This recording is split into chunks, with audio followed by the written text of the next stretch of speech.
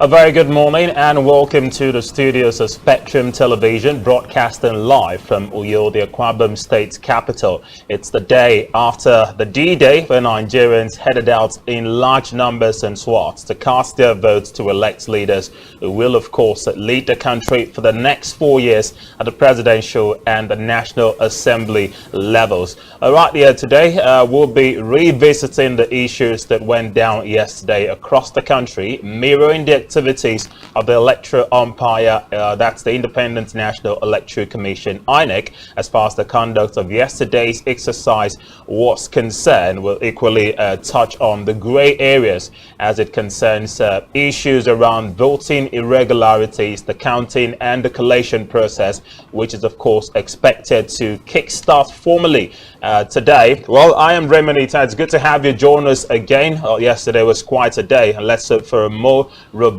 conversation and coverage of activities bordering on the 2023 general elections. It's the Nigeria Decides 2023 studios right here on Spectrum Television, and again, I'm being joined by the very delectable and helpful hands of my very brimming and wonderful colleagues in the studios this morning. Rachel, David White, good morning to you. Morning to you, Raymond. Well, I must say, this is tension is higher than it was yesterday in Nigeria today.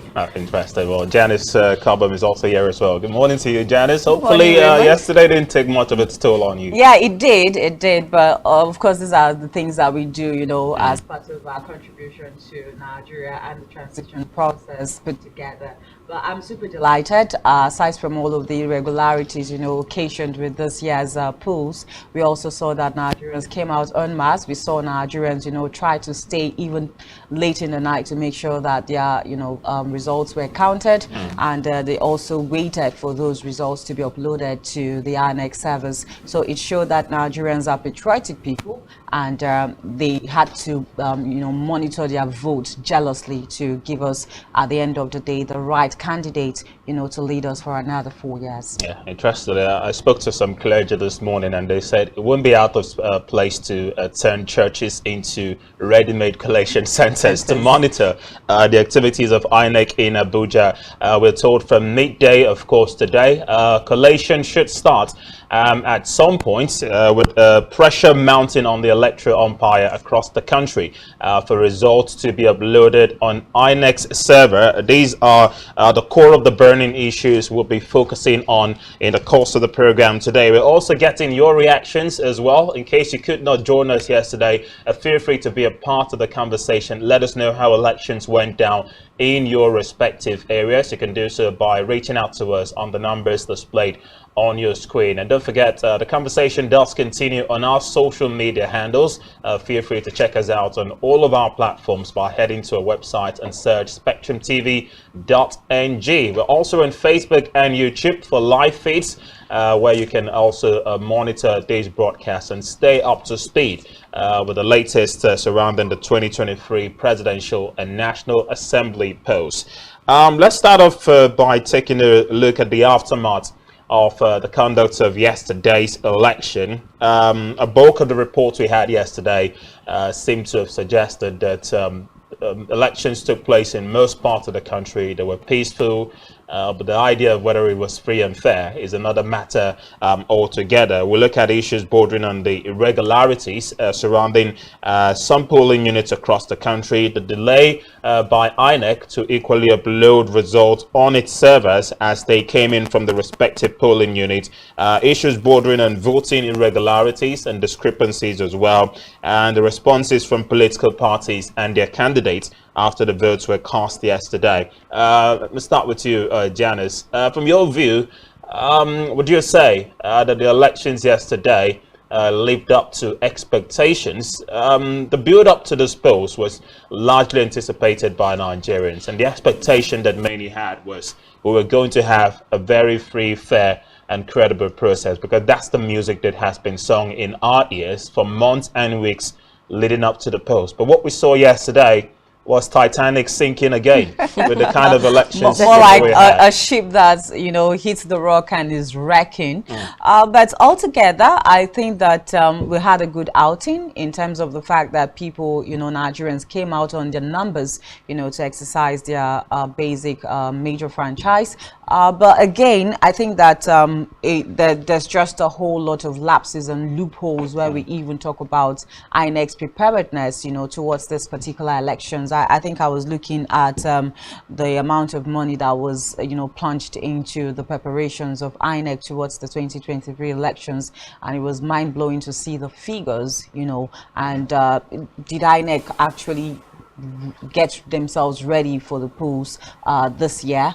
What did they do, in trying to make sure that from 2019 that we had the last elections, obviously it was still Mahmood Yakubu that conducted elections for INEC as the INEC chairman. What were the lapses? That's what I expect every electoral body to do. What were the lapses in the 2019 elections? I know that the introduction of the beavers, was just something that primarily, dominated this particular year's elections. But what were the loopholes in the 2019 election, how would we also try to see how we can, you know, put those or work on those loopholes to make sure that we have more smoother, you know, elections. And so we get to see that the same things, the same challenges we went through in previous elections are the same hydra-headed situations that we are still facing in this election. And it's quite worrisome to see that, you know, we are still having to sit down here to talk about all of the irregularities in terms of even materials getting to polling units very late,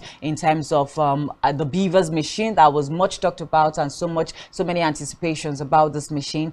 The Beavers machine were not even working in some polling units, the ones that, you know, violence and all of that. So it just shows that to some extent we're not growing in terms of the electoral process in the country. The views from across the country, Rachel, is one of disappointment on the part of most Nigerians, because we had expected that after, you know, assuring us that readiness level was 100%, according to INEC, we were not going to have shades of irregularities and distorted votings, as we've seen from the reports that were trickling in as of yesterday. I mean, the disappointment on the part of many was that elections, you know, we started having, you know, previews that this election could go haywire, beginning from Friday evening when INEC announced the postponement of elections in 5 senatorial districts, especially in the north, or rather the southeastern part of the country. And then from what we saw yesterday, everyone seems to agree that INEC does have questions to answer. Okay, well, as much as I would say INEC has questions to answer, yeah, they do. Not just INEC, you know. Now, INEC would come out to say, oh, we did our best. You gave us money to put things in place. Yeah, we tried to put things in place. It wasn't our fault that we had this kind of issue. It wasn't our fault. I would love to blame Nigerians as well, because we've preached about vote buying, we've preached about thuggery, we've preached about a whole lot of things. Come on, like, if there was no Nigeria to accept to sell votes, if there was no Nigeria to accept to be a thug, now if there was no Nigerian to accept to, you know, snatch ballot boxes and beavers, I don't think we'd have those issues. But did we actually, you know, record vote buying in this particular elections? Well, I think to a minimal level. To a minimal level, we didn't really see the kind of vote buying that we would have seen. I tell you something, I think from Friday, I've not even been able to access my accounts, okay? Which means that there was that deliberateness in making sure that there was no network in banks to even do in spite of assurances that it would not happen. Okay, and of course, we do not even have cash in hand. So we don't have a situation where politicians are coming with big bags like they normally do before, you know, to, take. And I also think that Nigerians too are also very, very conscious and aware that, you know, these kinds of things will happen. And I've heard a couple of people say that we will still collect the monies if the monies are given to us. That will vote our conscience, you know. So I don't think that readily Nigerians put themselves out there to be able to, like, get monies for votes. What would we now say to areas where it seemed like it was already pre-planned that election irregularities would take place? We had a report from Lugbe Primary School in Abuja that INEC officials, the ad hoc staff, and the security agencies, as in connivance with some party agents of a particular political party, were already thumbprinting on the ballot papers inside the primary schools, while the voters were outside waiting, thinking that the INEC officials and the materials were yet to arrive. And we've seen reports like this across different parts of the country. That's to say that those at the echelon of the electoral umpire, INEC, do know about these discrepancies and may have actually been privy to these discrepancies as well. Well, obviously, when we even say that INEC should be independent or autonomous, we begin to question the fact of how much of autonomy does even INEC have? Is there no interferences even from the federal government? Because they are the ones funding the body. Exactly.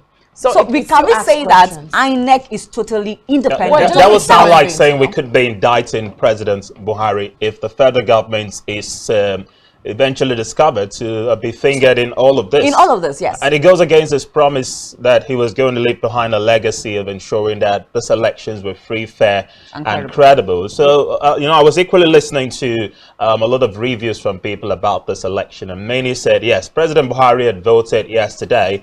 Now he's going to take a backseat and monitor the whole process, which is why perhaps we've not gotten any kind of response from INEC yet. Since Mahmoud Yakubu addressed the nation as of midday yesterday, is yet to do so up until now. We're told by midday again today is expected to address the country from the Collation Center in Abuja. So could it be true that perhaps the president is equally, you know, taking a backseat to monitor this process now that he has done or exercised his own civic responsibility by voting? It's time for him to take that stand of neutrality by ensuring that the wishes of Nigerians are respected. As he has severally said, he wants Nigerians to be respected. But the difference here is, or the problem here is, everyone has a problem with INEC not uploading results on time on their servers. And the fact that discrepancies in areas that have been noted seem to have been swept under the carpet because no one wants to pay attention, you know, to those issues. You know, when the issues and the challenges that Nigerians started crying out yesterday, I was of the opinion that INEC should be able to address these issues like promptly and instantly. Okay, I think we had also had the issue in Imo State or Kigwe now and other parts of the country, and up till now we have not seen Mahmoud Yakubu come out to tell Nigerians exactly. Only that we have heard news that, you know, some states will continue voting as today, as per today, but we have not seen Mahmoud Yakubu come out exactly, you know, to address Nigerians and address some of the challenges. Like, for example, you're saying that, you know, results are not being uploaded to the server as of when the counting was over. Why? And we had even Nigerians go home. I heard a story of somebody who went home to bring his router, you know, for INEC to be able to transmit results to the server. And we've also seen videos where they are asking INEC officials upload, and you're not uploading. Why exactly? What is happening? Do you have, maybe there is an order from somewhere saying, hey, you have to wait for the last order. Okay, so when we say you upload, you upload. Don't do it this way. Okay, we even have a video of footage of one of the ad hoc staffs, you know, almost being indicted, you know, saying something and apologizing. And Nigerians were like, why is she apologizing? What's she apologizing for? We're saying upload, you're apologizing. Why are you apologizing? Okay, now, since we're still talking about the aftermath of the elections from yesterday, it's perhaps important to take a memory down the lane and equally see how elections years by can be compared to what we have today. The 2019 polls, the 2015 polls, and as far back as 2011 and 2007, and equally mirroring the leadership of the men who have held the helm of affairs of the electoral body INEC. Perhaps we could start from Maurice Iwu, Professor Maurice Iwu, who conducted the 2007 polls, which many have described as perhaps the worst polls in the history of Nigeria's election. But a lot of that polls were largely done manually. We didn't have most of the advent of the developments we've seen with the use of technology to improve our elections, not until the introduction of the card readers in 2015. So would we now say perhaps the step towards getting credible elections would take time, considering the developments and the growth that we have seen with the introduction of technology? And we can say perhaps in 2027 we'll get it better than 2023. That's always been the swan song over the years. 27 will get better than 2011 will get better than 2007. 2015 was projected to get better than 2011, and so on and so forth. But the expectations many had that the 2023 polls would be somewhat close to what historians say we had in 1993. That's 30 years ago, roughly. But the difference seems to be the case. Nigerians are largely disappointed with the electoral umpire. Well, Raymond, I see a pre-planned process here.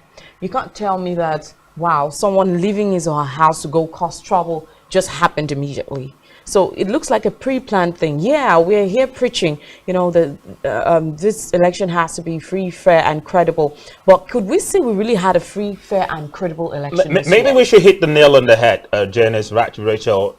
The APC, the All Progressives Congress, seem to have been fingered in a bulk of the irregularities that have been reported across different parts of the country.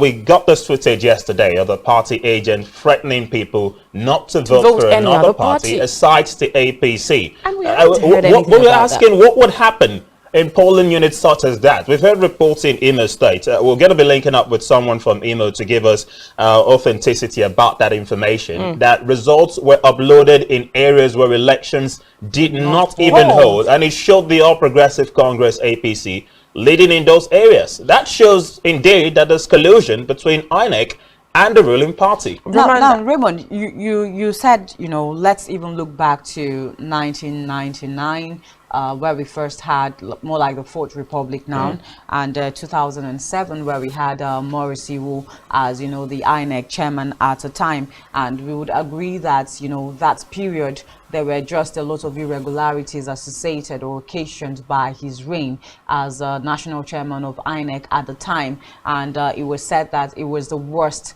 administration, and it was the worst for the electoral body at that point, because they could not give us a credible election. And almost because of that, Maurice Iwu was taken off the office, and we had the likes of Professor Jega come on board. And his reign also brought in the introduction of the card readers, which Nigerians thought that, okay, so this is going to curb a lot of irregularities in terms of vote buying, in terms of what do you call it now, maybe multiple voting and all of that. And I know that there was just so much excitement for Nigerians when the card reader, the introduction of the card reader came, but the card reader on its own too, at some point, had a lot of irregularities as well. And then we are having a Professor Mahmoud Yakubu that has come with the Beavers machine, and I know how Nigerians were pumped up, with so much expectation as to how the Beavers is going to do the magic, coupled with the introduction of the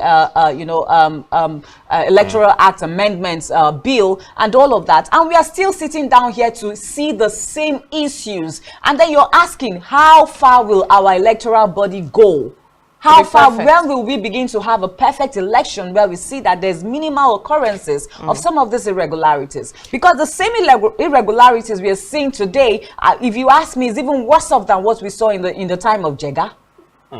So when will we get to that point where they say that, okay, we are having a near perfect, elections? The use of technology, of course, with the advancements we've seen in different elections, as you've said, had huge expectations on the part of Nigerians that things would actually improve. Well, let's go back to the card readers. Back in 2015, former President Goodluck Jonathan himself was not accredited because of the failure of the card readers. But because of the provision of the manual means of accreditation, he eventually got accredited and went on to vote. Yesterday, it was Governor Nyesom Wike's turn. The Beavers failed to accredit him initially, but after hours of a series of attempts, he got lucky and was accredited and was able to cast his vote. It raises question about whether or not the successes we thought the Beavers would introduce to the polls have been recorded. If it is prone to, being hacked, in spite of INEC's assurances that the Beavers were impregnable.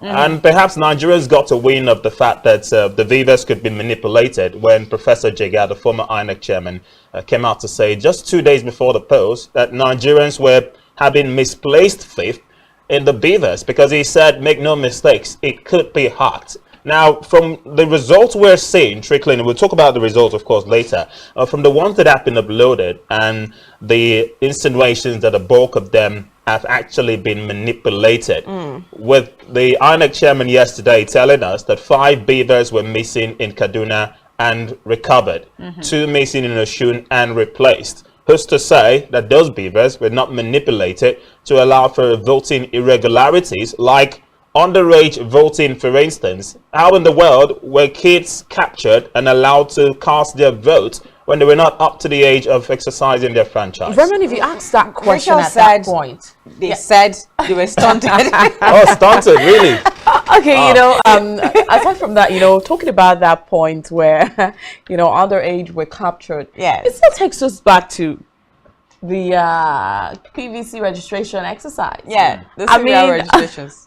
That's where we should have cleared this issue, not at this point. That issue should have been cleared. It shouldn't have gotten to this point where we get to ask that question. How come underage children are voting? Now This is the thing, Janice. the point I is, thought if I'm an INEC official, Yeah. let's say I work at the collation center where the ballots are eventually brought to me to verify that indeed these persons, this number of persons were accredited at their polling units, they have thumbprinted, and then it was brought to me at INEC for verification. Here's the fix. With reference to the footage that you're watching right now about a little boy who purportedly cast his vote. Now, let's say a boy of this age It's taunted. is clearly not up to, that's what they say, but let's say this boy is not up to 18 years of age, but we saw him have a PVC in his possession, which is likely to be in his name, and then the BVAS must have definitely accredited him. He must have thumbprinted, and then this ballot papers will be sent for checks and verification to prove that someone had voted. If I see a thumbprint of this boy on the ballot and it was well cast, you cannot invalidate such a vote because there's a thumbprint there. But the problem goes back to where the BVAS accredited a boy who was not up to the age of voting. That shows that someone or something somewhere knew that this is what they wanted to do, and they wanted to truncate the process. Of course. now it brings me back to the question: will we have a near perfect electoral process in Nigeria? We are talking about underage children here. This is not the first time we are having underage Not children. even the second time, You know, Janice. even when we started having like the manual accreditation We still of had voters kids. and everything, we still had, you know, issues of underage children. Especially when we in had the the northern card part of readers, yes, Nigeria. when we had the card readers, we still had the issue of underage children. And now we are having Beaver's machine. We are still having the issue of underage children. You know what surprises me? This is happening in 2023. And we've had these issues way back. We've had it in 2015. We had it in 2007. This is happening in 2023. Now, this year's election was so much anticipated that you would think it's going to be perfect. Yeah, it's going to be, even if it's Or not near 100%, perfect. it should be 90%. But if we want to, you know, rate this year's election, we've had so much irregularities compared to the anticipation we had. Now, this year's election was expected to be half perfect, like halfway perfect, but it's not happening. It's not happening. It's taking us, like, it's cutting us off. This is not what we expected. Okay, well, let's still place our attention now on the strongholds of most of the political parties. As we saw in the aftermath of yesterday's election, we know a bulk of the presidential candidates did cast their votes. Though most Nigerians have been asking, what about Bola Ahmed Tinubu? We saw him at his polling unit, but we course, didn't yes. see footages of him casting his vote, except for his wife, Remy. But we like to believe that he actually did. Peter Obi of the Labour Party also cast his vote. Atiku Abubakar of the PDP did cast his vote. But yesterday's big headlines had to be President Buhari's vote, which there were equally rumors making the rounds that Mr. President had voted for the Labour Party. And it took so much for the APC chieftains and aides to the president to come out to Debunk dispute that, yeah. rumor. Perhaps someone had played funny with the pictures that showed President Buhari displaying his ballot papers. I've actually seen two different footages like that seem to show the president in one of them thumbprinting for the APC, and the other, I don't know how he was doctored, but it showed him thumbprinting for the Labour Party. This is Nigeria, Raymond. Of course, Anything can but we happen. know the president Yeah, cannot, definitely. of course, vote for another party save his. It's just doing what is right by the party as the leader of the party to vote for the APC. But the big question marks there were whether his vote would be validated, considering it breached electoral rules and guidelines with a thumbprinting crossing a particular line.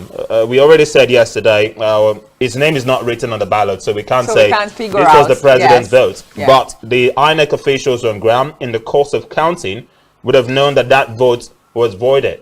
Would they do right by saying, let's take this out, it's a void vote, or say, oh, it's the president's unit? Okay, like you said Everything already, goes. his name wasn't written on the paper, and I'm sure there are so many papers in there, so Yeah, nobody definitely. will Well, that's know. a big question altogether. It's the president's unit. Would they want to say, this vote is invalid, let's take it off? Or where is the president's unit, Okay, everything and goes? Everything another goes. thing, Raymond, is that he showed his paper. So what if it was just one vote? And then, Yeah, because we had and then he already we had elections for the Senate, the National Assembly, and the presidency. So we can't tell for a fact which of them actually recorded that mistake. Whether it's for the what if Senate there or the was House of just Representatives. one? the presidency. Yeah. But before we go on the conversation, this is just to let you know that you can be a part and parcel of the conversation. Please, you can call us on the number being displayed on your TV screen. Tell us wherever you're calling from. Tell us your name and also join. Give your opinion on all of the things that have happened so far since yesterday. Don't forget, it's the 2023 general elections that we're talking about here. So do well to join us on the conversation. That's right. And don't forget to keep your comments and your contributions as moderate and civil as possible when you do join in. Just give us updates of how elections went down in your areas. And by the way, for viewers here in the Akwa Ibom State, we do also talk a lot about election irregularities that also occurred here in the state. And in particular, I will go to Kodokbene Senatorial District, where it was a mother of all election. I wanted to say, Raymond, don't go there, but we have to. Well, we have to go. we sure have to go. We sure have to go. While we get waiting, of course, for those reactions to trickle in. Besides President Buhari, we also saw former governor of Abia State, Ojuzo Kalu. He voted, equally displayed his ballot. And he got a good snapshot, a good snapshot of it. himself and the it ballot showed paper. that it was an invalidated vote. Yeah, definitely. What is happening with our policy? Well, maybe in anxiety, to cast their votes, they decided, to cast and thumbprint, and then the thumbprinting just goes. More than anyone, they should have known. They should have been more well careful. schooled. Yeah. Janice, I disagree but with that. I think it's anxiety. I disagree with that. Okay. Now, I disagree with the fact that it was anxiety. This is something they have done over time. They understand the rules and the regulations. They know, okay, now, what if someone was supposed to vote them in and we're all anxious? And then we'll have all invalid votes. So come on, I think there was a plan somewhere. Would he plan to fail? I don't quite Would he see plan it. to fail? To be fair, I don't quite see it as a deliberate act here. Okay, so I just see it as that anxiety, playing in, and then you being shaky over, trying to be over, right in terms of voting, and then that little push. And then if he had known that the course of thumbprinting was done wrongly and he had erred, why go ahead to display it in full glare to the world by taking snapshots? Okay, yeah, that's another big question then. Now, I had a guest who said something, okay? The last time he said, okay, if you know that when you are anxious, your hand shakes, please don't go anxious. But again, another thing is, why even always try to use the thumb to do it was the index finger. The index finger is a little bit smaller, it's smaller, and it could just give you that accommodated. very valid, voting thumb printing. So why would people really want to use a thumb when you know that your thumb is a little bit? Some people's thumb is very big, so you could just let me just do this, and then it goes beyond the more line. disturbingly, why the APC? We've not seen this reports from the PDP, the Labour Party, the NNPP, all the other parties who contested. A bulk of the discrepancies that we've witnessed so far, the irregularities, have come in APC strongholds or bigwigs within the party, equally fingered as well. That for me is a worry. Yeah, quite a serious worry there, because it all shows. Maybe we still have to go back to the conversation that said, someone like El Rufai saying that there are some elements in the presidency that are trying to scuttle the chances of having the Bola Ahmed Tinubu become the next president. So maybe all of that put together will just speak of what some of the things that happened. Just before we go on again, the phone numbers are displayed because we're joined on our radio, Planet 101.1 FM Yo. So I'd like to just call out the numbers so you can be a part of this conversation. You can call us via 090-222-31011, or you call 0817-624-8565, or you can call us on 0704-54-17701. So you can join the conversation. You can call us right now. The phone lines are open, or send us a message. Yeah, don't forget as well, we're also streaming live via YouTube and Facebook. Go to our website and search spectrumtv.ng, and on Twitter, spectrumtv_ng is where you can leave us your tweet. We'd love to hear from you. Hello. Hello, good morning. Please turn down the volume of your TV set when you call us, or you move away from there totally, or your radio. Just turn down the volume so we can have a good flow of conversation. Keep the calls coming. All right, so we're back here, Raymond. Okay, let's go now to reports that trickled in from yesterday. The aftermath of the elections, of course, were followed by the counting of the votes. And this is where a lot of the post-violence cases that were recorded, eventually started, because it was discovered that most units already had the ballot papers, some printed by some INEC officials who were working in connivance with some political parties. I already mentioned Lugbe Primary School in Abuja was one of the areas that was reported. Gwarimpa as well, also in Abuja, was reported to have had INEC agents, and ad hoc staff, the core members, they were supposed to be the future leaders of tomorrow. Let's just take a call and then we'll come back to that. Hello, good morning. Hello, good morning. Hello, good morning to you.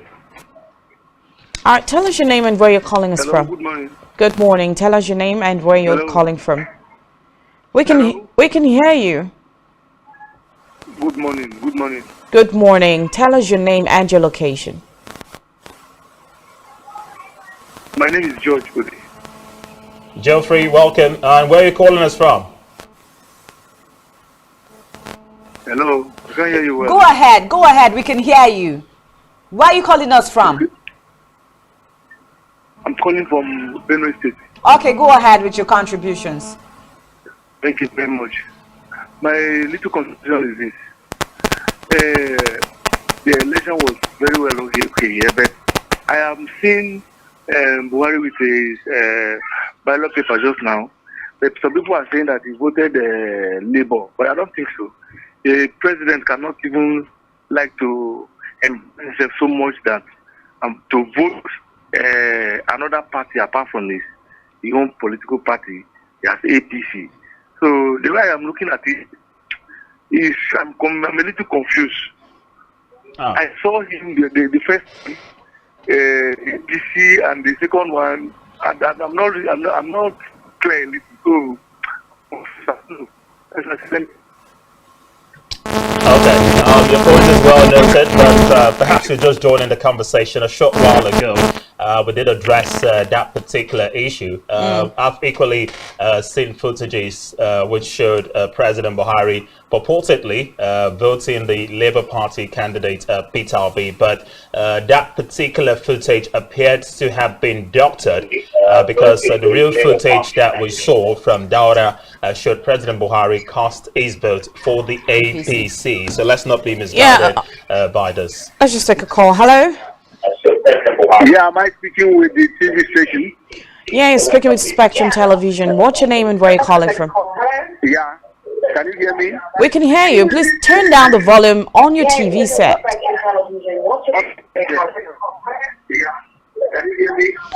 All right, do us a favor, just walk away from your TV set completely, or viewer joining us via our sister platform Planet Radio, please turn down the volume on your set so we can entertain your reaction. Otherwise, we might have to cut you off. Thank you very much.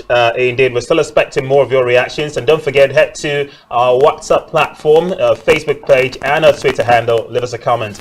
We'll do well to take your messages as the broadcast continues. We were talking about report analysis from what we saw yesterday. Perhaps it's important to start from home before we go out Let's to the just rest pause of a the little country. and take some calls so we can address that. Good All right. morning to you. Hello? Good morning. We can hear you. Tell us your name and your location. Good afternoon. Good morning. Where are you calling us from? I'm calling from Kanu. What's your name? All right. Welcome to the show. Yeah. Mr. President showed us his Ballot paper. But we are told that it's a secret ballot. Why did he decide to make it open? Is it not a way of campaigning and telling masses that this is the place you are going to vote. Don't you think so? Don't you think that Mr. President was campaigning for Tinubu in that area? Well, we've been thinking same as well, just as you have been. We'll leave that to INEC to decide. And of course, the election observers, it would definitely point this out. Of course, we, the media, have a duty as well to spot out these discrepancies. And I'm sure we've done right by Nigerians by telling them it is actually wrong to display your ballot papers against immediately after voting, because that is campaigning. You can imagine the rub-off effect Mr. President displaying his ballot papers would have on thousands of millions of APC supporters who might say, okay, in spite of all the insinuations or the body language movement that President Buhari may not be supporting the ambition of Tinubu, by thumping or voting for him, it means he's supporting him. And so that could, equally cajole others. Roman, that's only if the vote counted. But if we go by what the president has always said and has been saying, that his support goes, readily to Bola Ahmed Tinubu. He's never hidden, his what do I call it now? His support for Bola Ahmed. So we Tinubu. already knew. So we've had situations where even during campaigns, the president raises the hand of the APC presidential candidate to say, this is my most preferred candidate. This is who is, more capable than the other candidates put together. So I do not think that President Muhammadu Buhari in any way had hidden his consent, towards Bola Ahmed Tinubu. Now, let's not also find the body language to some Nigerians has been that, the president is not on the side of Bola Ahmed Tinubu. But there has been situations where President Muhammadu Buhari has openly declared his full support for Bola Ahmed Tinubu, and he has told all his supporters and all those that believe in him that, look, this is the best candidate for Nigeria. What if the vote was void? We'll leave that to INEC to count. Well, this is just one of many irregularities that were cited across the country in the course of voting yesterday, when Nigerians headed out to elect a new president and members who would represent them at both chambers of the National Assembly. It's Nigeria Decides 2023 studios from Spectrum Television. There's more to come after this timeout. Don't go anywhere.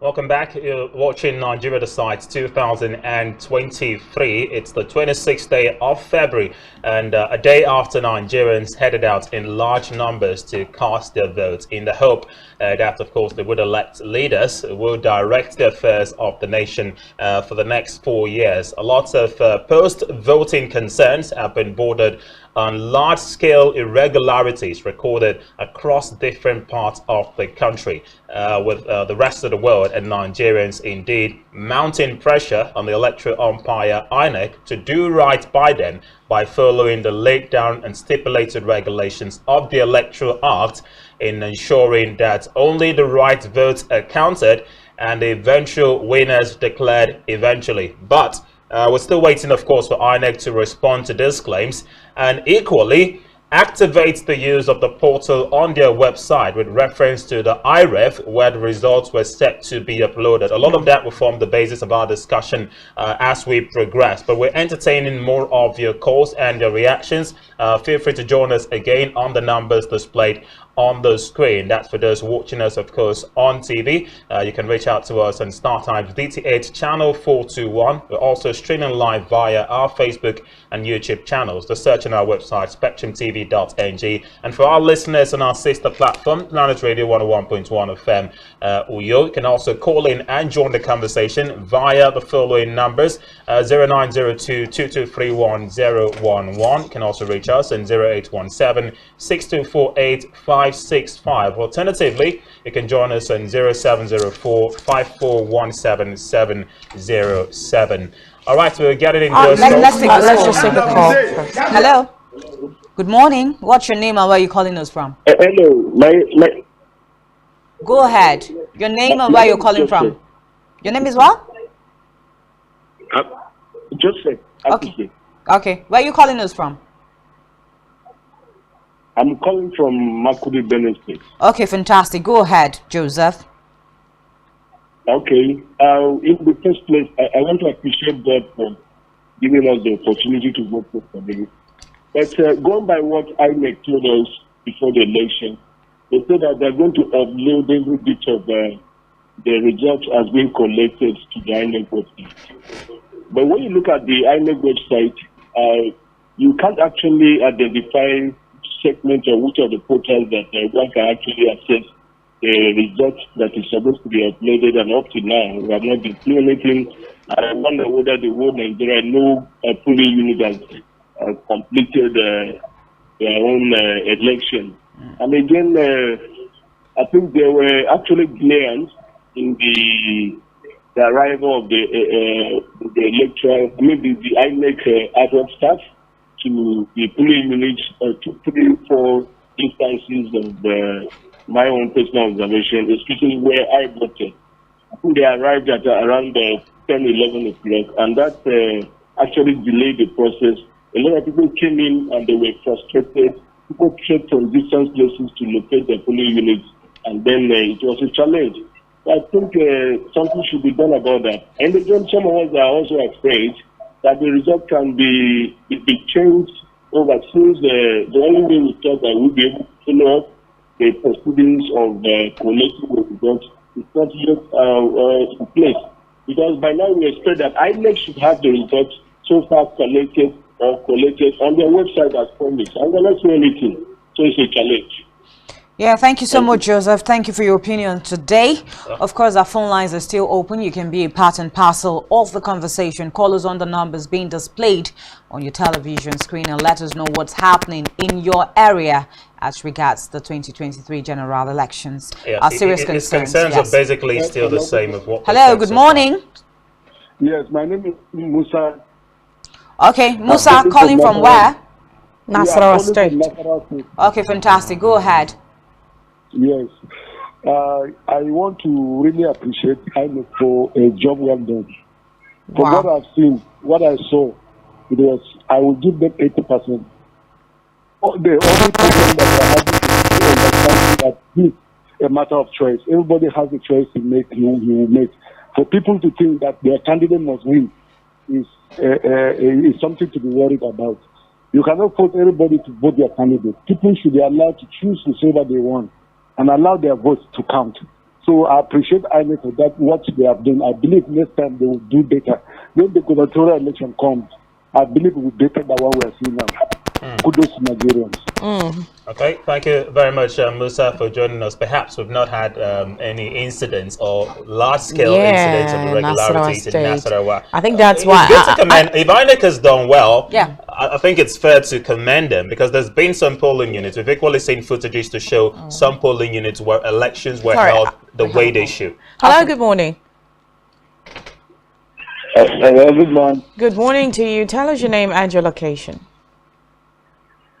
Yeah, my name is Abel Silva. I'm calling from Imo State, Owerri, Imo State. All right, welcome to the show. Go ahead. Yeah. Go ahead and make your contributions. Okay. What I want to say now is about what happened in Lagos State. About some people making sentimental statements like rubber statements.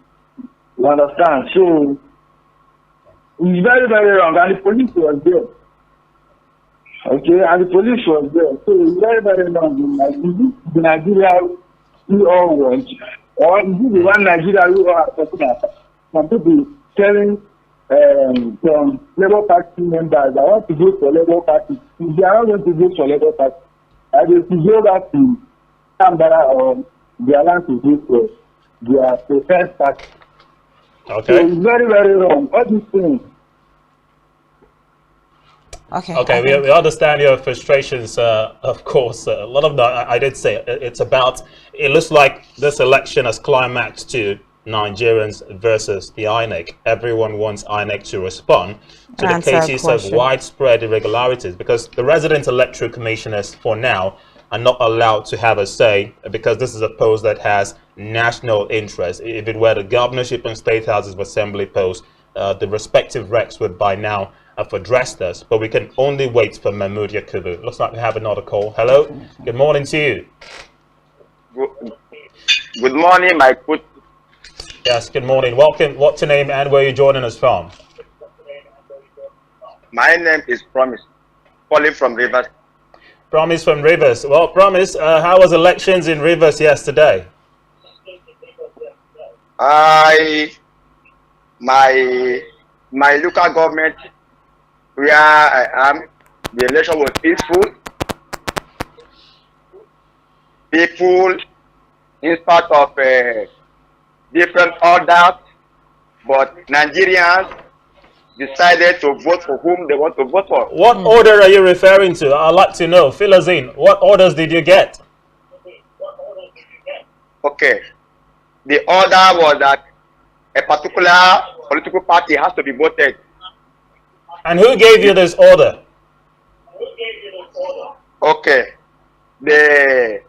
You know what is happening in Nigeria, so there is no need of mentioning any particular name. What we are after is let the right thing be done. All right. Promise, thank you very much. Thank you so Promise much. is simply shying away from telling us what appears to be the obvious. Social media was updated with series of reports and pictures which show that Governor Nyesom Wike of Rivers State tried to alter the course of the eventual collated results in his unit, where he reportedly lost. With reference to the order, there were reports that members of the People's Democratic Party and supporters of the party in Rivers State declined his desire or wishes that they support Bola Ahmed Tinubu. Well, let's just take a call. Hello, good morning. Hello, good morning. Good morning to you. Tell us your name and your location. My name is Abraham from Zaki Benue State. All right, thanks for joining the show. Go ahead. Well, the election was conducted peacefully, only that the machines were rejecting so many cards. Wow. So many people were very angry about it. Despite that, everything was well. We're only waiting for the results to come out.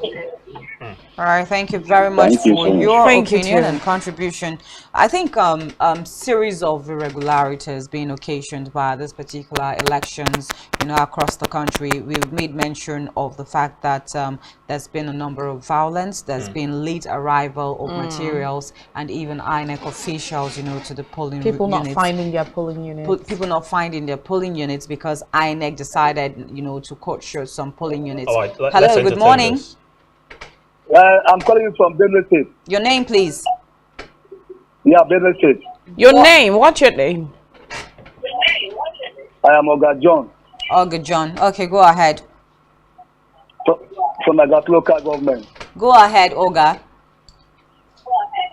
Yeah, the election did yesterday by the president of Nigeria was very, very odd. It was said that the election should be on secret ballot paper, and president of Nigeria did the election and opened it and showed to the people. Is it right of the election rule? You're asking, or you're okay. Looks like a lot of Nigerians have, issues with that particular action there by President Muhammad Buhari. You have a president who Yes. has been largely lambasted for disrespecting the Supreme The rule Court's of ruling. law. So Yeah. what's more to just displaying a paper on national TV? Of It's course. quite wrong. But we did say the rub-off effect it could have on the rest of the voters is where people have an argument. I think this will be the last call before we take a breather. Hello, good morning. What's your name and where are you calling us from? Hello, good morning. Good morning. Very quickly, sir. What's your name and where are you calling us from? My name is Austin. I'm calling from Lagos. Okay, go ahead, please. Yes, I must commend your station. Is that Spectrum? Yes, Spectrum Television. Yeah, I must commend your station for the good work. Thank you very much. Well, I'm calling because the election so far in some other part of Lagos, it was full of violence. I'm not be frank with you. It was full of violence. And before this weekend, we were seeing a lot of military officials around Lagos, especially in Oshodi, Mushi area and Maitu area of Lagos. But all of a sudden, all the military officials just disappeared 2 days to the election day, which was yesterday. I can tell you categorically that there was no one military official in any of the polling units in Lagos. Even the police officials that are there, they could not undo the talks that are coming to scatter all the boxes that are using for voting. This is unfair. It is unfair. In any polling unit where the Labour Party is leading, you will see talks coming there to chase everybody away. It's not supposed to be like that in an election day. So the INEC chairman should do something about this. He should work on this issue of insecurity when it comes to election day. All it right, is thank this you very much. insecurity that is causing election malpractices, especially in this part of Lagos here, especially in Lagos, I think. All right, thank you very much for your contribution.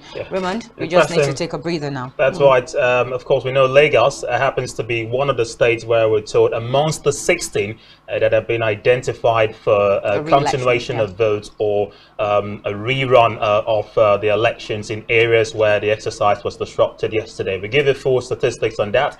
When we come back from our next break, we go for a breather. The news comes up, by the way, at 12. You can join us right here on Spectrum TV and on Planet Radio. At 12:30, Nigeria decides 2023 studios would reopen. Please stay with us.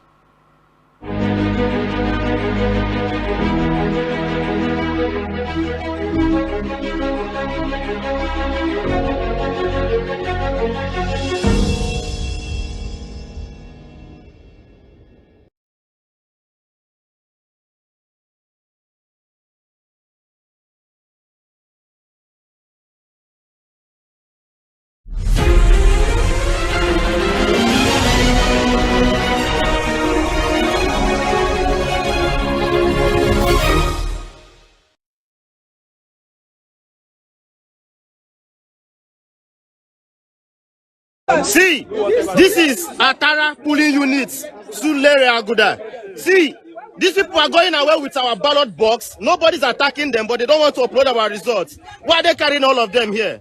How do you people feel? Very young people, how do you people feel? You like the way the country is going? And everybody's strongly faced like that. Has anybody attacked you here? Is anybody not making effort to help you people to sort this thing out? And they are carrying you people. That's why they call police to come and carry people and go. And people are very happy. You like what is happening.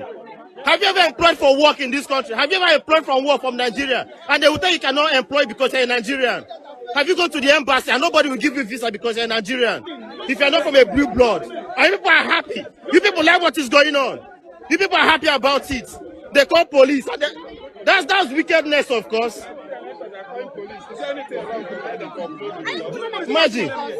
Imagine. Sir, no, let me ask you this thing, You don't, I know they hold this phone for I know they touch you, but how do you feel now? Say, your children finish school, they won't come up from this country. We not get work anywhere because you're a Nigerian. You cannot even travel because you're a Nigerian. You can't even live as a Nigerian. And this is against INEC regulation. INEC told us the result will be uploaded here. So where are they going? Where are they going to? This is pure wickedness now. And you are the one telling them that will come and mob people here.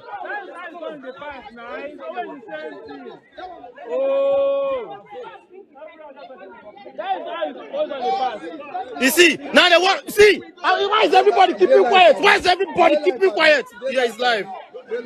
Don't touch any police, don't touch them for clothes. Don't touch them for clothes. They my mistake. They say we'll go to say one try you understand. They won't try to disarm anybody, don't touch them. Look at now they are happy. Because people are out here to Bad vote. policy, bad administration, the only APC. Because it's obvious AP is winning here. So they've made their call, come here. And this man now said to them that they are afraid. How are you afraid? Why everybody is trying to help? Nobody attacked them. And he said to them that they are afraid. Afraid of what? He's the one that called them now. He's the one that, how much did they pay you? How much did they pay you? How much did they pay you? Look at all of them. Nobody's making efforts again. Nobody's making efforts again to do anything. Very wicked people. Useless youths. After your NYC, what will you be doing? After your ask for NYC, what will you be doing? Very useless youths. You people are useless. Useless youths. You can't make any efforts. After your NYC, what will you do? After your NYC, what will you be doing for a living? In another location. Let the person come here. To them last word. The person to come here. These things. When they suffer, oh, they suffer.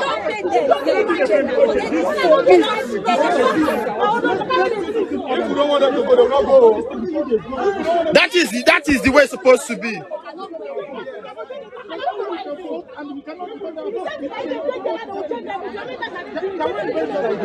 Can we continue like this? As a country, can we continue like this?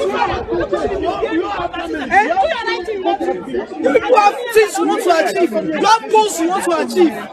And you are joining these people to do this rubbish. You have no conscience. Can you people put down? Let us sort this thing out. You can't go Why like can't that. your boss come here? You can't go there. It's planned deal. He came here before. He came here before. He stopped outside and he left. Why can't he come back? Why? Can we try it again? Can we try it again? Let us do this thing here again. This election was won. Let us try it again. Let us go. How many things to go? Let us try it again.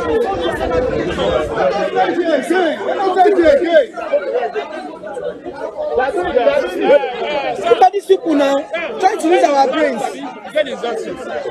Yes, we took these. Which one? Which one? Some people took for this one. I have it. You have for this. It does not have 20 minutes. I'm not going to anymore. Young people, look at all of you. You are still young. Don't consider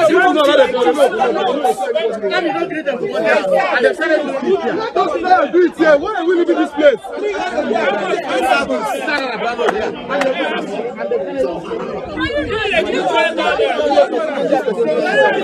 My brother, aside from this INEC work, after this INEC work now, what again are we doing? Is the Labour Party. How do you feel about what is actually going on here?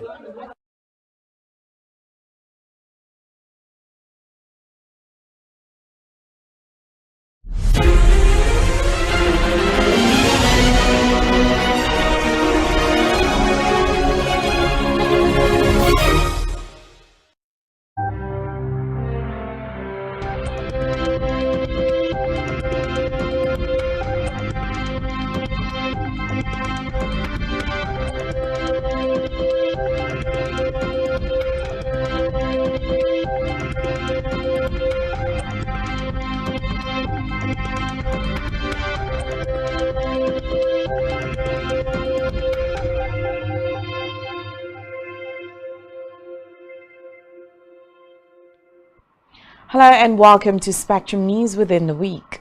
I am Rachel David White, coming to you live from Uyo, the capital city of Akwa Ibom State. Let's take a look at the headlines. INEC chairman says collation of presidential election results to commence 12 noon today. INEC declares one-day extension of voting in Cross River.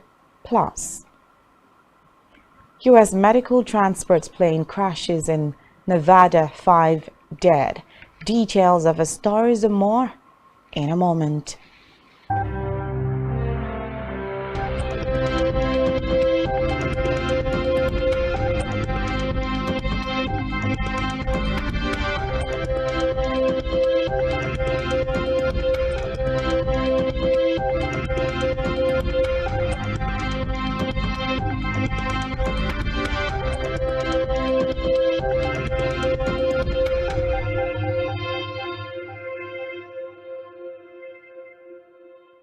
We begin this afternoon with an electoral update that the Independent National Electoral Commission, INEC, says it will commence the collation of 2023 presidential and parliamentary elections today from 12 noon. The INEC chairman, Mahmood Yakubu, announced this at a news conference on the 2023 general elections in Abuja. Yakubu said results were expected by the commission from the state starting from today. Meanwhile, INEC has said that voting is extended till today in some polling units in Cross River State. The INEC's head of department, HOD, Voter Education and Publicity, Antonia Nwobi, said these in a statement issued on behalf of the State Resident Electoral Commissioner, REC. The statement read that the Electoral Commission extended voting in polling units and wards in Bakassi local government area, Day Spring 1 and 2, as well as Kwa Island of the state. Nwobi urged all affected eligible voters to use the opportunity to cast their votes. Elsewhere, the Electoral Commission, INEC, has shifted voting in Saturday's presidential and National Assembly elections in 141 polling units in Bayelsa State till today. The Commissioner also moved voting in 3 local government areas of Edo State till March 11th, the date for the governorship and State House of Assembly elections. The INEC chairman, Mahmood Yakubu, in a situation report briefing explained that voting was interrupted by thugs in the affected places. He also noted that the core members serving as ad hoc staff at the polling units were reluctant to continue with the exercise, which led to the postponement of the exercise. Still on electoral report, the Independent Corrupt Practices and Other Related Offences Commission on Saturday reportedly arrested 9 persons for vote buying during the presidential and National Assembly elections in Osun, Ondo, Borno, Akwa Ibom, and Sokoto State. It said 4 suspects were arrested in Osun, 2 in Sokoto, and 1 each in Ondo, Akwa Ibom, and Borno State. The agency noted that the 4 suspects in the custody of the Osun State Office of the ICPC were found with documents containing lists of names, phone numbers, and account details of voters during the elections in the state. Meanwhile, the Economic and Financial Crimes Commission, EFCC, has reportedly arrested 19 people suspected of vote buying in Katsina, Kano, Benue, and the Federal Capital Territory. The EFCC Kano Zonal Commander, Faru Dogondaji, in an interview said that 16 of the suspects were arrested in Kano and 1 in Katsina. Dogondaji added that 6 suspects were apprehended in the Tofa and Ongogo local government areas with bags of rice and semovita. The EFCC commander said the suspect would be arraigned after the investigation. In the meantime, the presidential and National Assembly elections held across the country on Saturday experienced malfunction of the bimodal voter accreditation system machine in some polling units, while there was late arrival of election materials and ad hoc staff in some other places. Voters across the geopolitical regions expressed disappointment over the development, which left some Nigerians disenfranchised. In Bayelsa State, angry voters crowded INEC's Yenagoa office to protest their inability to vote due to a lack of sensitive materials. But the resident Electoral Commissioner INEC for Bayelsa State, Emmanuel Hart, appealed to the voters, assuring them that the Commission would address their concerns.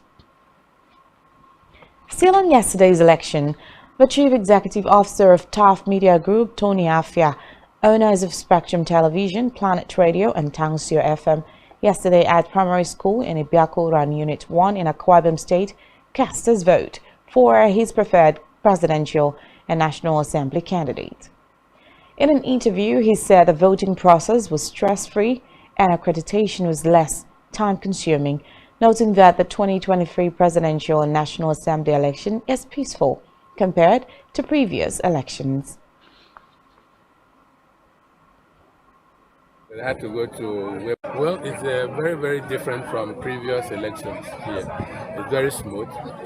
You come in here, I actually did not find my voter's card, but I had to go to website of INEC and print out my thing and then come here. I was identified with my fingerprint and I got in there, I voted and came out.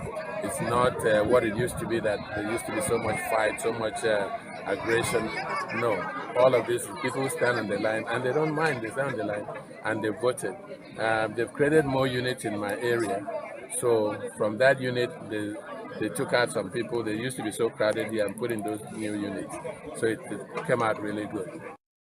Meanwhile, Akwa Ibom State Governor Domimano yesterday expressed satisfaction with the turnout, timeliness and orderliness in the accreditation and voting processes in his Awa Iman Ward 1 and other wards in Onna local government area of the state.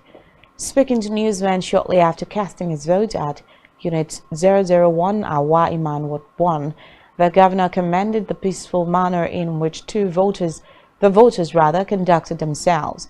Government House correspondent Jen Owa reports that Governor Mano equally commended the Independent National Electoral Commission, INEC, and security officials for their effort in ensuring a smooth conduct of the exercise and expressed satisfaction with the functionality of the beavers, expressing delight that he was captured with ease. Even when they snap the features of my face, you see the beavers was able to authenticate the genuineness of the PVC I submitted, and all the features all matched.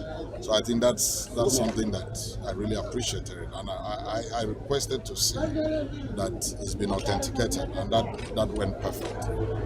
One thing I also need to appreciate, the orderliness I'm seeing here is really impressive. You can see the way people are queuing, and the turnout is very good in this unit. But I don't want to use only one unit to judge the entire exercise. You give me some time. In the next 3-4 hours, should be able to speak more on how the exercise had gone in Akwa Ibom State. But so far so good. I just love the peaceful atmosphere, the orderliness I've seen in my unit and in my ward. I expect this to go across the... Away from that, scores of traders at Maduguri Monday markets, Borno State, were left distraught as properties worth millions of naira were consumed by a raging inferno earlier today. According to eyewitnesses, the fire started between 2 and 3 a.m. Reports say no life was lost in the tragic incidents. Still to come in the news, federal government identifies new fields for 681,000 BPD oil production. To stay with us.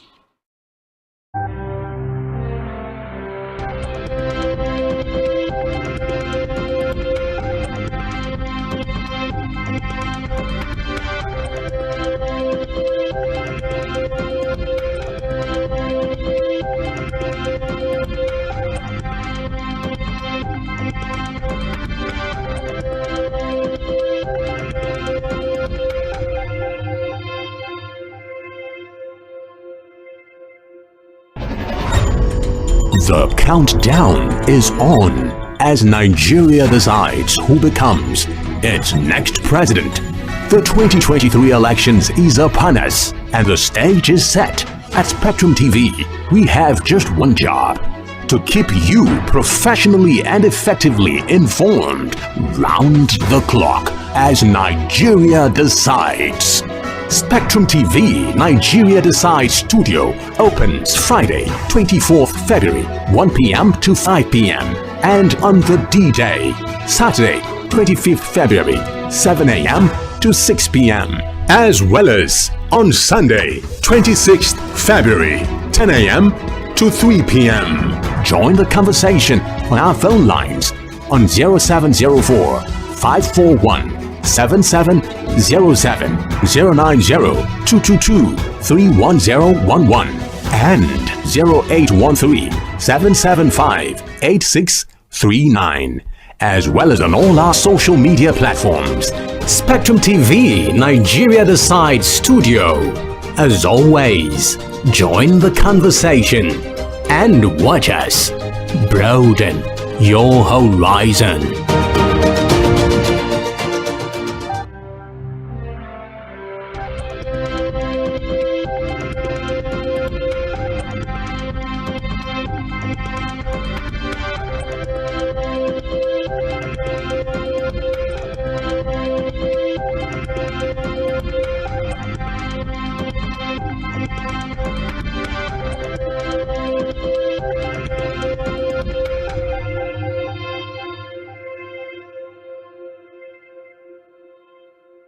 Thanks for staying tuned. In Africa, Burkina Faso within the week had announced a recruitment drive for 5,000 soldiers to serve in the army for at least 5 years to aid the country in its fight against jihadists. According to reports, the country has been battling insurgency since 2015. Defense Minister Kassom Coulibaly said in a statement that the recruitment of young male soldiers will extend from February 28th to March 7th, and enlistees must have been born between January 1st, 1988 and December 31st, 2003. Recall that it is the third time in less than a year Burkinabe Army has organized such recruitment. In April 2022, 3,000 soldiers, 3,000 soldiers were recruited, with the process launched again in October. On a foreign scene, operators of medical transport planes says one of its airlines has crashed in the western U.S. state of Nevada, killing all 5 on board. Ramsar Health said in a statement that the plane went off radar Friday night outside the arid town of Stagecoach near Nevada's border with California. In a statement, Central Leon County Fire Department confirmed that none of the 5 people on board survived. According to Ramsar Health, in addition to the pilots, the plane was carrying a nurse, paramedic, a patient, and a patient's family member. In business, the federal government has identified new oil fields capable of delivering about 681,000 barrels of crude oil per day and 1.52 billion standard cubic feet of gas daily. It discloses in a new document put together by the Nigerian Upstream Petroleum Regulatory Commission titled Nigerian Upstream Petroleum Sector Value Optimization, Energy Transition and Regulatory Perspectives. In the document, the Chief Executive of NUPRC Benga, Komolafe, explained that incremental volumes of crude were expected from new wells and well re-entry. He noted that the implementation of host community provisions under Section 235 of the Petroleum Industry Act 2021 saddled with the Commission's responsibility of ensuring conducive and peaceful relationships among stakeholders within the host communities will hold. Still to come in the news, Iwobi ranks 4th most creative EPL player ahead of Salah and Mahrez. Do stay with us.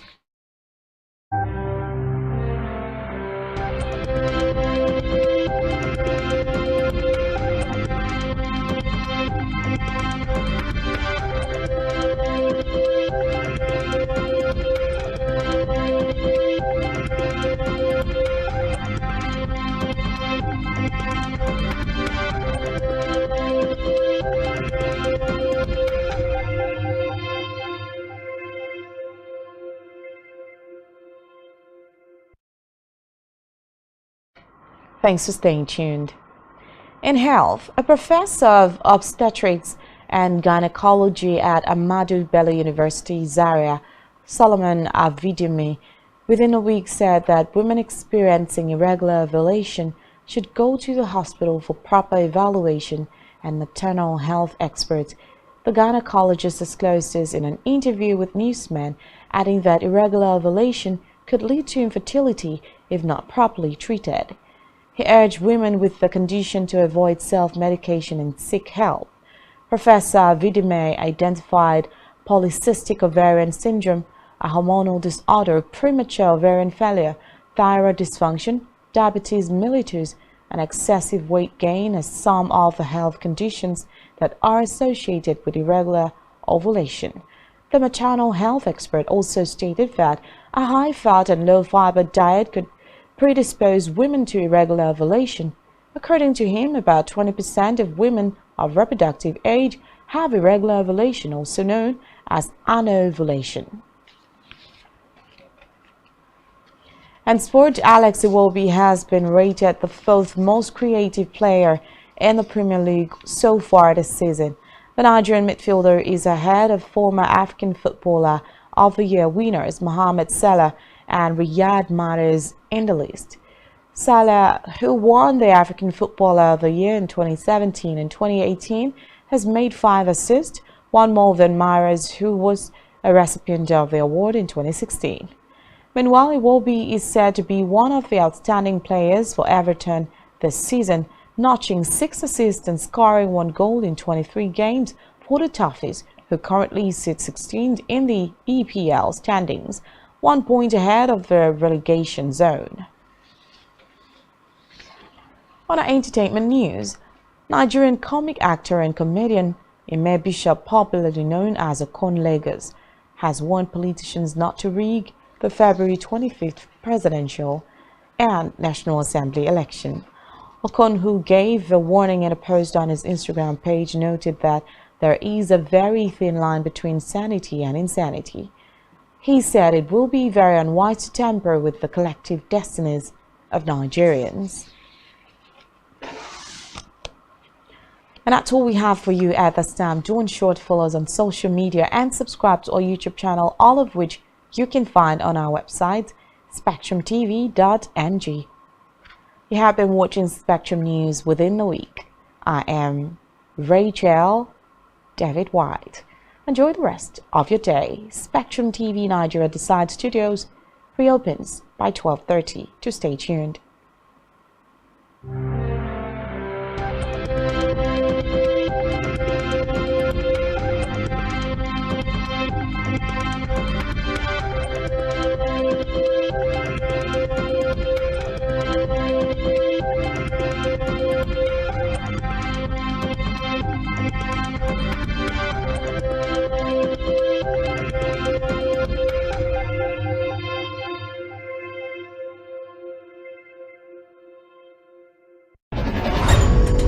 The countdown is on as Nigeria decides who becomes its next president.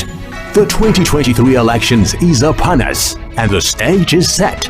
At Spectrum TV, we have just one job: to keep you professionally and effectively informed round the clock as Nigeria decides.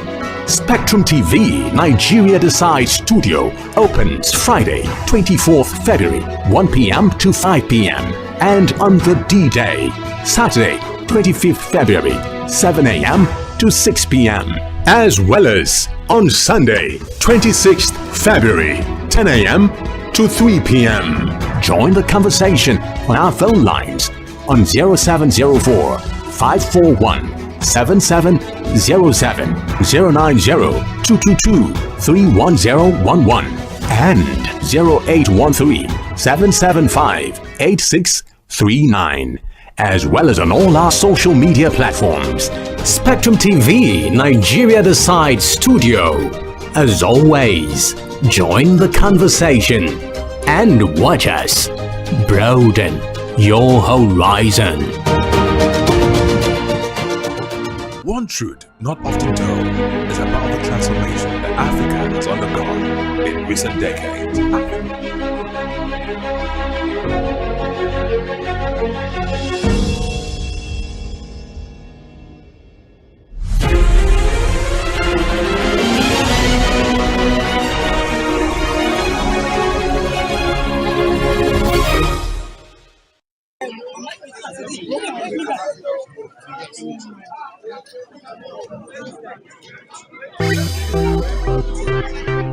Arrival of PDP candidate for the governorship of Akwa Ibom State.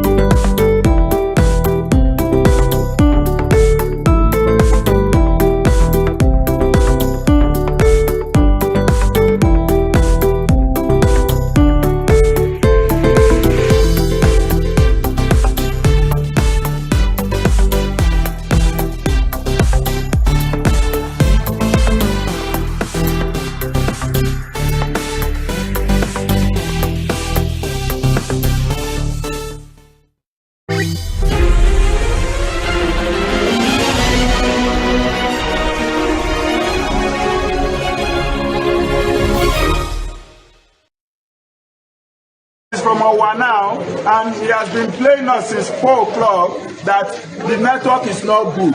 And this is Ward 7 Akumazu in the Ghana local government. And Labour Party won with a very large margin, which they have not been able to upload results, telling us that they want to take this stuff back to Owoibo so that they will be able to upload it. But we, the youth of Akumazu has refused. That he is no longer going to be business as usual. He should upload it today in our president. But he has refused, that telling us different stories from network to this. We will even share data to him, and at the end of the day, he has not been able to do anything. We Akuma's people have said that he will remain here, which the DPO that they sent to come and monitor all the election stuff going on in Akumazu in Ekano has come here and said that we should keep him here till he is able to upload this thing to us. Labour Party has won in Ward 7, Akumaze, Owerri, and Akwama. But this man is from Owoibo, He's from Owa, so he can actually compromise. But we refuse. He's from Owa now, and he has been playing us since 4 o'clock that.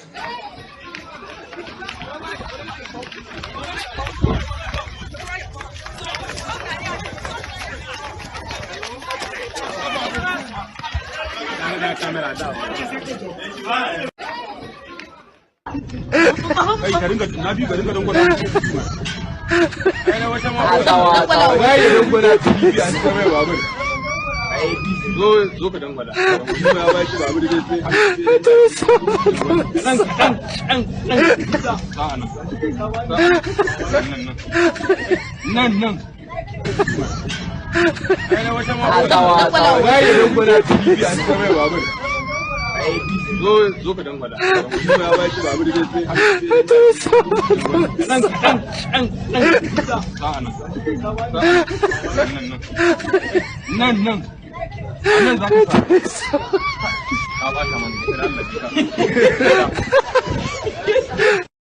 You are still young.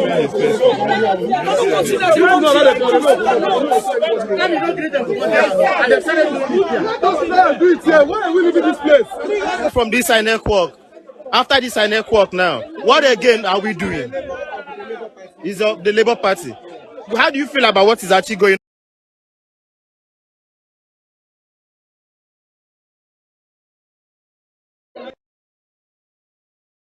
on? Taking efforts. Nobody.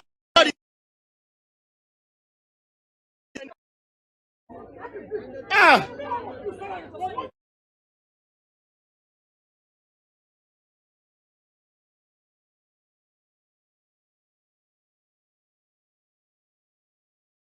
Obi, 98, 99, wonderful! Come on! Come on!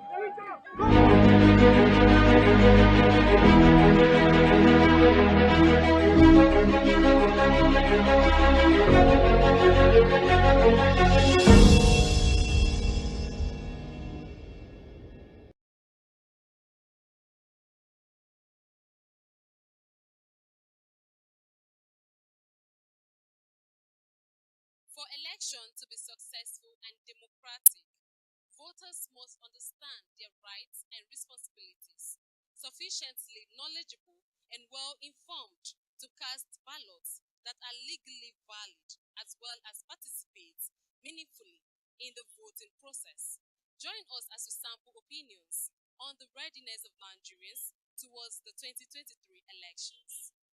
Voter education on the use of bimodal voter accreditation system (BVAS) and overall voting processes are very crucial to countries where political situations may be volatile and elections may have an unprecedented impact on their future. The BVAS is an electronic device introduced by the Independent National Electoral Commission in 2021. This biometric technology was designed to verify permanent voter cards, PVCs, and authenticity through a biometric verification mechanism using both fingerprint and facial recognition of voters. The device can also capture images of the polling unit's result sheets and upload the image on INEC election results viewing platform or portal known as IREV. The portal allows members of the public to create personal accounts to gain access to polling units results, uploaded on the platform as PDF files.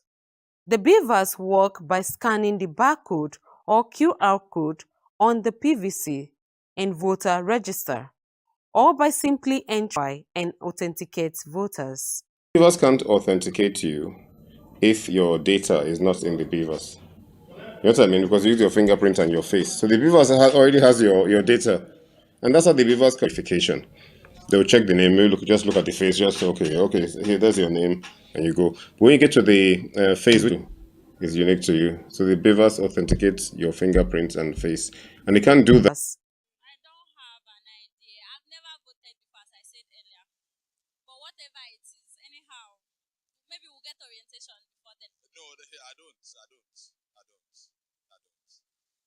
I've been hearing. I've not experienced it, so I can't say anything about it. I've been hearing, but I've not experienced it. Yes, I know about the people that the moment you vote, there will be an instant result at the headquarters. While elections are occasion for people to have a say in how they are governed and who will hold political power, voter apathy is a growing concern, especially among young people. Voter apathy is a lack of interest among voters in jurisdictions where voting is optional and the large votes where voting is compulsory. Voter apathy can be caused by alienation, where voters feel like the political system does not work for them, and any attempt to influence it will be a fruitless exercise. Voter education is suggested to be the best solution for apathy because it helps people understand that While countrywide problems need to be dealt with, participation in local elections is one way of taking action to fix the situation in their own neighborhood. Equally, being able to identify one's polling unit has been an Herculean task for most voters, hence the growing culture of lack of concern to exercise their franchises on election days. To curtail this menace, the Independent National Electoral Commission (INEC) has identified two ways to inundate voters on how to confirm their polling units before election day. First, voters only need to send a text message with information on the name of state, last name, and the last 6 digits of your voter identification number to the numbers 0806 2830 860 or 0806 2830 861 to get your polling unit's name. Alternatively, one could access this information on INEC's website by visiting www.voters.inecnigeria.org or www.cvr.inecnigeria.org/VVS. The youths are involved. No, when youths are involved in anything, they must make it move. Do you understand? They must give us the best. So that's why we are expecting the best this period. So I'm not voting. I stopped them 10 years ago because it didn't count. They are afraid of coming out and then they are being beaten or something. Most times the election in the country is not always a time-free and fair election. So we do have some violence in some areas. So that's why some people are scared of. And then another thing is that people feel there's no point coming out to vote. That they have already nominated the person. They feel it's just speaking. There's no election. So that's why they feel there's no point coming out. Things like this can make people not to go, like coming to the ATM, you don't see money to withdraw. So things like that can make people discouraged and they don't want to vote. Like since morning I left my house to the ATM to withdraw and I'm not able to get any cash. So I'm discouraged. I know that different individuals will also be discouraged. They may not want to vote. Well, in fact, it is this time people supposed to go out. They're supposed to think of the pain they are going through, to go and vote their conscience, to go and vote the leader they believe that will put at least sanity into the system of this country. You understand? So the pain, they should think of the pain and go out and vote. Like I did say earlier on, we need to vote our mind out so that we make sure we choose a leader that will just take us from this dry land. They are sick and tired of it. So it's high time we should just wake up from slumber and begin to participate in this election. Meanwhile, vote trading has become a widespread practice in Nigeria, where democracy has struggled to be fully consolidated due to the country's complex political landscape and its enshrined corrupt political class. Vote selling is said to trap citizens in self-sabotaging relationships with political leaders. We want to kill corruption in Nigeria. So by collecting that is corruption. So I want to vote my conscience that day. I will take in a few days' time. I will go and cast my vote. Anybody that is selling votes should know that money they are giving you for that vote is not enough to sustain you for the next 8 years or 4 years, as the case may be. So if you're selling your votes, make sure you collect enough money or enough change that will be enough to sustain you till the end of that tenure, which is not even enough. So selling your vote is very bad. Nobody should sell votes. We should go out and vote wisely. I only say they should desist from that. It's not a good act at all. It's like selling out our country, selling out, yourself. And it will take you like another 4 or 8 years for you to recover from that. If you have your PVC, don't hesitate to go out and vote. Vote somebody of your choice. Don't allow anybody to use money or intimidate you and make you to go vote somebody who don't want. It'll be free once the issue of influence of money is removed from it. I will vote my conscience and you vote your conscience. They are hungry. They are looking for money, my sister. They are hungry. Forget all those things. I saw somebody wearing one party cloth, and I said, "Is this the person you are going to vote for?" He said, "No, ma. This one is camouflage. I'm just doing it." I'm not going to condemn the people who sell their food, even though they may not call it selling per se. So there is poverty in the land. People are hungry. So it is not right. Somebody should follow his conscience, do whatever he or she thinks is right, not by manipulating the person with money. I am not selling, never. Me, I can't use 10,000 naira and then at the end of the day I'll be suffering. No. This thing is about another 8 years of tenure, so I have to vote for the right person this time around. Yes, that's what I'm doing. I can't sell my vote, never. My advice to them is don't sell your vote this time around. Those women, they've been deceived. They'll carry 5 cups of rice. They'll come and give them. They'll vote bad government. At the end of the day now, we'll be under suffering for another 8 years. So they should not sell their vote. The Supreme Court of Nigeria has adjourned judgment in the new Naira policy suit to March 3, 2023. Most residents had relied on the decision of the Apex Court to improve their standard of living and transportation to enable them vote, while others assured that, with or without transportation, they will exercise their franchise for a better Nigeria.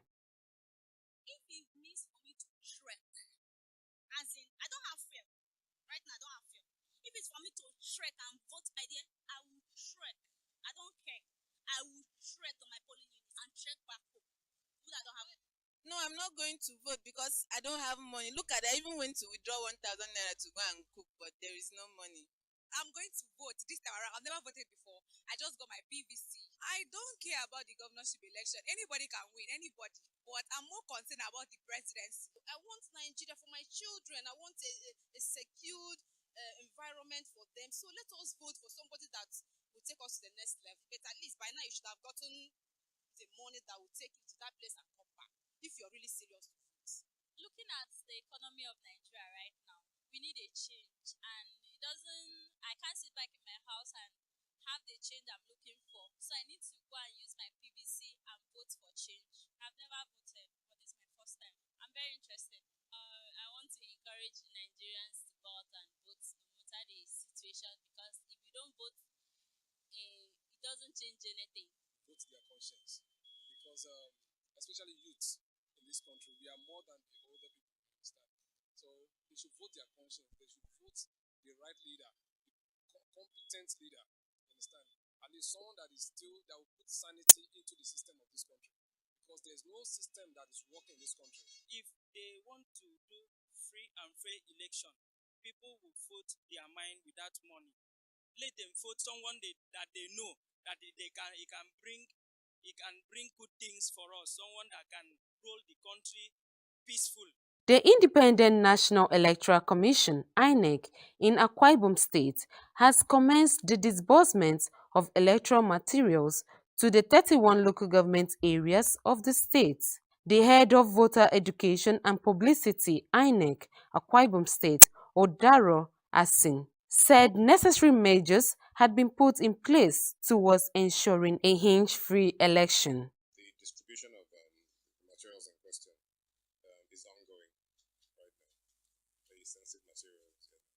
Then, of course, the security cover for most of these materials. Thing has been done to foreclose, violence, anything security related.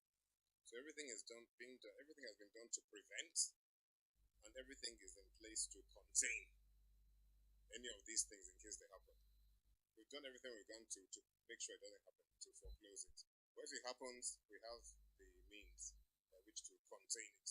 All arrangements which would ensure that all our logistical arrangements proceed smoothly.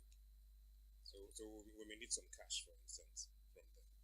We have similar arrangements with the NNPC to ensure that there's enough fuel for our vehicles. INEC, through the head of voter education, Odaro Asin, has also disclosed that the total number of voters in Akwa Ibom State is 2.35 million as against 2.13 million before the continuous voter registration. According to him, 319,000 permanent voter cards, PVC, have been collected as against 520,000 PVCs sent to the Commission, while uncollected voter cards stands at 200,000 in the state. Total number of voters in the state now is about 2.35 million. That's up from about 2.12 million before the last CVR was taken. After the CVR, just over 520,000 PVCs came into Akwa Ibom State, of which about 318,000 have been collected. Indeed, I would say just under 319,000 have been collected out of 520,000. So the collection rate has been decent. Also, we have a balance of about 200,000 PVCs collected. But some of these people are dead. Some have emigrated out of the country. So Akwa Ibomites should come out in droves and vote. We hope for a very high voter turnout. Also, avoid election violence, avoid vote buying, avoid the buying and selling of PVCs and so on. And I'll say to the youths in particular, because they make up about 70% of the new registrants. So the youths are in a position to actually determine who holds which elective office. They've got the demographic power to determine who gets to virtually all of the elective offices. The presidential and National Assembly election will be held in Nigeria on Saturday, February 25th, while the State House of Assembly, alongside gubernatorial election, will commence on March 11th. Residents of Akwa Ibom State and Nigerians have been charged to move out in their numbers and exercise their franchise, avoiding vote selling and buying. I am Esther Otoyo. Enjoy the rest of our programs on Spectrum TV.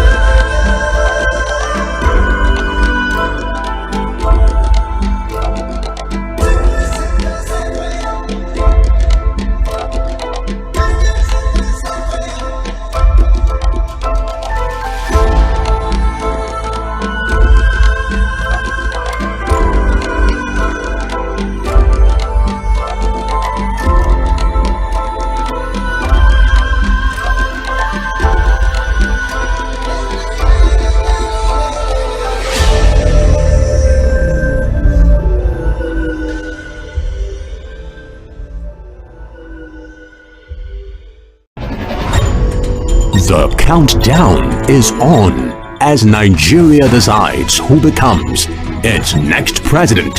The 2023 elections is upon us and the stage is set. At Spectrum TV, we have just one job: to keep you professionally and effectively informed round the clock as Nigeria decides. Spectrum TV Nigeria Decides Studio opens Friday, 24th February, 1 p.m. to 5 p.m. and on the D-Day, Saturday, 25th February, 7 a.m. to 6 p.m. as well as on Sunday, 26th February, 10 a.m. to 3 p.m. Join the conversation on our phone lines on 0704 541 7707 090 222 31011 and 0813-775-8639, as well as on all our social media platforms. Spectrum TV Nigeria Decides Studio. As always, join the conversation and watch us broaden your horizon. As Nigeria prepares for the general elections holding from 25th February 2023, broadcasters are enjoined to make ethical reportage their watchword. All political programs shall observe the provisions of the Nigeria Broadcasting Code and other extant laws relating to broadcasting. All broadcasting stations must adhere to the principles of pluralism and ensure equitable airtime to all political parties or views. All political programs shall adhere to the general principles of legality, decency, and truthfulness. For the avoidance of doubt, the broadcast of a political campaign, jingle, announcement, or any other form of partisan party identification or symbol ends not later than 24 hours before polling day. Hate speech is prohibited. Be professional. NBC, your right to quality broadcasting. Announcer Management.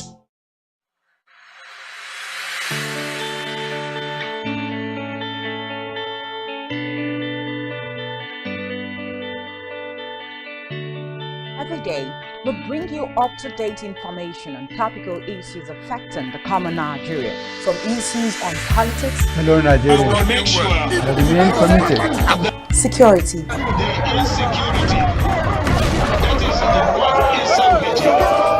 education, health, lifestyle, and so much more.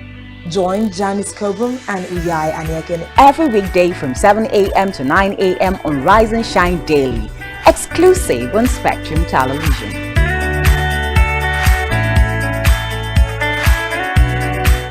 One truth not often told is about the transformation that Africa has undergone in recent decades. Africa is shaping its own destiny and should be referred to as the African opportunity. On Spotlight Africa, we paint the African picture the African way, laced with truth, detail, and the color of the African continent. Join Uyai Anyeken every Tuesday and Thursdays at 4:30 p.m. Spotlight Africa, telling the African story.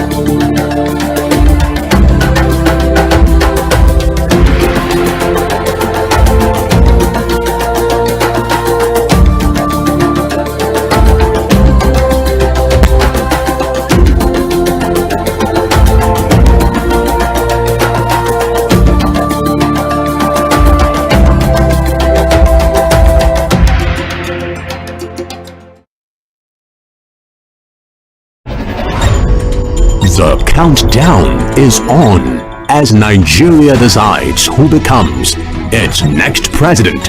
The 2023 elections is upon us and the stage is set. At Spectrum TV, we have just one job: to keep you professionally and effectively informed round the clock as Nigeria decides. Spectrum TV Nigeria Decides Studio opens Friday, 24th February, 1 p.m. to 5 p.m. and on the D-Day, Saturday, 25th February, 7 a.m. to 6 p.m. as well as on Sunday, 26th February, 10 a.m. to 3 p.m. Join the conversation on our phone lines on 0704 541 7707 090 222 31011 and 0813 775 8639, as well as on all our social media platforms. Spectrum TV Nigeria Decides Studio. As always, join the conversation and watch us broaden your horizon.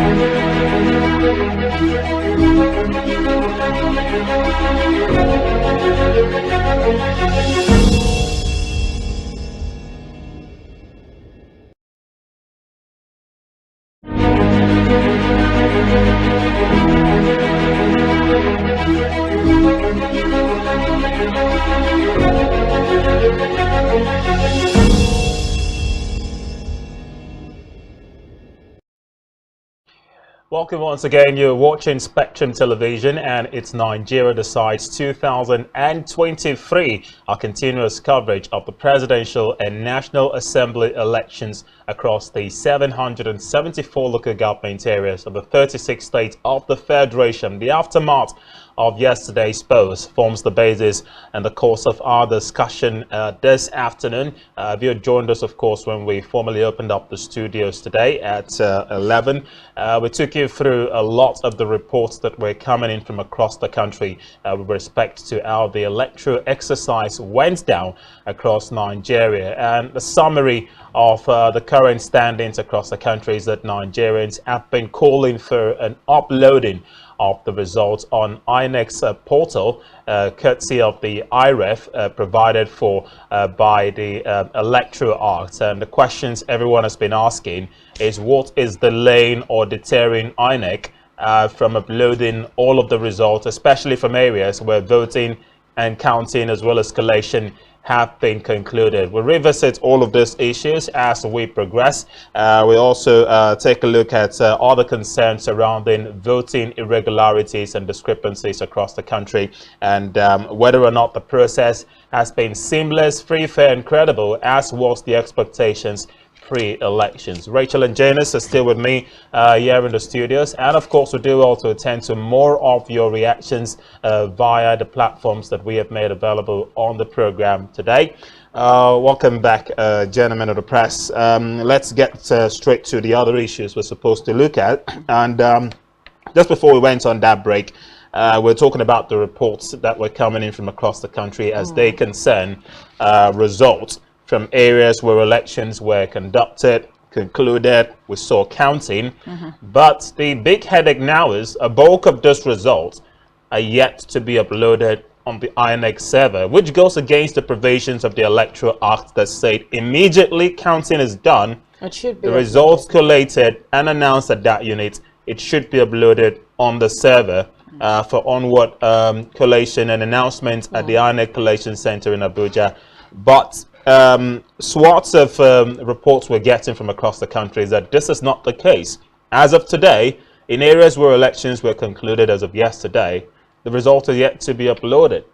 Yeah, it's quite an indictment on the electoral umpire, and we really do not know what reasons they will be giving, aside from the fact that there's been, you know, some very flimsy excuses as to no network, you know, to upload these results. But we are also awaiting for the electoral umpire to let Nigerians know exactly what is happening. Let's not also forget that there are other places where elections did not hold across the country. Some polling units in Lagos, elections didn't hold. Some places in Bayelsa, some places in even Anambra State, elections did not hold there, and of course in Imo State as well. So INEC had said that you know, elections will continue today from 8 a.m. up until 12. This is just a few minutes past 1 o'clock. So obviously we are also going to be seeing you know, results trickling in from these other areas where elections did not hold, and there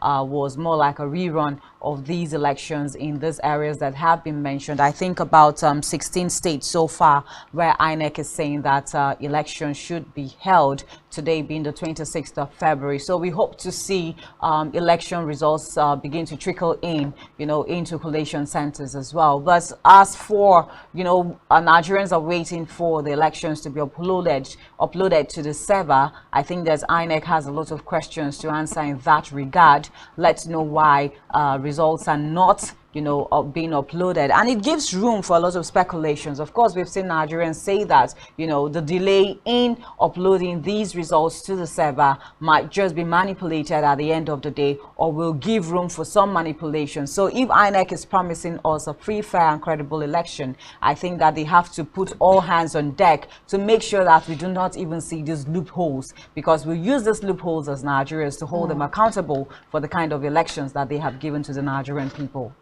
Well, our collation has begun in Abuja, so shortly we're going to hook up with them to also find out if those results that had not been uploaded have finally been uploaded. And also, I want to say that I don't know if I should say that there has been a major setback, onto this year's polls, okay, against what was anticipated initially. Now, Nigerians had given full, what should I say, introduce to you the chairman of INEC, the electoral umpire, who is the chief electoral commissioner for the Federal Republic of Nigeria, of course a credible election. And who is also the chief returning officer at the presidential election. Now, we have reports, like you've mentioned, that there are some polling units that didn't actually, you know, elections didn't take place. We have reports where INEC officials did not arrive. We have reports where ad hoc staffs were feeling reluctant. Now, it even sparks up more questions. How? Reluctant to do what exactly? To upload the results. So you can imagine, you know. So we've seen videos where Nigerians are actually virtually trying to force these people to upload their results, upload the results, and they're just reluctant, sitting there doing nothing. So it's more like, oh, there's a command. Yeah, an order you know? from above. That's what I said. So is what's really happening now? I think it's creating room for suspicious, suspicions to arise. It's creating room for questions to arise. It's creating room for Nigerians to have reasons to fear. Now, it also it's making people think otherwise. Okay, so but just before then, I think we'll just check out definitely collations have started in Abuja, so we'll just link up right about now to find out exactly what INEC is doing and what is happening as to the general elections. Let's hook up to Abuja. Gomus, also a national commissioner. And we have Dr. Bababila, a national commissioner to her right. And finally, Mr. Sam Olumekun MNI, a national commissioner. It's my pleasure to also specially welcome the Inspector General of Police, Usman Akali Baba, CFR, to our midst. A round of applause for this Inspector General, please.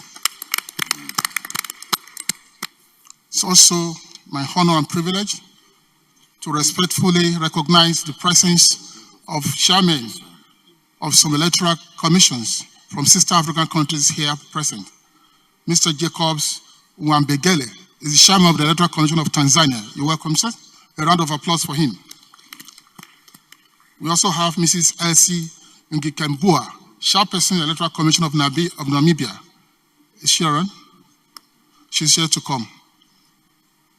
Mrs. Davidetta Lansana, chairperson of National Electoral Commission of Liberia. A round of applause for her, please. All the way from Liberia. We have Ba Isaka Sona, chairman of the Electoral Commission of Niger. You're welcome, sir. We also have Mr. Sakalafia, chairperson of the Electoral Commission of Benin. Welcome, sir. We have Mr. Elsie Oedraogo, chairman Electoral Commission Burkina Faso. Is he around? Maybe he'll soon join us. Also here in Nigeria, Mr. Mohamed Kone, chairman Electoral Commission of Sierra Leone. We have Mr. Aliu Muma Njai, chairman Electoral Commission of Gambia. We also have in Nigeria, Mrs. Jane Mensah, chairperson, the Electoral Commission of Ghana. Maybe she will soon join us. It's my pleasure to also recognize together all the chairmen and secretaries of the 18 political parties here present and all the party agents. You are especially welcome to this collation center. And all the heads of development agencies here present, members of the INEC Press Corps, and all the journalists here present. You're all welcome. With that, it's my pleasure and privilege to now invite the chairman of INEC to please make a few remarks. Honorable Chairman, sir. Okay, thank you very much. The Inspector General of Police,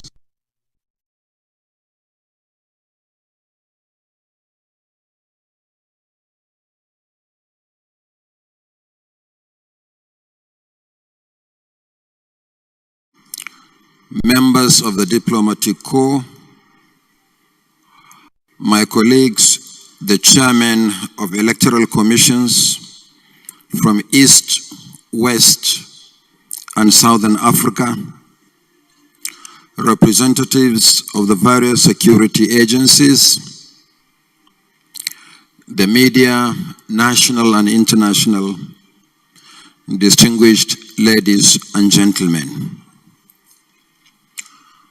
On behalf of the Independent National Electoral Commission, INEC, I welcome you all to the formal opening of the 2023 Presidential Election Results Collation Center.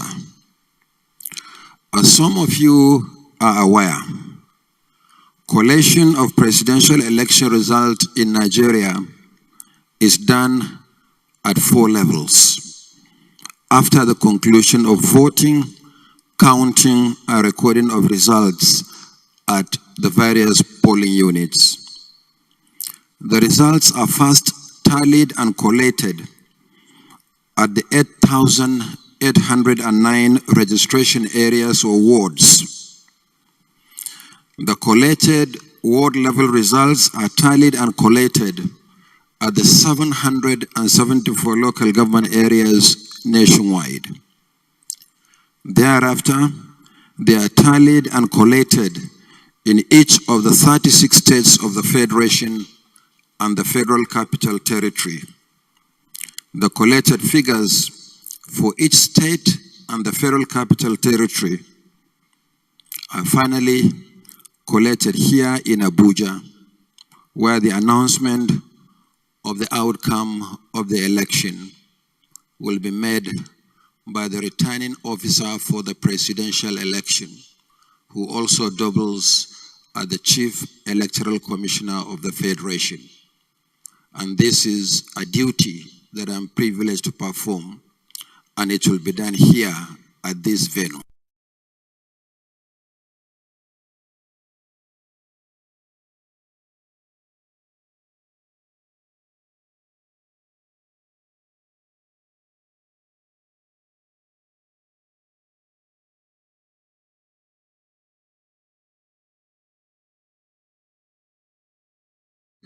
Agents, observers, the media, the diplomatic community, and security agencies should adhere to the sitting positions assigned to them. 2. Results for each state of the Federation and the Federal Capital Territory shall be presented by the State Collation Officer for the presidential election, or simply put, the SCOP, who will also serve as the collation officer at state and the FCT level. After collecting the results at state level, the SCOP shall be accompanied to Abuja by the resident electoral commissioner and security agencies.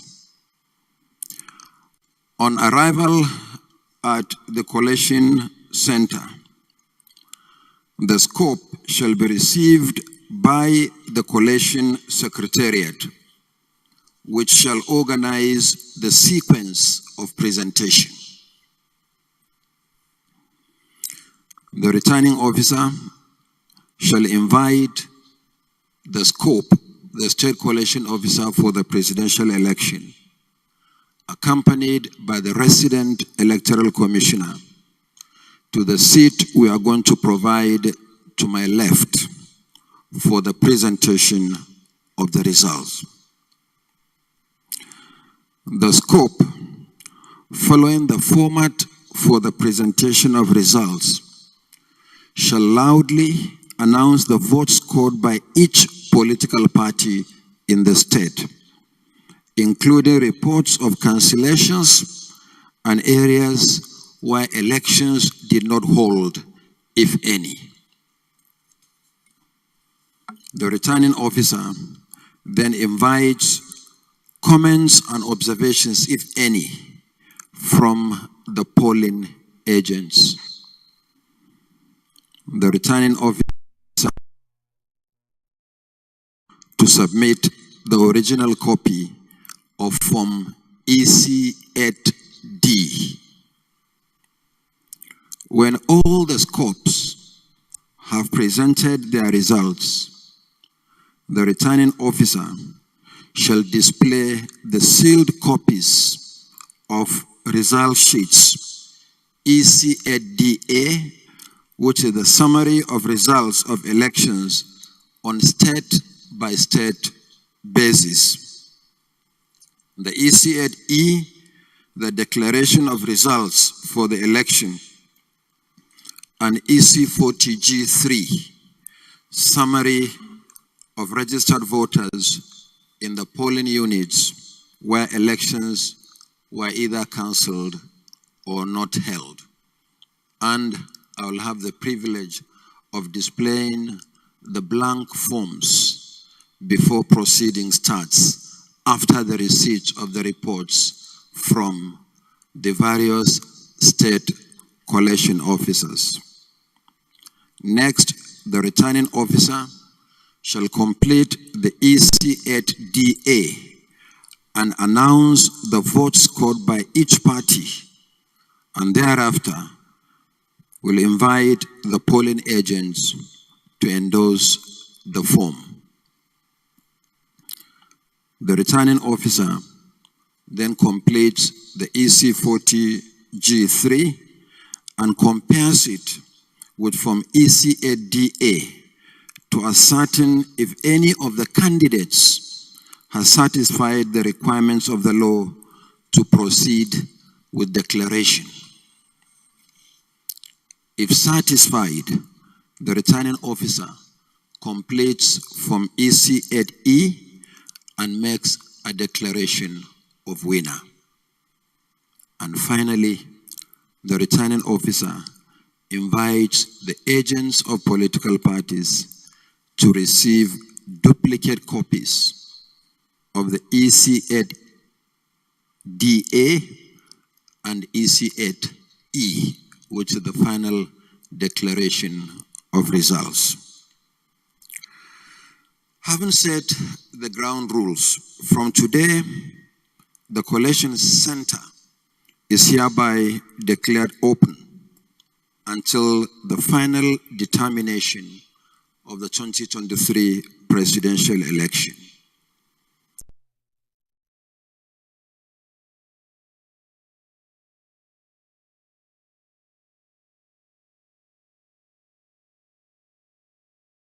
Need arises.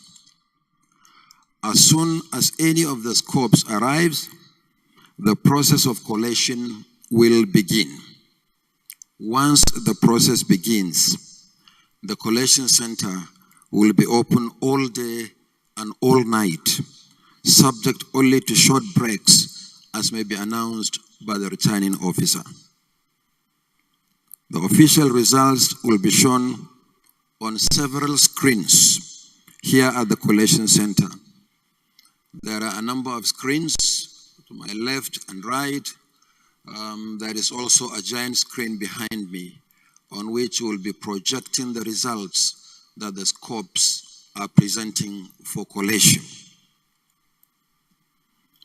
I appeal to all political parties and media organizations to draw their figures only from the official results released by the Commission as the only body constitutionally responsible for releasing official election figures.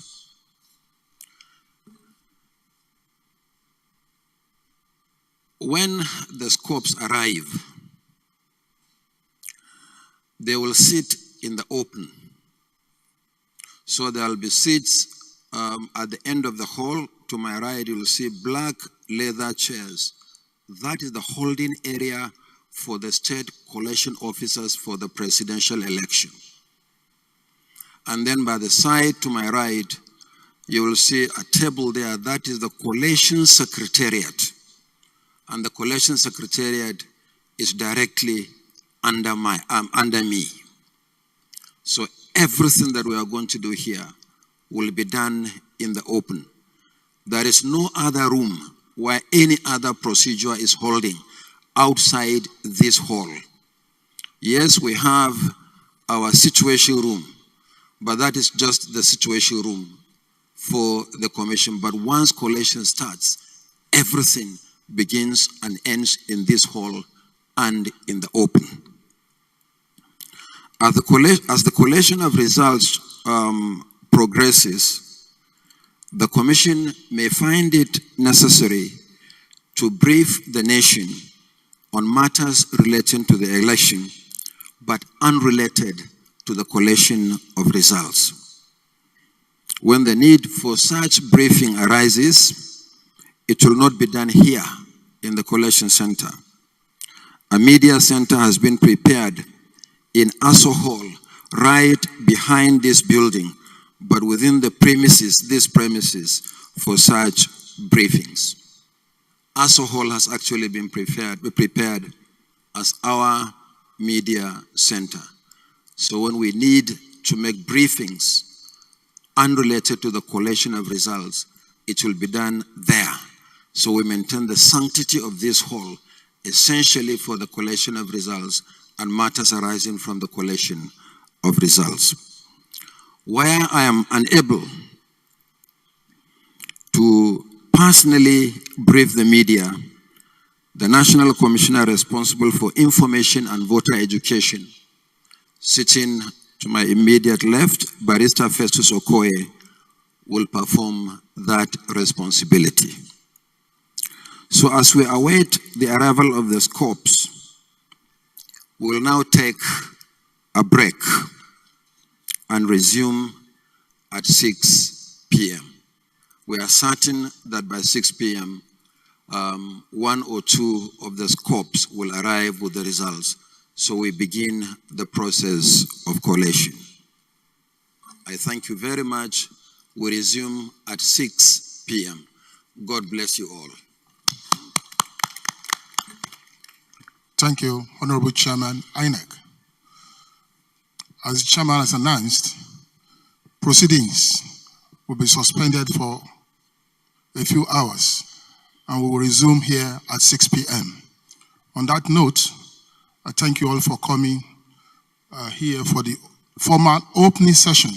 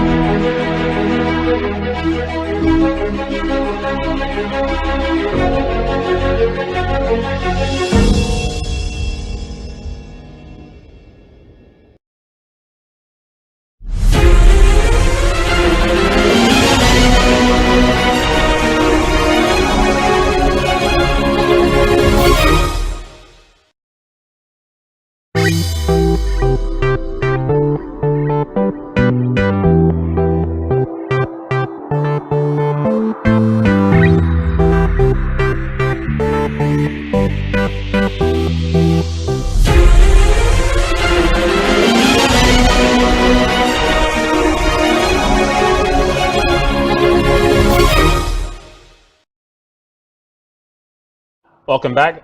Thanks for staying with us. It's Nigeria Decides 2023 studios of Spectrum Television. And a short while ago, we just saw the INEC chairman, Professor Mahmood Yakubu, finally addressing the nation, albeit in stages, because as we know it, they'll be returning back to the collation center as the time passes by to feed Nigerians on the latest from across all the 36 states of the Federation with respect to collation and formal announcements of the results, which we're told will take place at the ASO Hall of the FCT in Abuja. And perhaps we have to start from there, taking the collation and the announcement proper to the seat of the nation's capital is likely to deter anyone who would try to disrupt the collation process itself. But perhaps some would equally say, if we're already having skirmishes with the delay in uploading the results of the servers, the decision to take the collation to the ASO Hall would say it would prevent anyone from trying to manipulate or cause chaos or rancor in the process. But what if the collation itself has been doctored? Exactly, and just like you said, you know, trying to make sure that there's no intrusion, you know, into the collation of, or rather the final announcement of all of those results. But it will give room for a lot of suspicion as well. So if we know that we are trying to be very transparent with the procedures of the election and collations and eventual announcement of results, why don't we just do it in the open glare of everybody that is supposed to be at the collation center in Abuja? Let's not also forget that it's not all Nigerians that are able, you know, to gain access into the collation center in Abuja. There are specific people that are supposed to be there, and more like key people as to how this election should be run that are in the collation center. So why not just do it to the full glare of, you know, everybody at the collation center? Unless, again, if they're telling us that while they are going to be doing it at the ASO Hall, that there will be key representatives of each political party in attendance there, you know, to monitor the processes, then we give it to them. Well, INEC has already proven that they can't be trusted, trust me. Yeah, they have. And I must say, if they have proven to us they can't be trusted, they can't keep to their words, because you want to compare the strong words they gave us, the assurances, to what just happened yesterday. And of course, then they are giving us another word today, okay? So are we supposed to keep to that word? Would they keep to their words? Is how you are showing us that truly everything is going to go on free and fair in there, unless, like Janice says, they are going to have party representatives right in there looking at what they are doing. Okay, there's a very burning matter we have to look at as it concerns the National Assembly post, rather the presidential post, while we'll expect more feelers as it concerns the uploading of the result on the server, which we'll touch on in a short while. And that's the requirements from each of the 18 presidential candidates who wish to secure the nation's top jobs, what they are supposed to do to eventually ensure that they get the presidential seat. This requirement stipulates that a presidential candidate must secure at least 25% of the votes counted from 2/3 of the number of states across the federation, and we have 24 states plus of the them. FCT. That's right. And from the projections that we've been getting, insinuations seems to suggest that the Labour Party candidate, Mr. Peter Obi, may be leading in some quarters, but these are all pending the uploading of the results on the INEC server for onward collation at the nation's capital, Abuja. By these projections, it looks like it's not yet uhuru for any of these parties yet. Definitely. Because we've had reports, some are leading here, some are leading there, but we can't ascertain if they're actually having enough lead to secure the 25% mandated figure to ensure that they come out tops at the polls. Yeah, it's quite interesting to see, you know, the turnout of those particular elections, even though there have been, you know, some discrepancies here and there, and some states not even being able to cast their votes properly and all of that. But it's interesting to see, you know, and it may look as if this particular race is between two major contenders, which are the APC, the All Progressives Congress, and the Labour Party. And at some point, I think I was discussing with someone yesterday, and I'm like, oh, that the man Peter Obi is actually giving the PDP a good run for their time. And it brings me to the question, what's really happening with the People's Democratic Party, knowing fully well that it took leadership of this country for like 16 years. You know, they were in leadership until they were overthrown in 2015 now. You know, when the APC came on board. And so my question is it about the candidacy of Alhaji Atiku Abubakar that is putting the PDP in where it is as of now, as reflected in the results that we have seen so far for this particular election? Or it's just that PDP didn't do well for their 16 years, and that's why the party seems to be, you know, dwindling a little? Or it's just because of all of the issues and integral, you know, democratic crisis that they had at the beginning of the election processes, from the primaries down to the whole campaigns and the extraction of the G5 governors? Is that what has really plunged the People's Democratic Party? Well, Janice, if you talk about that just a moment, before we get to the INEC portal to find out what is already uploaded there. Now, talking about the governors, the 16 years PDP had led, okay, not doing well. I'd like to take us back to, you know, the years of the days of Jonathan, the days of Yar'Adua, even though Obasanjo, yeah. I'd like to take us back to those years when Nigerians could actually afford stuffs. Now, Nigerians could afford things, yes. And we know that we've had a couple of challenges during the Buhari-led administration. Okay, we had the pandemic and a whole lot of that, you know, something we'd never experienced before. But then, if you want to compare the challenges we've had during the past years that PDP had led and the 8 years APC had led, of course you can count as many flaws as possible. As many flaws. It has put us in a tight corner, put Nigerians in a box, let me say, that they can't really move themselves, rather other than when PDP was ruling. So I would say, I think it's the candidacy for a man who has been a vice president and a man who has attempted to become the president, okay, more than once. Now, I think and Nigerians have really lost confidence. Maybe we should ask ourselves as well, why did the PDP lose out at the 2015 polls after 16 years at the helm? It shows Nigerians were equally tired of the PDP and decided to vote for the APC, even when we had a president in Jonathan's nature that seemed to have been lovable. You know, Raymond, I think that Nigerians did not appreciate Jonathan at the point where he was president. Yeah. And he was also, because of all of the bombings that was happening across the country. Yeah, the attacks. And he said it, that his ambition, his political ambition is not enough to take lives. The blood of any Nigerian. And so aside insecurity, as an incumbent, he had the powers to mutilate the results. He had the powers to influence to a great extent that result of 2015, but he didn't do that. Okay, so aside the matters of insecurity, what other areas can we outrightly say that the PDP administration failed, so much so that Nigerians decided to vote them out? Because if we I think dwell corruption on was another issue. Exactly, corruption was a massive issue under Jonathan's administration. We may not finger Jonathan himself, but a good number of persons who worked with him were said to have been totally corrupt. Well, we pointed to insecurity as a concern. Colonel Sambo Dasuki, the then NSA under Buhari, or rather under Jonathan, was accused and eventually arrested for siphoning $2.1 billion meant to procure arms to fight Boko Haram. Desani Alison Maduke, Minister of Petroleum under Jonathan's administration, was equally arrested and probed for millions of dollars of cash from the petroleum that was sector. Jonathan's administration. Let's bring it back to Buhari's administration. Where you how many times have snakes swallowed up monies? How many times have monkeys swallowed up money? Taking monies.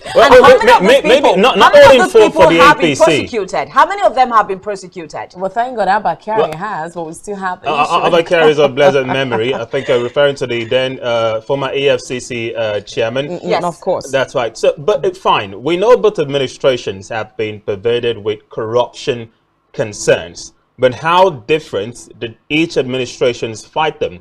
Did Jonathan's administration really tackle corruption as compared to, because we're looking at 16 years of PDP, of which 8 were under Obasanjo. A lot of state governors were arrested and prosecuted when Obasanjo was president. Remember Alami Esia of Bayelsa State, Lucky Benedion of Edo State, and several others that we may not remember now. Under Jonathan, we didn't see any of that. The Buhari administration, yes, it's been accused of being a little one-sided. These governors that you're mentioning have been persecuted. They were persecuted, weren't they? Right. A good number of them were. That was under the Obasanjo administration. We're talking about Jonathan's administration and Buhari's administration. The arguments also during Jonathan's administration will be that a lot of Nigerians had said it as comparing, that administration to this administration. The level of hardship, maybe? Exactly. That we experienced a lot of corruption during the Jonathan administration, but Nigerians had monies to go around them. That's so simple. We didn't have so to we never felt it. But Buhari came up with Let's a bring in a mantra scenario of change. Let's bring in the scenario now. The fuel scarcity is at its peak here in the country. And that's because the Buhari administration has insisted it can no longer sustain subsidizing the product. Subsidy would formally give way sometime in June. And we're already feeling the effect now, even when subsidy hasn't been taken off just yet. But on the 1st of January 2012, if your memory is still fresh, of course, yes. New Year's Day, we all woke up to the news that the Jonathan administration has scrapped off subsidy. And remember, it took 2 weeks of nationwide protests to force Jonathan to reverse that decision. Of course, yes. We know the likes of Buhari had campaigned and equally protested against it and said it cannot stand. It was also used as a propaganda at the 2015 elections. But here is the same Buhari saying that subsidy can no longer be sustained, and it scrapped it up. That means That policy for him was a good one, and he saw nothing wrong with it, except he only used it to his advantage. So it was back to the argument of whether or not which of these leaders stood their ground. Jonathan was forced to reverse that decision after 2 weeks of protest, but here is Buhari insisting that for the good of the country, subsidy can no longer be sustained, and it looks like it will happen. It's about leadership here. It seems like President Buhari is someone who has stuck to his gut. Look at the Naira redesign policy. Yeah. I like to think that if this was under Jonathan, the scarcity of the cash course, would have been reversed. He was softer. He was softer. I think he had interest of So people what at kind of heart. president would you want? One that knows that this policy is good for the country, sticks to his guts and lets it go through, or the other who just, turns his eye the moment one or two persons begin to make noise? Which would we really go for? Now, Raymond, we remember we spoke about things like this yesterday, and I said something about politicians and policies, okay? A politician will always twist the policy to favor him when he is in that position. And politics and of then will interest. cry out loud when he is not in that position where the policy will favor him. And that's why we saw that play out when Jonathan brought up the issue of removing fuel subsidy. But the argument again is Nigerians are saying that the whole issue of policy removal and even, is it policy now, subsidy removal is a total sham. There's nothing like subsidy. It is just some group of people that are sitting down to milk this country dry. So even if, when we say that, let's not also forget that the removal of subsidy has always been said to be in phases. And how long have they been removing this subsidy in phases? Until now, subsidy has not finished. They're still removing, and even after Buhari's administration, we'll still keep hearing that other administrations say they want to remove subsidy. Well, that's quite an interesting point. Maybe we'll revisit it later. But before, since we're going to lead up to the uploading of results on the servers from the ones that we have already, let's entertain some reactions. Don't forget, you can reach out to us via the numbers displayed on your screen. Let us know how election activities, of course, went down in your respective polling units, because we're building up to formal announcement which would commence from today. But please do not get ahead of yourselves. We may not have a full announcement of who will be the president today, let alone tomorrow. We could be looking as far as Tuesday morning or afternoon. But staying with projections, we did say that these elections are likely going to be won and lost in the state, since you require 25% of the votes. Let's go through all the geopolitical zones and likely see where the strengths of these presidents are, beginning with the Northwest. Okay, just before then, since we call for contributions, I'd just like to read the numbers since people are listening to us on Planet Radio. You can call us on 090-222-31011. You can also call us via 0817-624-8565, also 0704-54-17707. Feel free to put a call across to us or send us a WhatsApp or a text message. Let's get to the result. So not the result now. We're looking at projections first off, and we're starting with the Northwest, which is Nigeria's largest geopolitical zone, by virtue of the fact that it has most states, 7 of them, and these are some of the most populous states in Nigeria. Looking at the rundown, they have states like Kano, who is the second largest populated state in Nigeria, and equally the state with the second largest number of PVC collection and voter registration.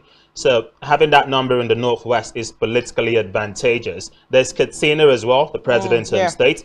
There's Kaduna, who came in third. It's the third most populated state in the country, and equally third with projections of PVC collection and registration. Jigawa also comes in fourth.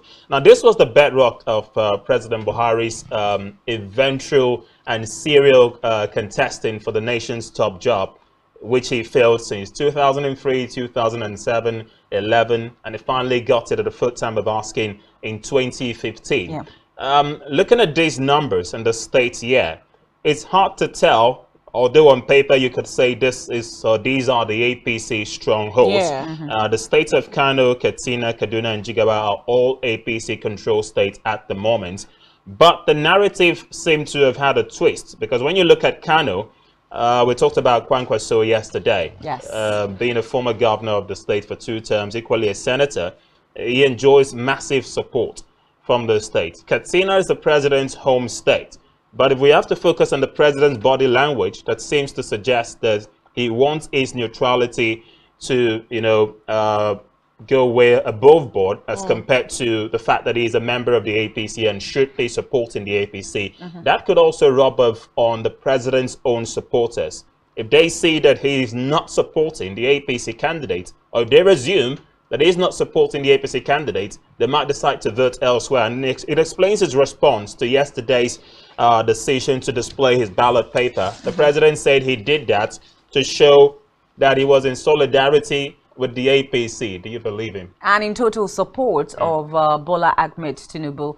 The president is being smart here. I'll take him for his words. I don't have the liberty to, say that the president is not supporting who he wants to support, because going by all of the campaigns and all of the things he has said over time, he has been very, adamant on his resolve that he is supporting Bola Ahmed Tinubu and all of that. But of course, we also knew the dramas that ensued, in all of the campaigns and everything. And we saw the president also follow suit in campaigning for Bola Ahmed Tinubu in 10 states. So if he casts his vote, and at the end of the day, he is displaying his votes to show that, yes, I said what I said, and I have done my own bit, to fulfill the promise I made to Bola Ahmed Tinubu that he becomes the next president of the Federal Republic of Nigeria, then I'll take the president for his words. If his body language says differently, that's his own business. So where do we likely think that the votes would go in the Northwest, going by these statistics? Yes, even though Buhari had a thumping victory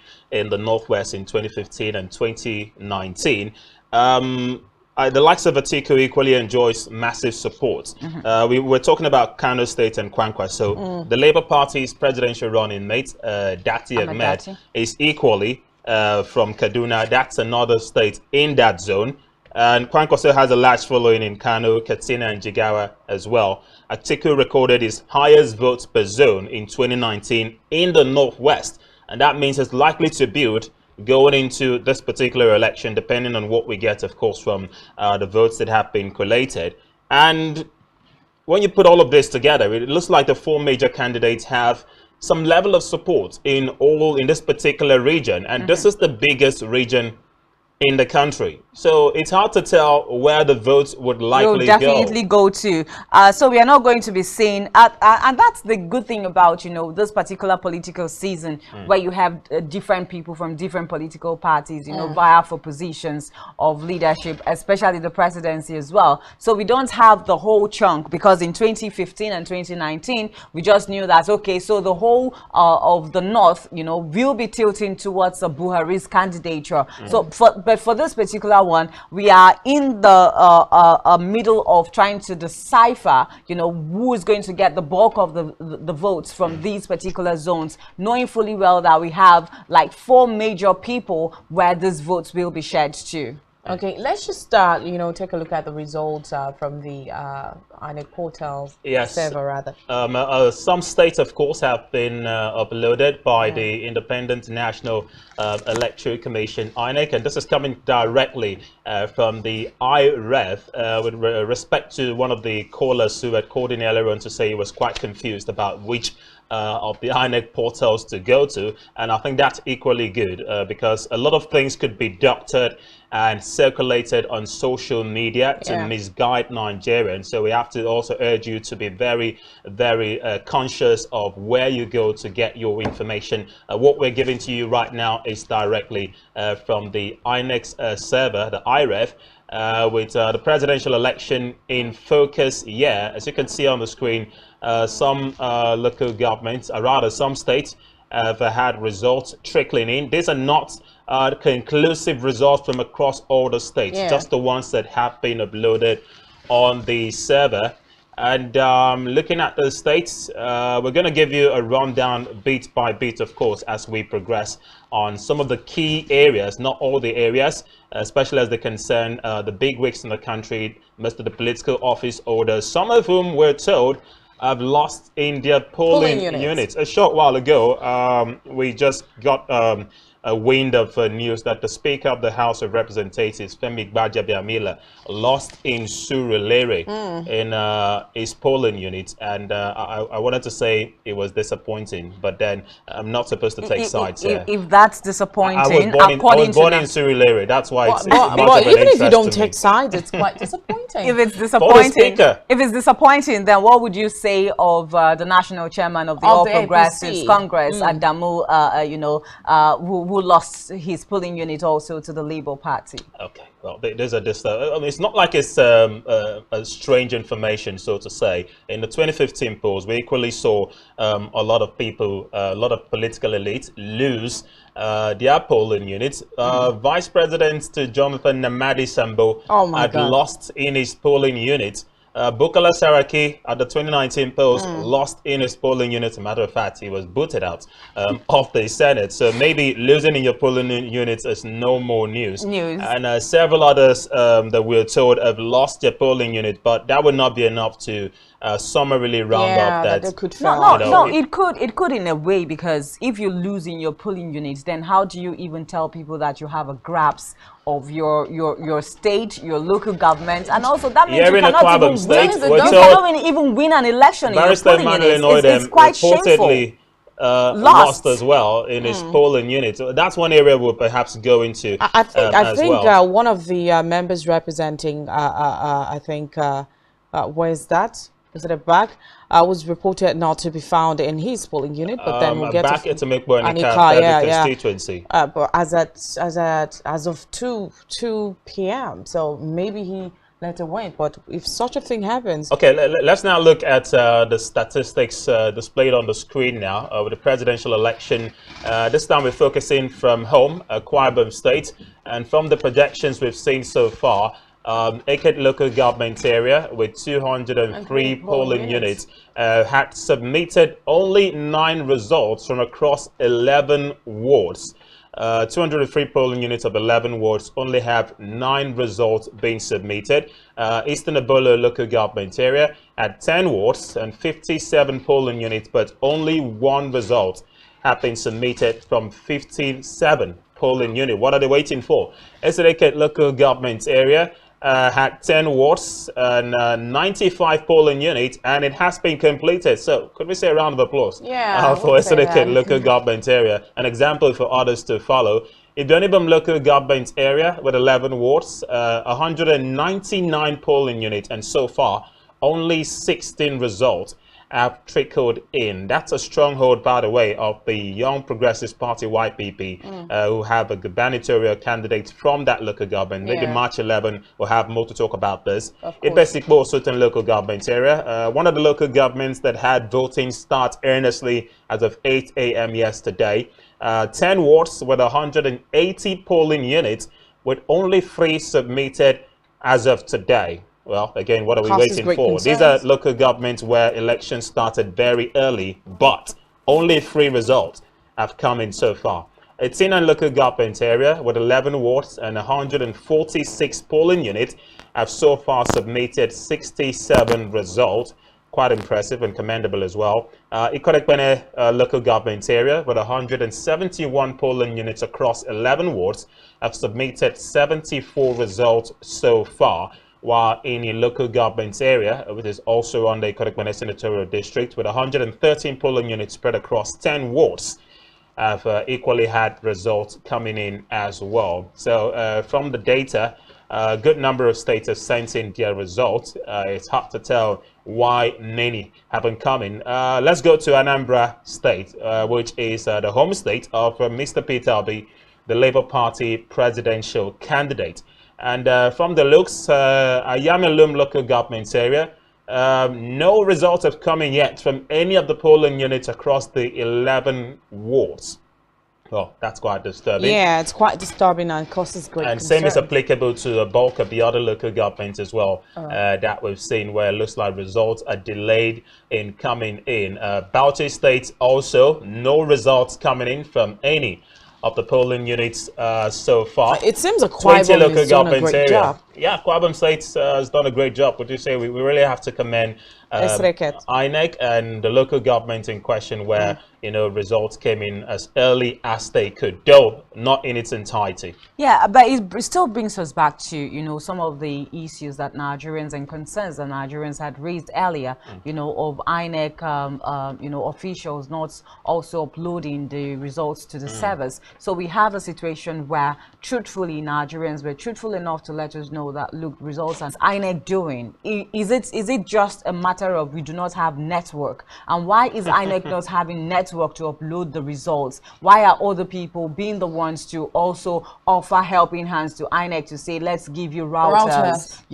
So their provisions not made for effective transmission of results? Or is there anything wrong with NCC? I thought they assured us that everything was going to be fine. And then it brings me to even the question or sense to that issue, or to a sense to that law. So is it that electronic transmission of results is no longer workable in Nigeria in terms of our electoral processes? Because a lot of those questions were asked, long before now, and as Rachel said, INEC kept on assuring us that everything was fine in the lead up to the election. I was just focusing on INEC's collaboration with sister agencies that were supposed to, collaborate with them to ensure a seamless process in the elections. Scarcity of cash. Fine, they said the CBN assured there was no concern. Phil, the NNPCL said it has been taken care of. Security, all the service chiefs met with the president 24 hours to the post. Everything is under control. Everything was fine. Communication-wise, the NCC said everything was fine.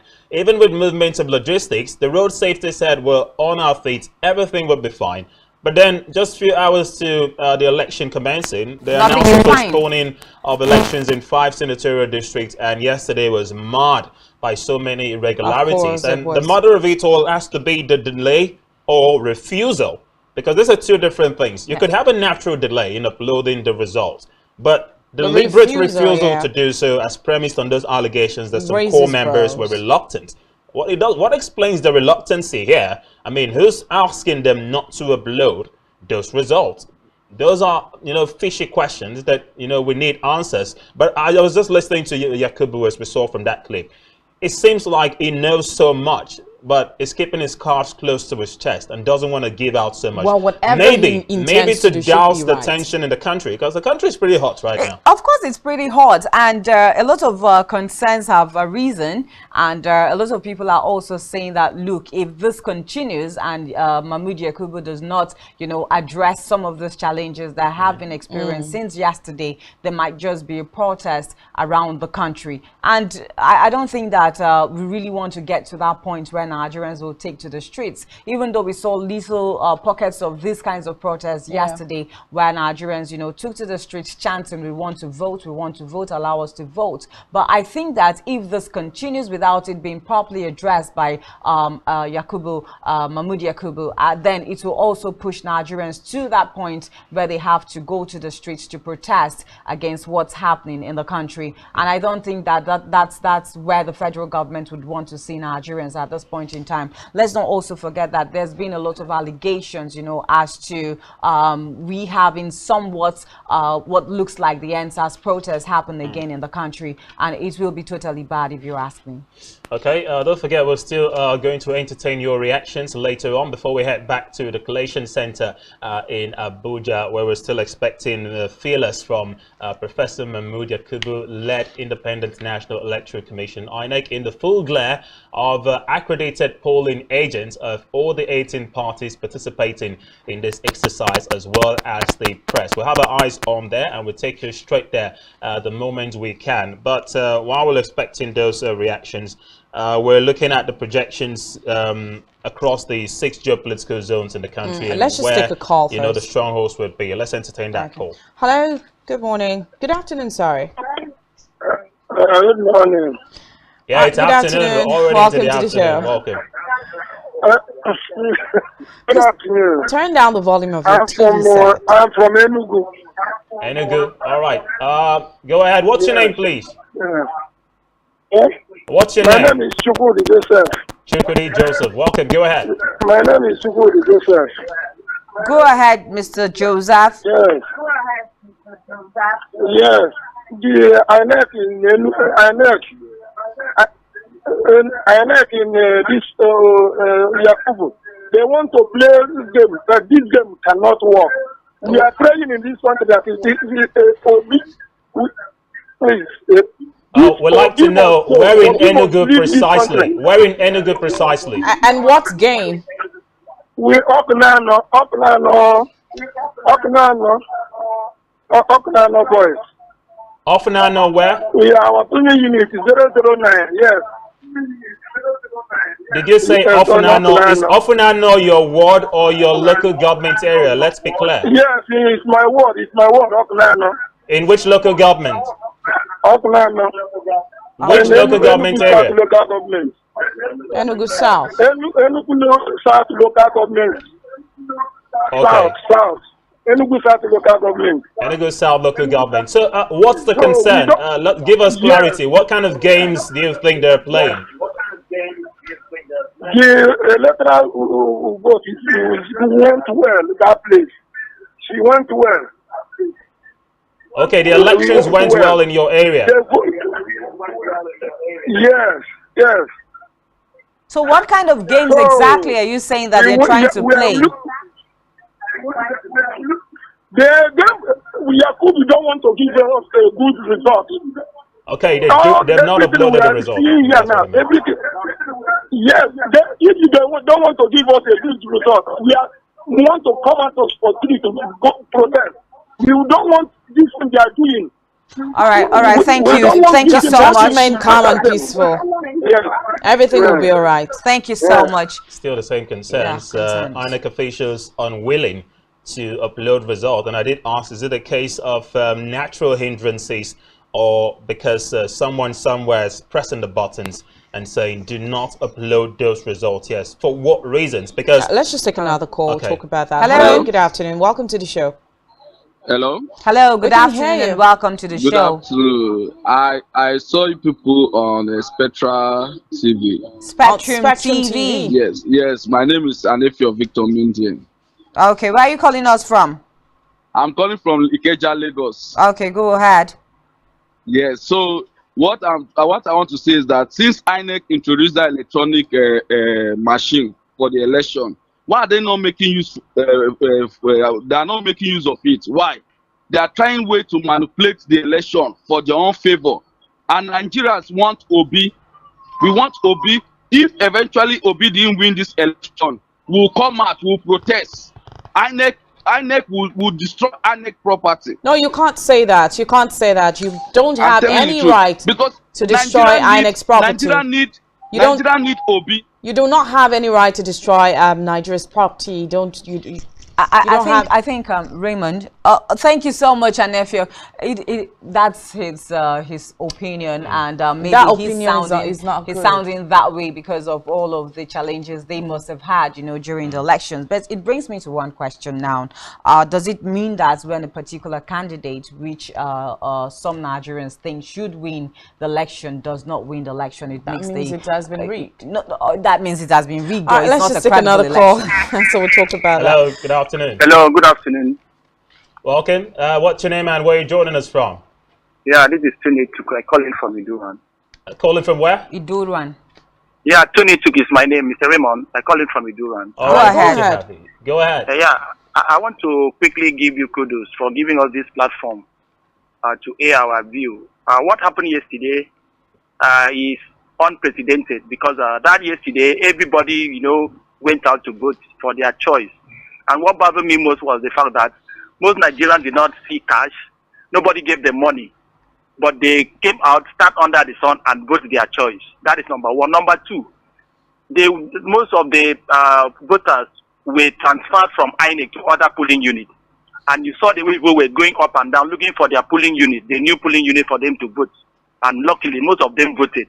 Most of them did not vote because they cannot really find it. But I want to believe when we go to the next election, they will correct that problem. But what I would advise INEC at this point in time is that the people are looking forward to having that result. They should not delay any result so that people will not feel that they are trying to manipulate the result. Because in my unit, we had the result. The result was given to the agent in that unit 14 in St. Joseph Primary School, Iduran.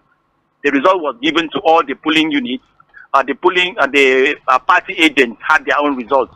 So the election was very, very successful, free and fair at that point in time in all the 4 units in that particular place. So everybody is looking forward to see who is going to win, because the way I'm seeing the way the result is being spread, nobody will really have the total win in all the geopolitical zones.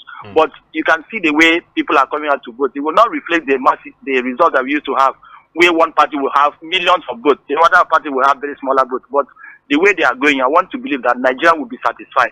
So INEC should not play pranks on Nigeria, and they should release the results by allowing people to have access to it, and they should do it with God-fearing in their heart, so that this country will have that peace that we are looking for. We are not looking for any trouble again. We don't want any protest from anybody.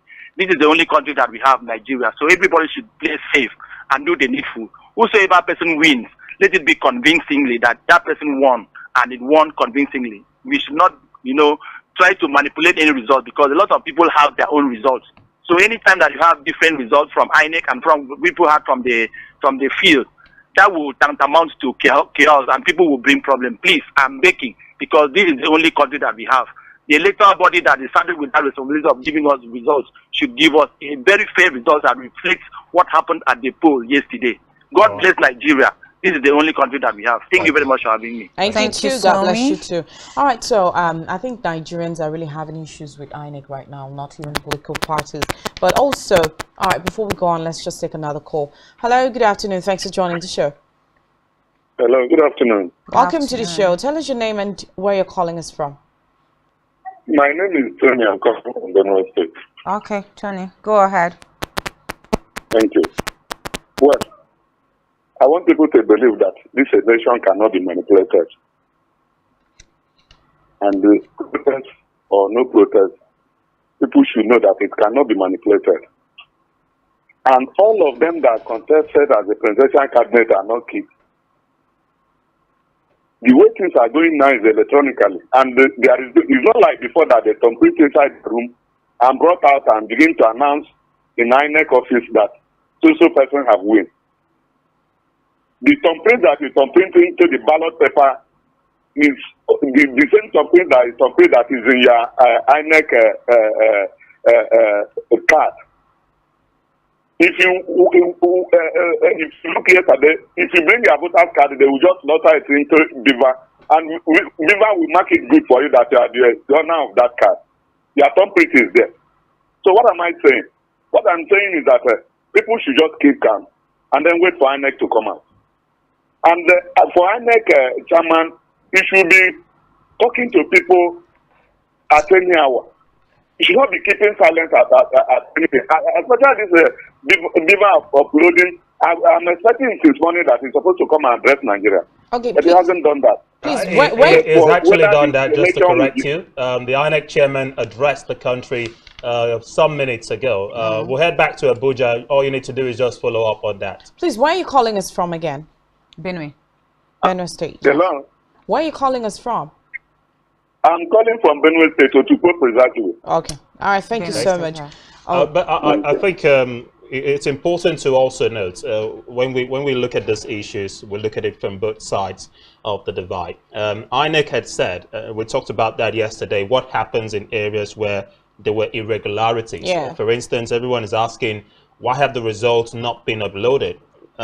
Perhaps INEC is now sticking to its gut that any area where there were discrepancies, the election should be outrightly cancelled and conducted again. So maybe the areas where we're seeing no result yet, a bulk of them could be areas where there were irregularities and would need another election to hold. But I also think that I'll go a little bit with what Tony from Otukpo said, that we need Mahmoud Yakubu to address Nigerians. So the quietness is not good for us at just this point a minute, in time. let's take a call. Hello, good afternoon. Hello. Good afternoon, we can hear you. Hello. Yeah, what's your name and where are you calling us from? The environment is noisy. Good afternoon. I'm calling from Kano. What's your name? My name is Quentin. Okay, so your environment is a little bit too noisy and we cannot have a smooth conversation. I don't know. Could you shift away? Maybe you just move away to a more quiet place. All right, you might have to call us back as well. When you call us, ensure that you turn down the volume on your TV set or any listening device. Okay, good morning. Someone else is on the phone. Hello, good morning. Oh, good afternoon, morning. sorry. Good afternoon, all in the studio. My name is Apostle Kingsley Utukwara from Uyo. I'm calling from Sangwele Assistant at Chongoma here in Uyo. All right, go ahead. About the issue of yesterday election, we saw many drama, we saw good and bad, but we need to keep silent. But at the end of the day, according to paper review today in Cross River State, we hear that Ubi was meeting in Abuja with other parts.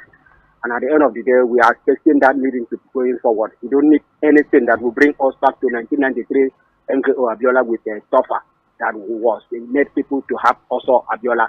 Please, let INEC put the accurate number and give us what we are looking for, because Nigeria has suffering a lot. We don't need to remain in bondage that we remained before. Let them speak the truth this time around, because if they do in the way, Nigeria will wake up to do their own way. Thank you very much. All right, thank you so much. Okay, so Femi Ifani-Kayode says INEC has done well. That if anybody loses, they should accept defeat. Yeah, definitely. Hello, good afternoon. Hello, good afternoon. Good afternoon. What's your name and where are you calling us from? My name is Austin. Okay, you're calling us from where? I'm calling from Kano. Go ahead, Austin. Yeah, I'm trying to help my own view, because what I'm trying to see now is like INEC, they're trying to rig this election. How do you mean? And this election is so transparent.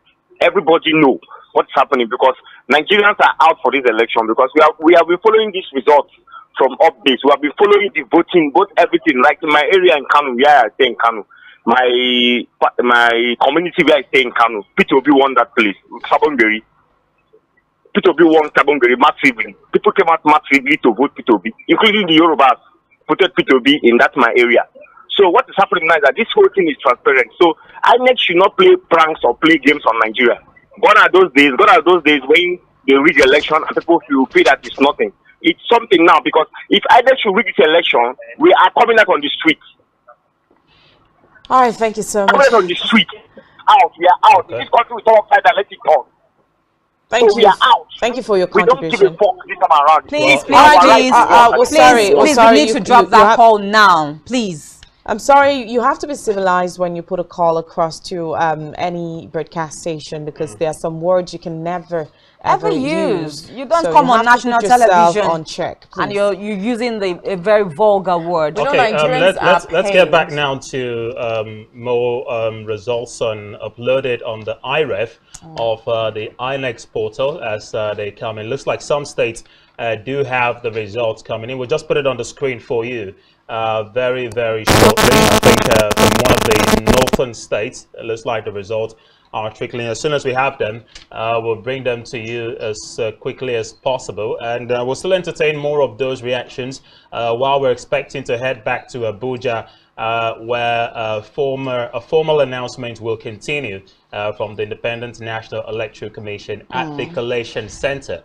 as it concerns the conduct of yesterday's polls. Summarily, Nigerians quite disappointed, honestly, that INEC is delaying updating the results, which should have happened immediately the votes were cast yesterday. That is the instruction as provided for in the Electoral Act. The moment results rather elections are done, upload the results on the server immediately. It shouldn't take more than 5 minutes to do so, but we're having these delays, and it's quite a concern for Nigerians. But there were other things we should equally look at from the conduct of yesterday's polls, and the other kind of irregularities we saw eventually spearheaded to state of violence, especially Lagos.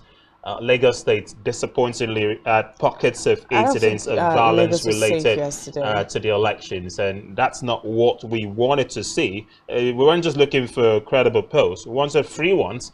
The Nigerians can go home. Someone eventually developed as the heroine of yesterday's elections, a lady who was purportedly attacked by thugs. But after securing first aid treatment, which left a damage to her left eye. She returned to the polling unit to still cast her votes. The spirit most Nigerians want to see, and they thoroughly enjoyed that. I want to ask a question here. I'm like, okay, we know that Lagos was alleged to be owned by the APC candidate in the person of Asiwaju Bola Ahmed Tinubu. Now, do you think things may have taken another turn? Okay, that's what caused the fight. But let's go look at the so results. since we're talking about Lagos now, let's head to the INEX IREF and look at the results coming in from Lagos, submitted ones at that. Jeremy Felodun local government area of Lagos, which has 11 wards and 734 polling units, have 9 results submitted only from 734 polling units. Lagos is interesting because it had the highest number of registered voters and PVC collection rate, and is unsurprisingly the most populated state in the country. Agege has 696 polling units across 11 wards with 57 results only submitted. Alimosho has 1,545 polling units across 11 wards. 334 results have come in so far. From Amuwo Odofin, 637 polling units from 11 wards has 12 results only. Papa, a very busy area of Lagos, has 330 or 74 polling units, that's 374, with only 8 results coming in. Epe has 19 wards and 374 polling units with just 4 results coming in so far. Ikorodu was a hot spot yesterday, with some persons protesting that they were not allowed to vote and will not leave the area until that happened. They have 682 polling units, but disappointingly, only 297 results have come in. Ifakoijaye area of Lagos has 761 polling units with 151 results, quite an appreciable number coming in. But Dagri witnessed cases of election violence yesterday, and 29 results alone have come in from 412 polling units, and that's quite unsurprising. Ibeju and Lekki share the same local government area, 227 polling units, seen only 2 results coming in, quite surprising. Etiosha area of Lagos has 725 polling units, only 12 results coming in as well. And from that we go to Lagos mainland, quite interesting, 433 or 93 polling units with only 40 results coming in. And Ikeja, the Lagos state capital, with 10 wards and 667 polling units, have so far just 28 results coming in. Lagos Island as well, 389 polling units with only 126 results gotten so far.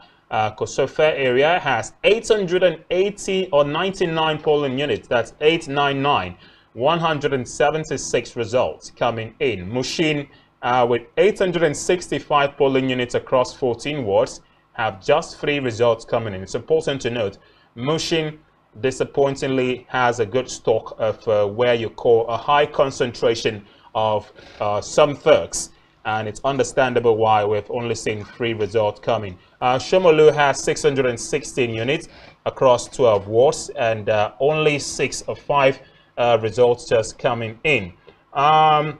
Yes, Surulere, that's the local government of the speaker. I'm sounding a bit biased here with the way I'm pronouncing Surulere because I was born there. And 757 polling units in Surulere had just 8 results, one of which is the Speaker of the House of Representatives unit, where he reportedly lost. And of that unit, that's Ward 8, by the way, in Surulere, polling unit 14. The APC scored 69 votes, the PDP with 5, NNPP 7, and the Labour Party reportedly got 89 votes in that unit. Oshodi, another high area with high concentration of purported theft and thuggery, has 890 polling units with just 58 results coming in from across the 20 local government areas of Lagos State, where they have mooted concerns that the results in most of these areas will be likely cancelled.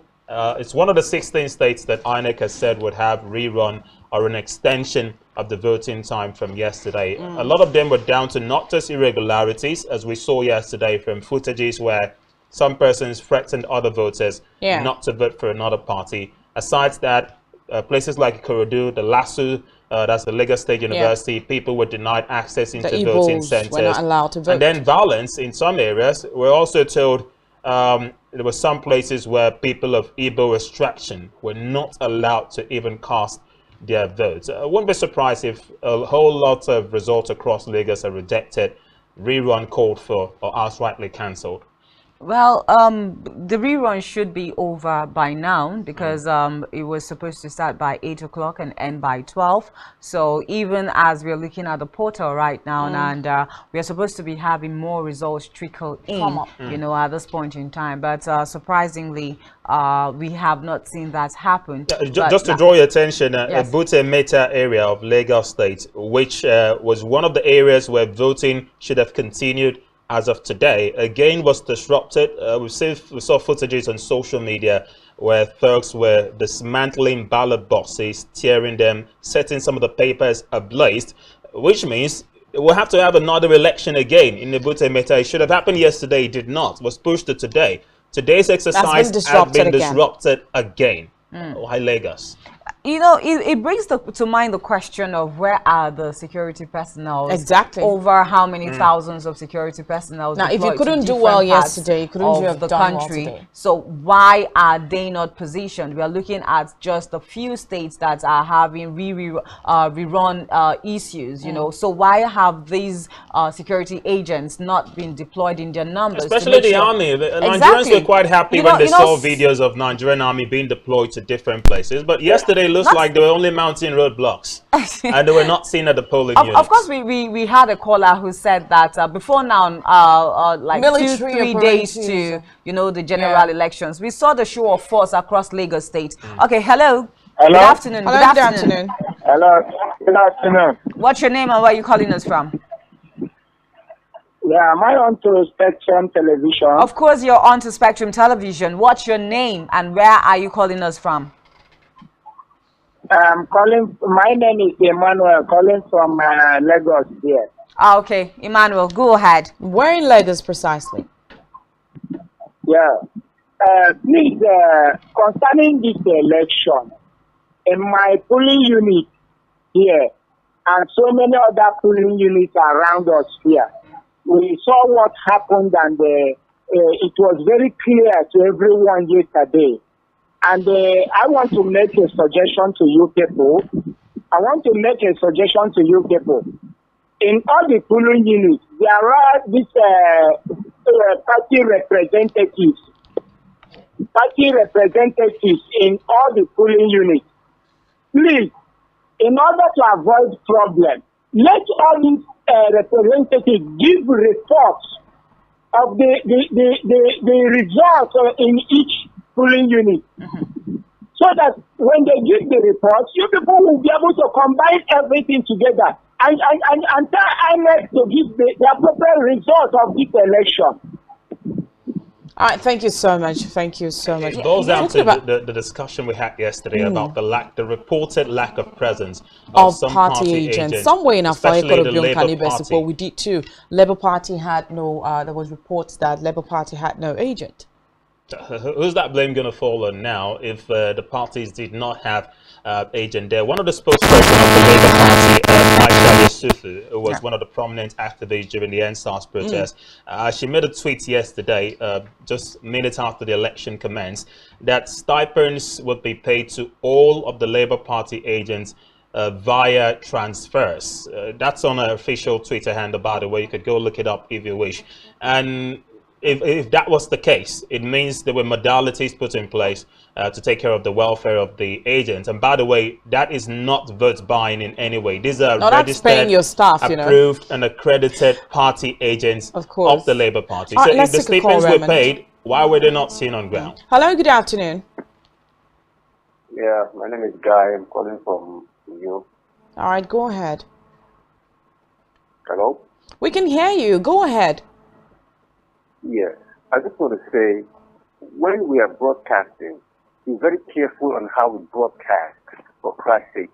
You guys have succeeded in inciting the people, and the people are now calling and see their hatred and see their guts out on radio and television, and they try to calm them down. You don't broadcast with bias, especially when I must broadcast with bias and hatred. I know I've been trying to call to see that. It's one of the worst broadcasters in the world. Oh, please, you don't also have a right to call in and talk down on any broadcaster on our station. It is totally unacceptable, please. I don't know who you are, but that's totally wrong for you to call in and talk down on any broadcaster. It's not a small business. We're sitting down here doing the job of telling the public of what is happening across the country. So please, we do not accept that. We also wish to inform you that none of us are biased, and we are not standing for any political party. We're neutral. I just think that that's a personal we had footages coming from that particular person. We had footages of each event that took place, and we played them. So if you follow those footages and you follow those calls, then you definitely know that these things are going on, and we're only analyzing them. Those didn't look like doctored footages, for crying out loud. When you have someone clearly saying you cannot vote for any party here aside the APC,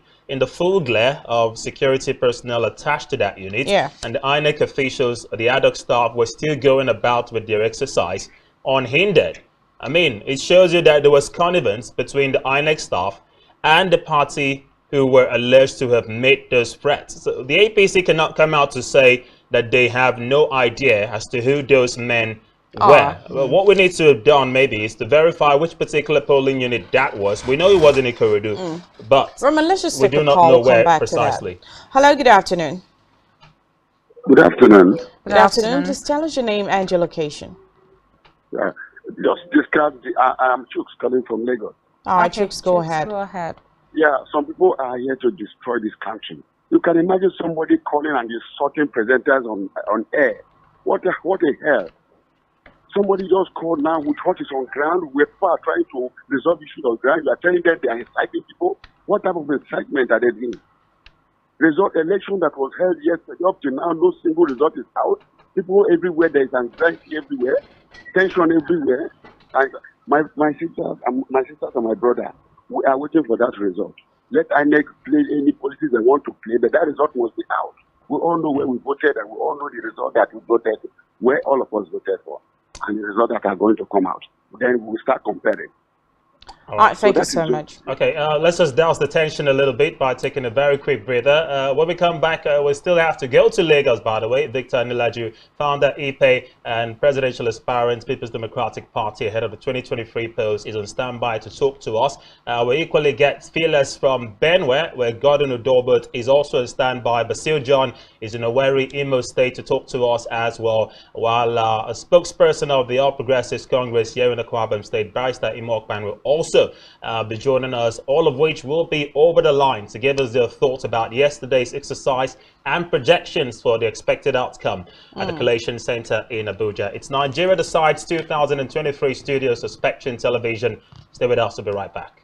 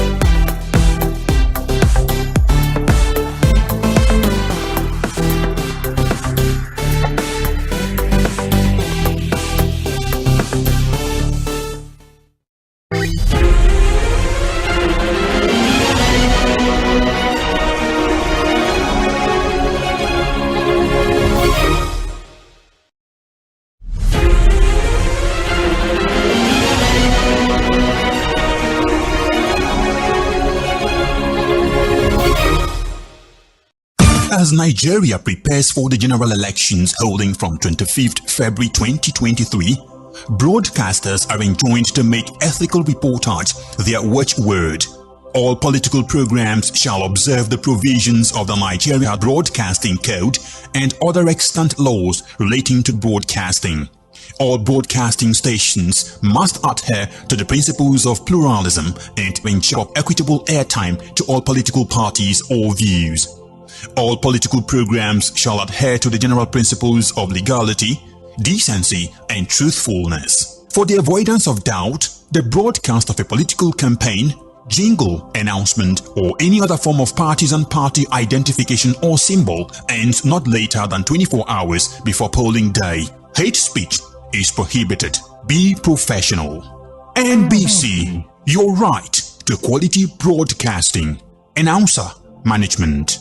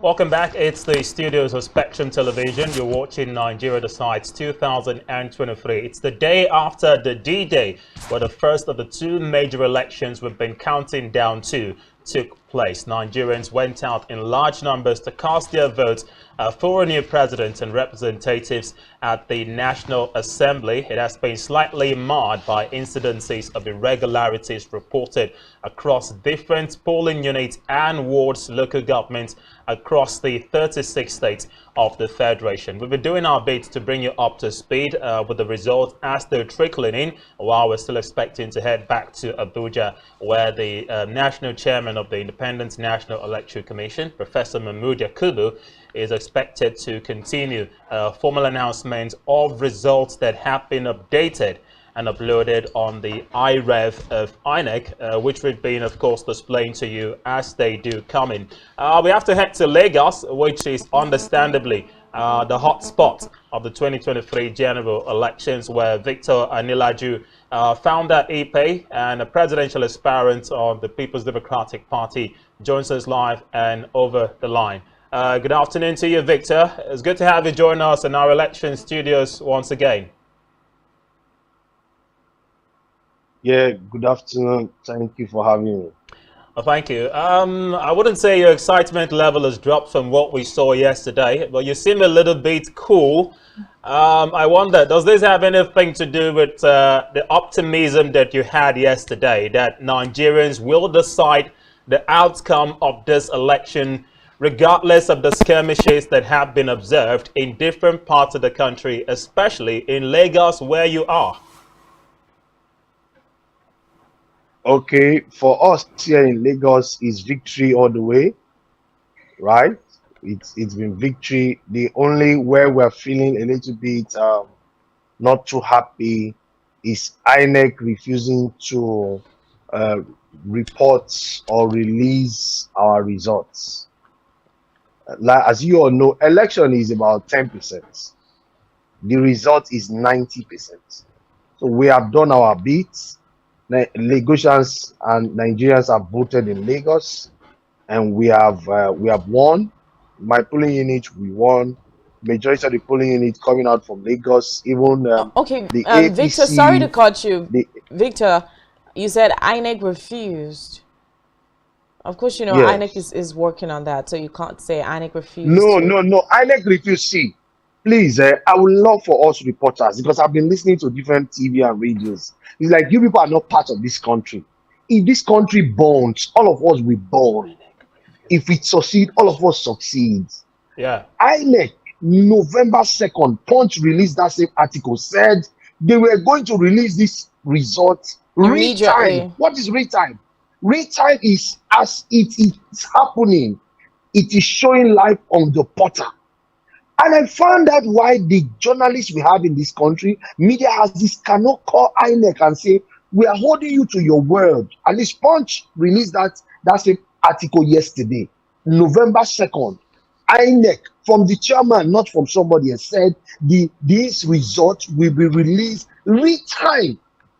And this is over 24 hours.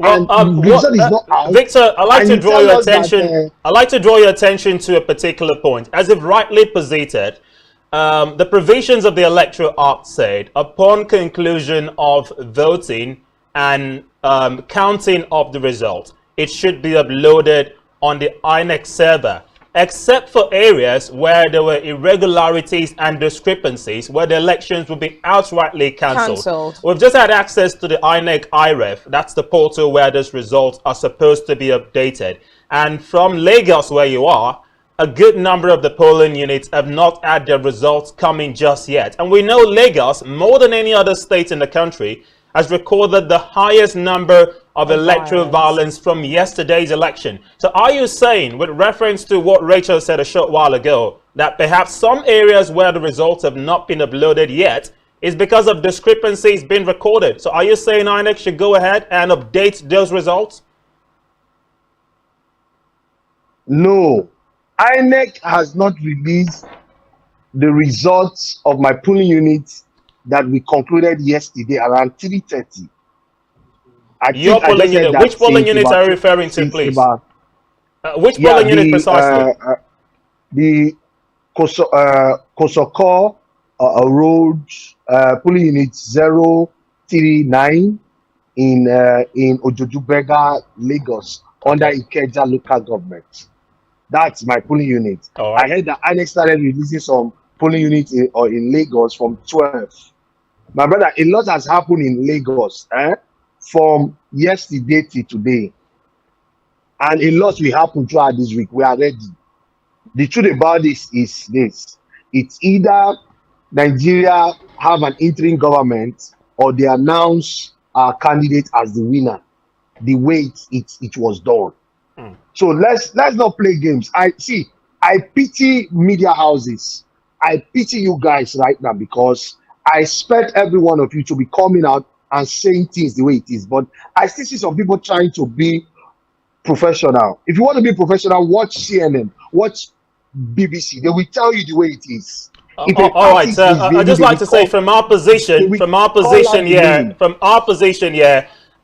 can only make reference to verified information, whether or not it goes against what you want or what you do not want. As long as we verified it, we're free to go. So we will not dwell on speculations. We've already reported that a good part of Lagos State results haven't come in just yet. We've actually done that. How do you get your verified information? How do you get it? You are still going to hear from us. You cannot be everywhere at the same time. Quote me anywhere. Quote me. Say what I'm saying. I put my name there. I said Victor said this, that APC in Lagos is rigging Lagos State election as we speak right now. Okay, Victor, let me ask you a question. You also said that if INEC doesn't announce your candidate, that the country is going to go into a wild protest. Now, will announcing your candidates 100%. Make the elections, the 2023 general elections, credible for you? No, for Nigerians. Or for Nigerians? The voting was credible, but releasing of the results, it's not.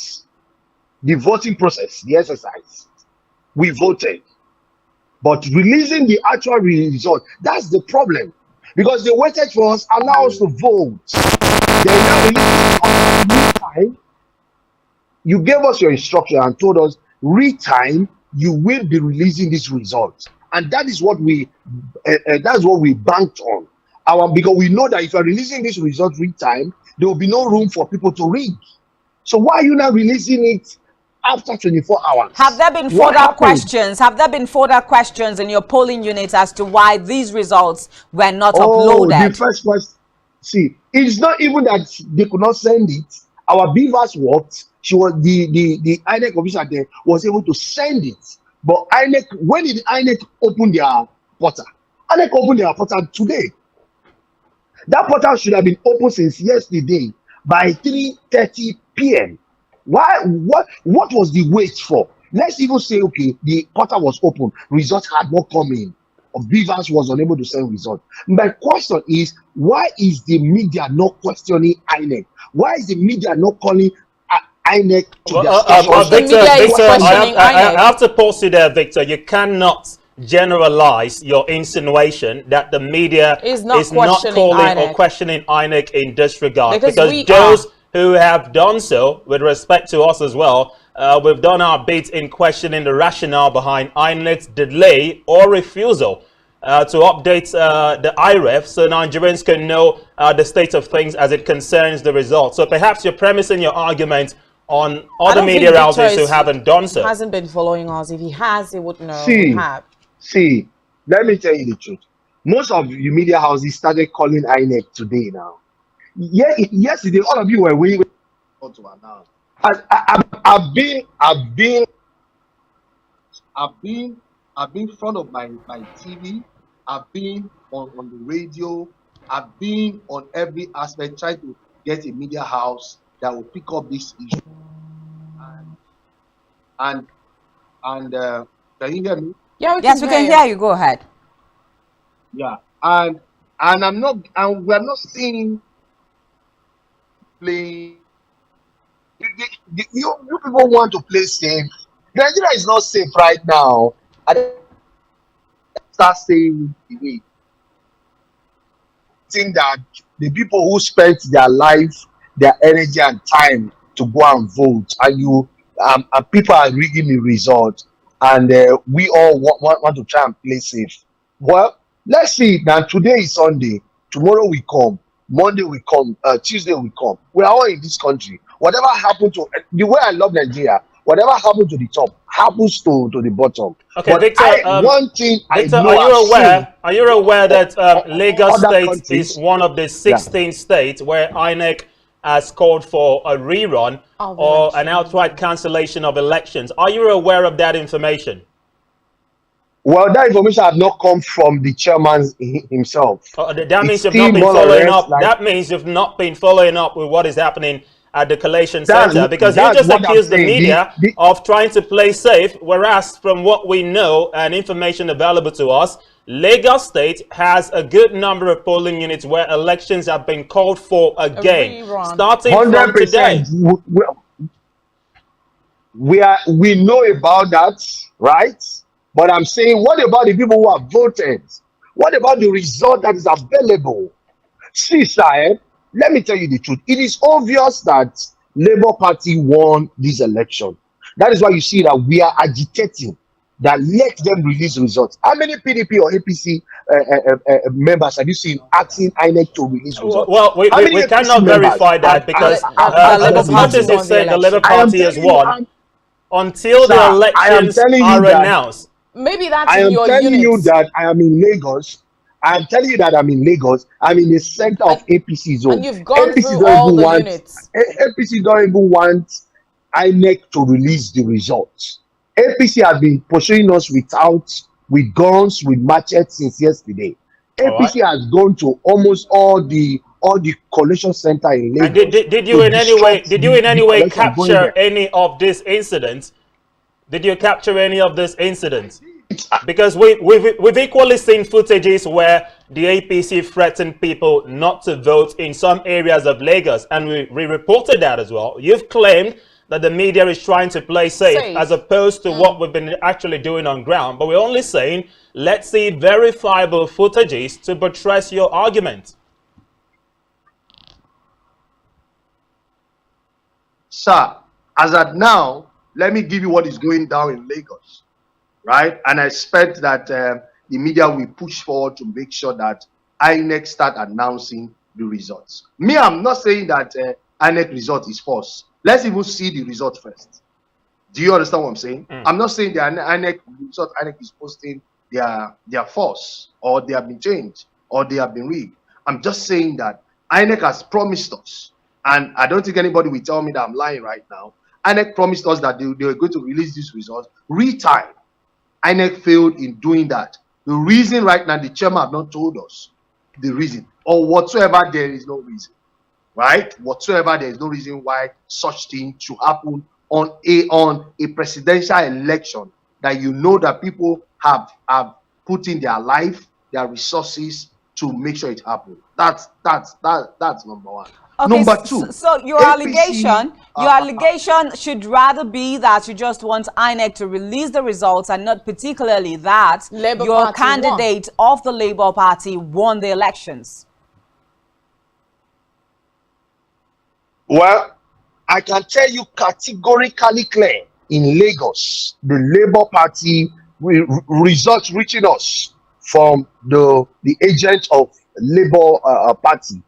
Labour Party won the election in Lagos. But Anidaju, we should also know better. We should also know better that when it's election period like this, we have a lot of flying results everywhere. People coming with their own different kinds of results, and that's why we're saying that INEC should be the official people that will release the results, the final results for the elections.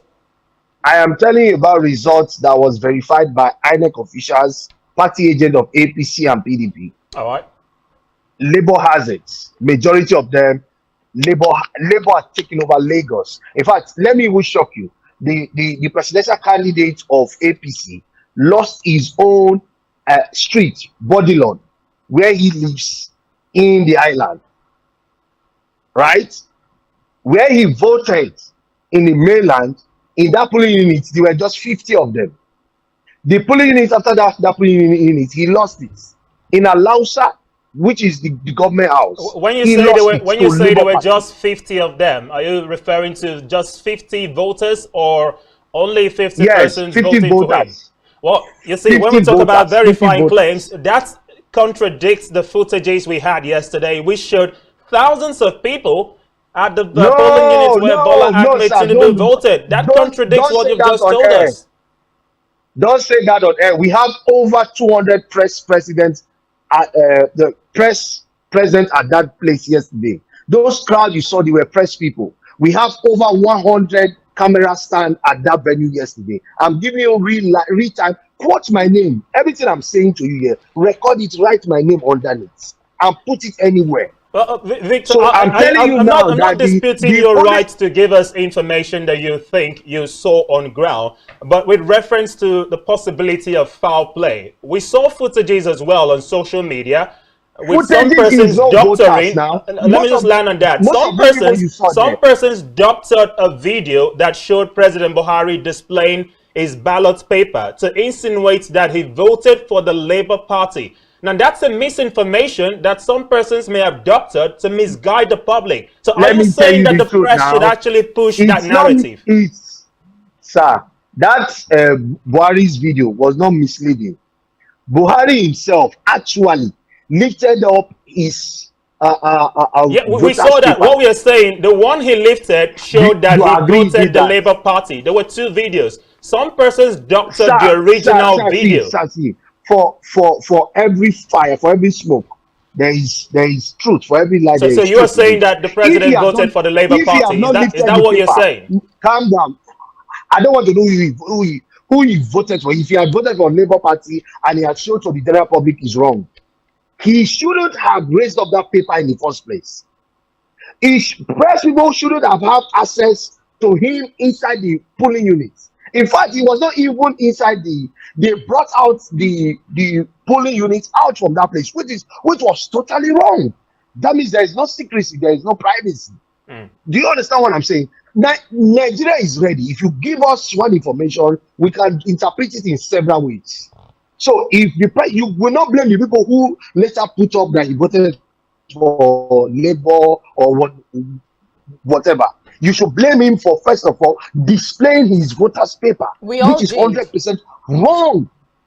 Which is 100% wrong, and expect the media to call him out for it, and expect the media to call APC for doing that. He's our number one man. He's the person that we look up to, right? If he has done that, imagine if every Nigerian yesterday was lifting up their paper and showing to people. It's wrong. Let's agree on that. Now, I'm giving you reasons why APC cannot in any way win this election, because APC have lost Lagos, whether you tend to believe it or not. I am in Lagos. You are not in Lagos. I will tell you what's going on in Lagos, and I can tell you can go and verify that the APC presidential candidate lost Alausa. Alausa is where you have the government house, which we expect that's where they are going to get the highest number of their vote. They lost it. Where he lives in Bodilon, in the island, he lost it. The polling units, apart from where he voted, the polling units around where he voted, he lost there also. That is the area called Alausa in Lagos. Okay. Lagos is the center of APC. If APC loses Lagos, I don't see any state in this country that they can win.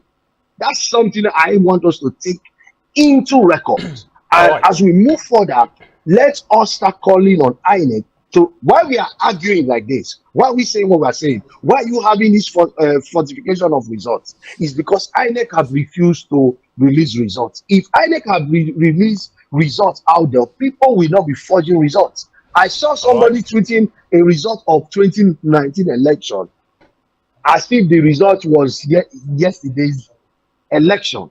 Somebody had to now even brought up the 2019 results and now show us that this was a 2019 result from Kano. Why are they posting it as if it was the result from yesterday's election? Why are we having all of this? It's because INEC have failed, and I believe every one of us to agree now that INEC has failed in their responsibility. INEC has failed in delivering what they are supposed to do. INEC up till now is still telling us by 6 p.m. they will start counting. Counting what? What about the ones that have come via the Beavers?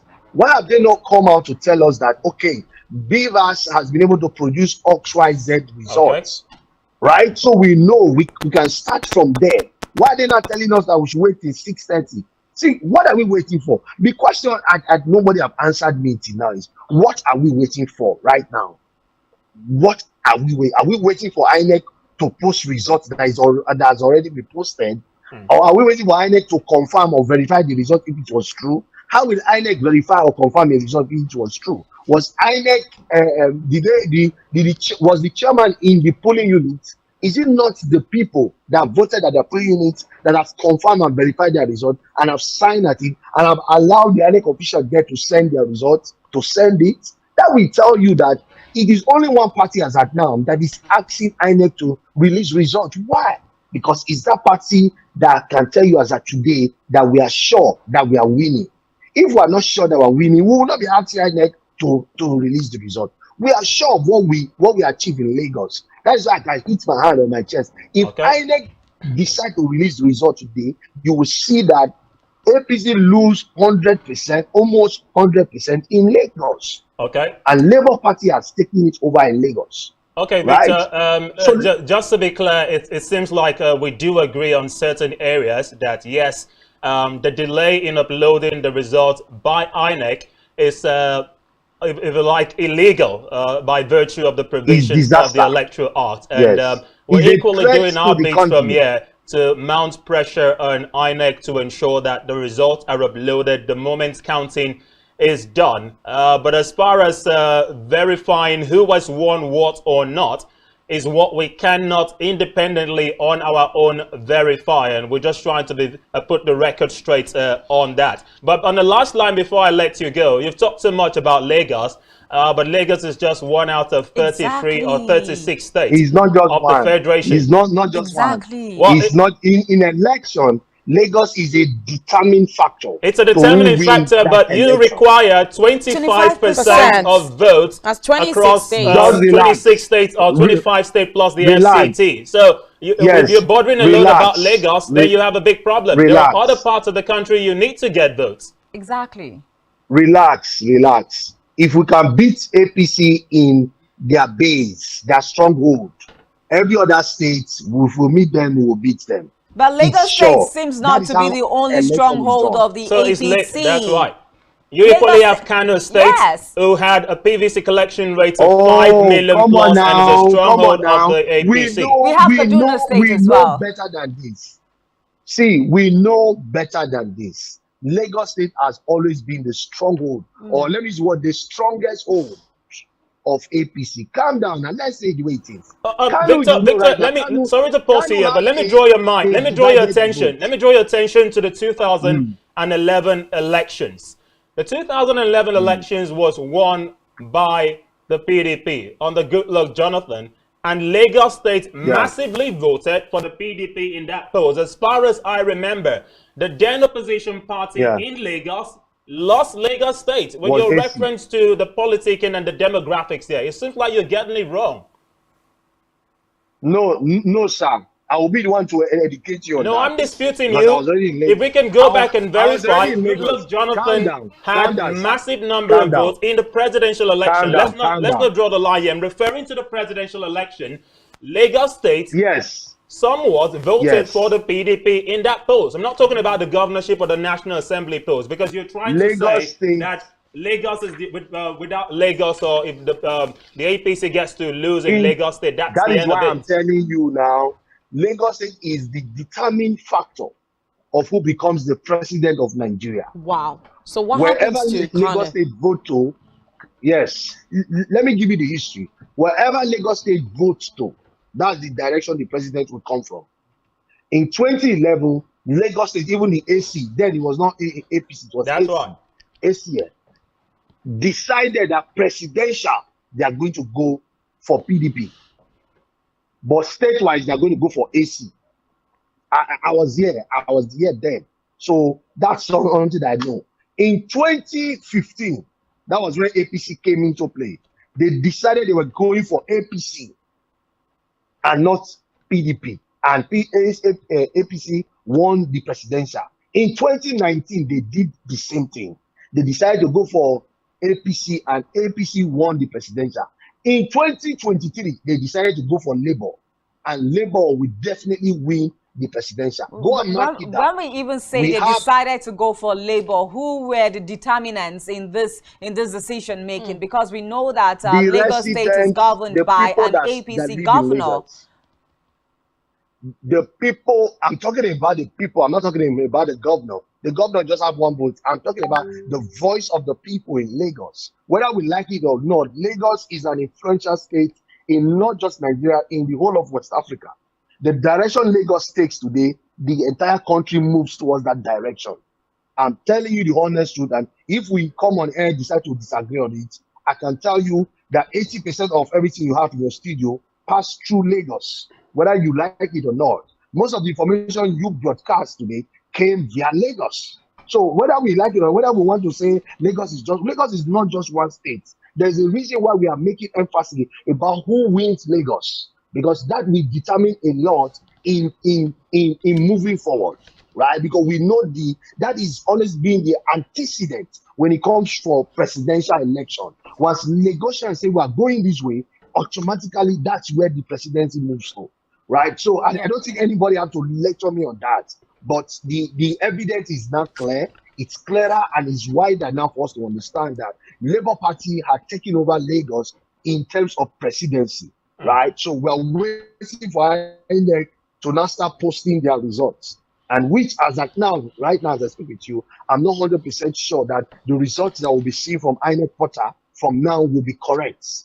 Because the delay of timing has a lot to do with election.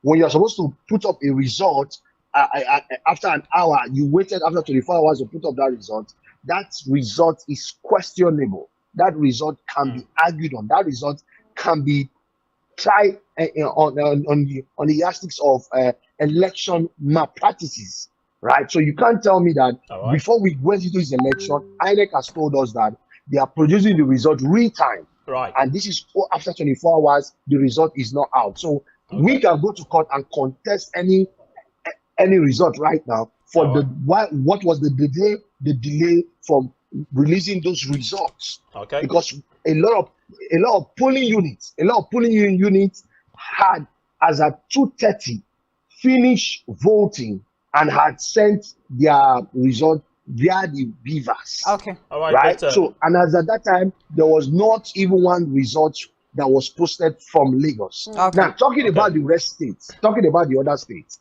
Now, let me let you people know that if you look at the states, take this and note it down. The states where we have people snatching ballot boxes, we have thugs coming to drive voters, are APC-controlled states.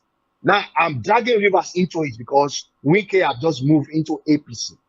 And that's why what you saw happening in Rivers is happening in Rivers. If Wike had just remained neutral, we will not have thugs dragging people's ballot boxes or scaring people from voting. I'm not here to accuse APC, and I don't want to think that those of you in the studio, as young as I am, that I'm forging what I'm saying. You know I'm saying the truth, but for courtesy of media, and I expect media professionalism is not being neutral. It's being truthful. That's what I know about media. I have great people who are doing so marvelously well on the media space globally, and these are people that we call spade a spade. They can mention your name, they can mention your party if they have seen or they have discovered there is something that you're doing that is not right. But when it comes to Nigeria, everybody, what are we playing safe for? Right? We have a lot of politicians today that should be arrested. Right? Your colleague some time ago, I told her there was a video where the presidential candidate of APC was telling his supporters to snatch ballot boxes. Thank God today I saw the video. I sent the video to her and let her play it. And you will see it. He was telling people to snatch ballot boxes. If that is what we make them do. Well, I'm glad you admitted that. I'm glad you admitted that we later played the video because we had independently verified that the information was true and not doctored. So we can only say if you have footages of such nature, it is our duty to equally bring them to the public's notice when we have an opportunity to do so. But anyway, Victor, thank you so much indeed for joining us as usual. We do well to reach out to you again should we have the need to do so before we close up shop. It's been really, really intriguing talking to you this afternoon. Thank you so much. God bless you. Thank you so very much. That was Victor Anilaju, founder IFE and presidential aspirant of People's Democratic Party in the lead up to this election. Perhaps we have to douse all of this tension by getting through with some messages that have been coming in via our platforms. Janice, let's get some of them. Yeah, this one says here, hi guys, just to tell you I lost confidence in this election since the current Senate Speaker was set to be the senatorial candidate for Yobe Central, while he didn't even contest for the primary election. He stood for APC presidential primaries. Okay, let's see if we do have another. Okay, I think that's the only one from this end. Okay. Okay, this says the election in Nasarawa State, I guess, is peaceful from Danjuma Yaro. That's just it from there.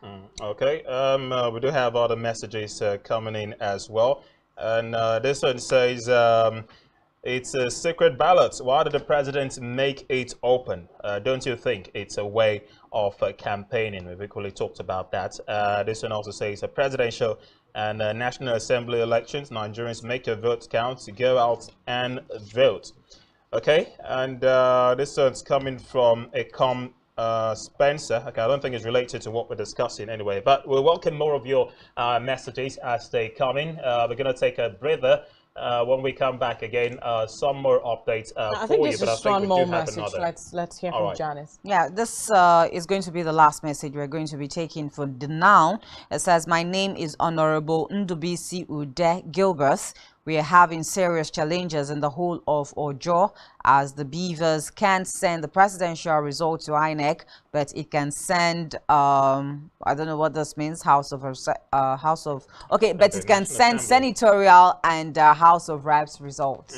Wow. So it can't send presidential results, can send but House of Reps and senators. I think perhaps we were talking to Victor a short while ago, Yeah. and it just seems to me like misplaced priorities in terms of the leading trajectory of the argument here and the role that the media has played in all of this. I have to agree with him to an extent that perhaps some parts of the media are playing pranks with some of this results pouring in. The Nation newspaper late last night projected that Bola Tinubu was leading in 3 out of the 6 geopolitical zones of the country, whereas a good number of these areas haven't even had results come in, as we confirmed from the INEC ref. And that's why we say we cannot give out information that we've not independently verified. It's not about holding fort for INEC. INEC has its responsibilities. It's our duty to, of course, keep them up to speed and mount pressure on them to do right by Nigerians. And we've been saying,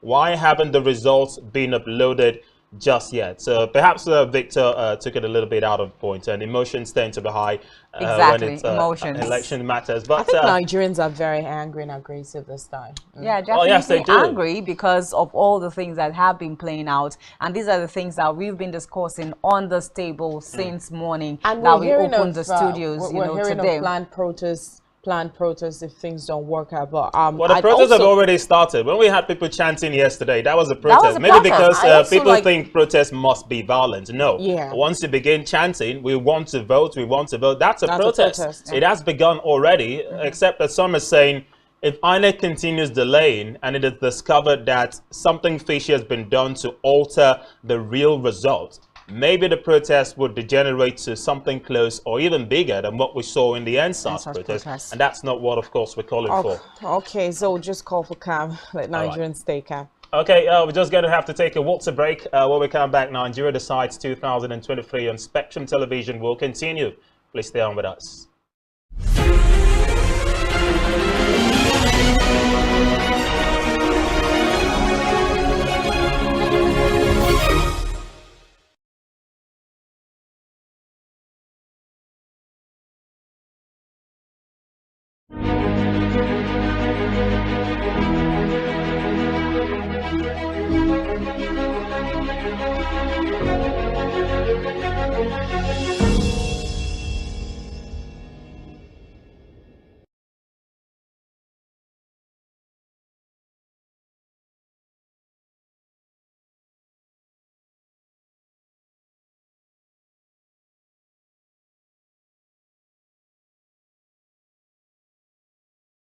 As Nigeria prepares for the general elections holding from 25th February 2023, broadcasters are enjoined to make ethical reportage their watchword. All political programs shall observe the provisions of the Nigeria Broadcasting Code and other extant laws relating to broadcasting. All broadcasting stations must adhere to the principles of pluralism and ensure equitable airtime to all political parties or views.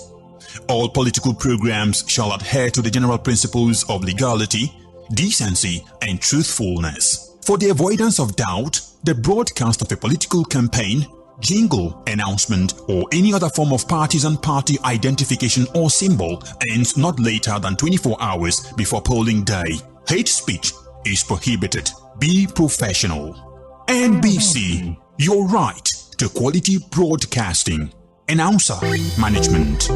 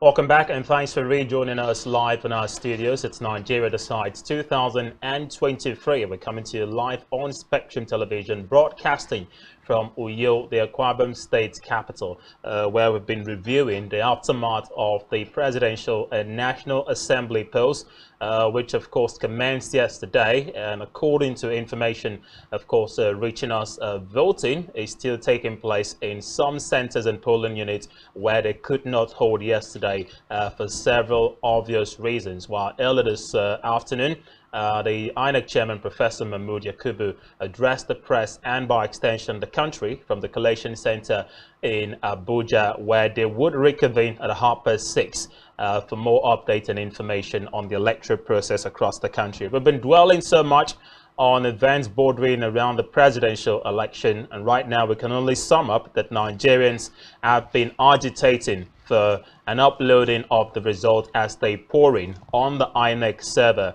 which hasn't been the case in different parts of the country. Some results have, of course, come in and have been uploaded, but doesn't represent a true picture of the exercise we saw yesterday. Let's turn our sights now to matters bordering on the National Assembly polls. A good number of gladiators were involved across different parts of the country, ranging from Senate President Ahmed Lawan, who is gunning for what would be a 6th term in the upper chambers of the National Assembly. But we'll focus on events back home as we head to Ikot Senatorial District, that's Akwa Ibom Northwest, where Barrister Imokban, spokesperson, the APC Campaign Council, gubernatorial campaign council that is, joins us, of course, to give us his thoughts and feelings on the exercise yesterday, which looks like a very merry one for the APC, according to projections that we are getting. He joins us live now. Good afternoon to you, Barrister Imokban, and welcome to the Nigeria Decides 2023 studios.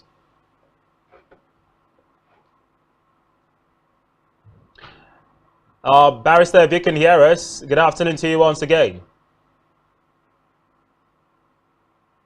Okay, we'll re-establish contact with him in a short while, but just before we get him back up, let's go to the senatorial and National Assembly elections, including the House of Representatives here in Akwa Ibom State. Some key figures were equally gunning to represent their constituents at various levels of the National Assembly. The Speaker of the Akwa Ibom State House of Assembly, Right Honorable Anyekan Bassi, was the PDP candidate for Uyo Senatorial District. Former Governor Godswill Akpabio and a former Senator for Akwa Ibom Northwest was equally in the race. We'll come back to that point. It looks like we have Barrister Imokban back joining us here again. Good afternoon to you once again, Barrister Imokban, and welcome. Good afternoon, Raymond. It seems I lost you. I lost you for a point there. Okay. It's good to have you back. Rachel and Janice are equally here with me as well. You might want to say hi. Hello, Barrister. Hello. Hi. Hello, Rachel. Good afternoon. Janice. Obviously, the elections is taking a great toll on you. But how's it been so far? How's the Ikot Ibom Senatorial District been in terms of the elections yesterday? Let's start from there.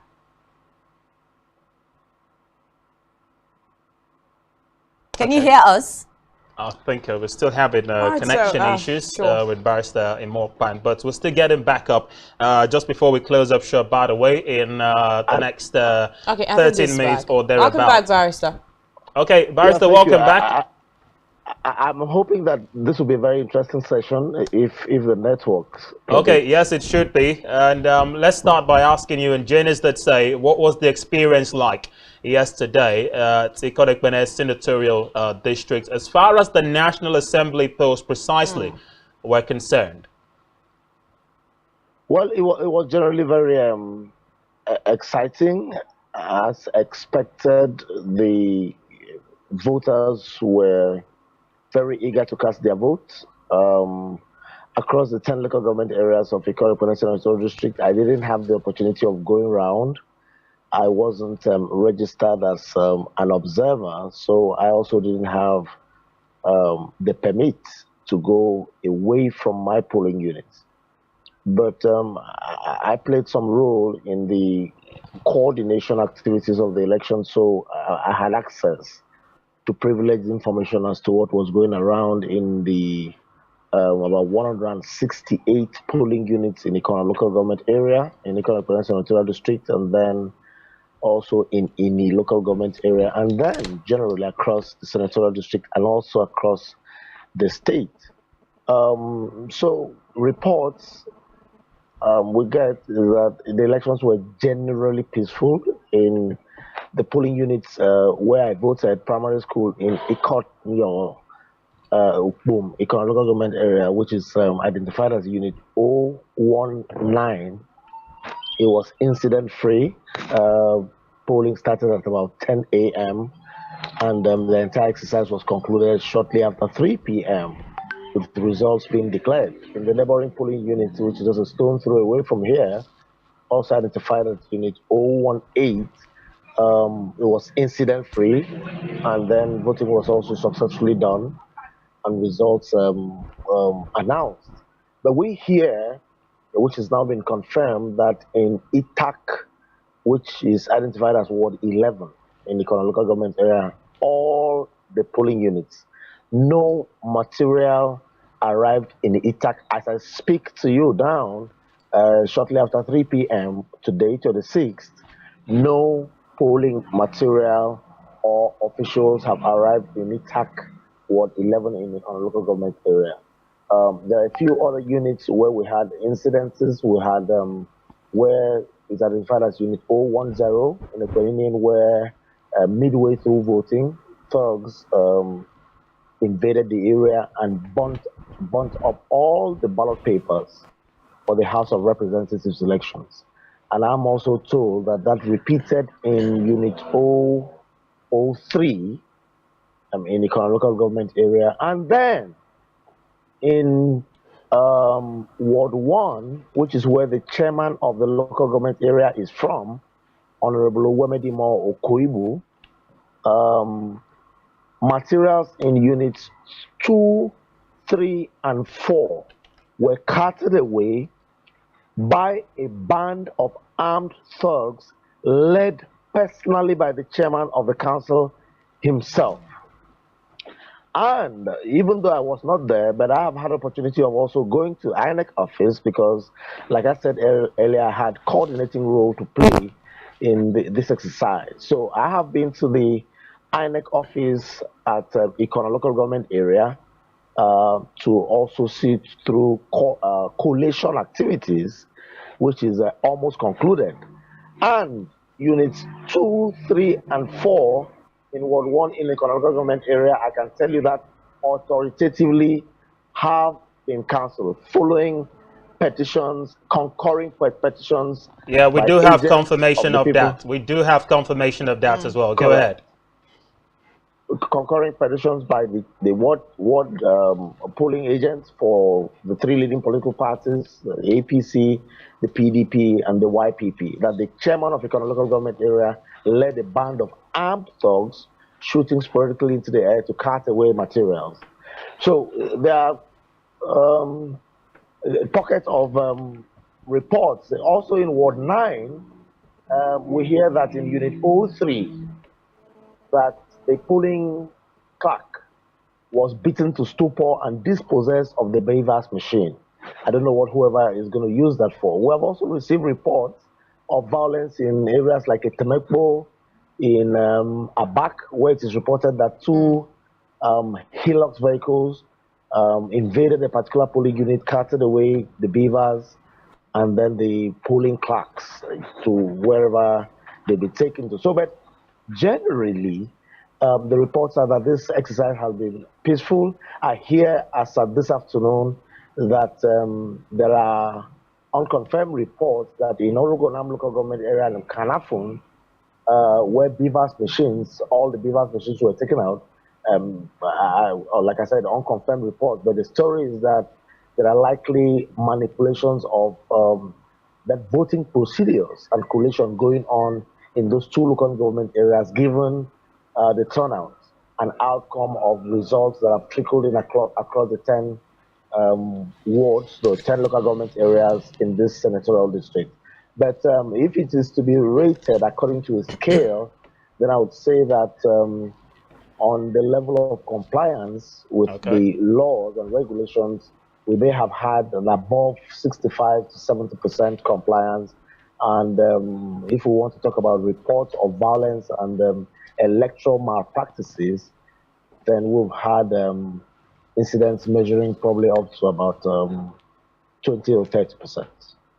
Okay, let's turn our sights now to one particular election that people of Akwa Ibom extraction have been gearing up to get, as much as we've not had a formal announcement yet in terms of a declaration of the winner. Akwa Ibom Northwest Senatorial District seems to be the icing on the cake as far as senatorial elections in the state is concerned, with projections coming in from yesterday's voting, counting, collation, and the results that were confirmed from some of the polling units indicate that the candidate of the All Progressives Congress, APC, in Akwa Ibom Northwest and former governor of the state, Senator Godswill Akpabio, was leading the other candidates who were vying for that position.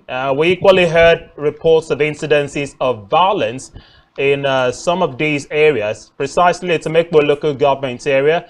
We were told there were reports of incidents of attacks on INEC officials, and some folks were equally apprehended. But we'll leave all of that to the security agencies to deal with. Let's focus on the politicking and the voting. Does it surprise you that the APC candidate and the former governor is actually getting it right this time in terms of connection with the voters, which translated to a massive turnout yesterday in his support? Fremont, it doesn't surprise me. It does not surprise me. I have, as a person who has been actively involved in the politics of this senatorial district for a while now, I have actually consistently maintained that in this senatorial district, it is not possible for Senator Godswill Akpabio to lose elections. And you see the turnout across all the 10 local government areas. Of course, it is not possible for one man to go around all 10 local government areas. But you see that the support is unanimous. Even in the local government area, which is supposed to be the stronghold of the major contender, or his major opponent rather, Barrister Emmanuel Enoidem, which is the Temekpo local government area, we receive unconfirmed reports that Senator Akpabio must have won in at least 7 out of the 10 local government areas. And it is a surprise to me that it is also that local government area where you have more incidents of violence, than in any other local government area. You don't have stories of violence in Ikolepene. You don't hear of that in Isienudum. You don't hear of that in you don't hear much of that in Abak. You don't hear much of that in Orogonam, except for the incidents of carting away of the ballot, or rather of the beavers machines, like we've heard now. You don't hear of that at all in Ikono. You don't hear of that even in the local government area.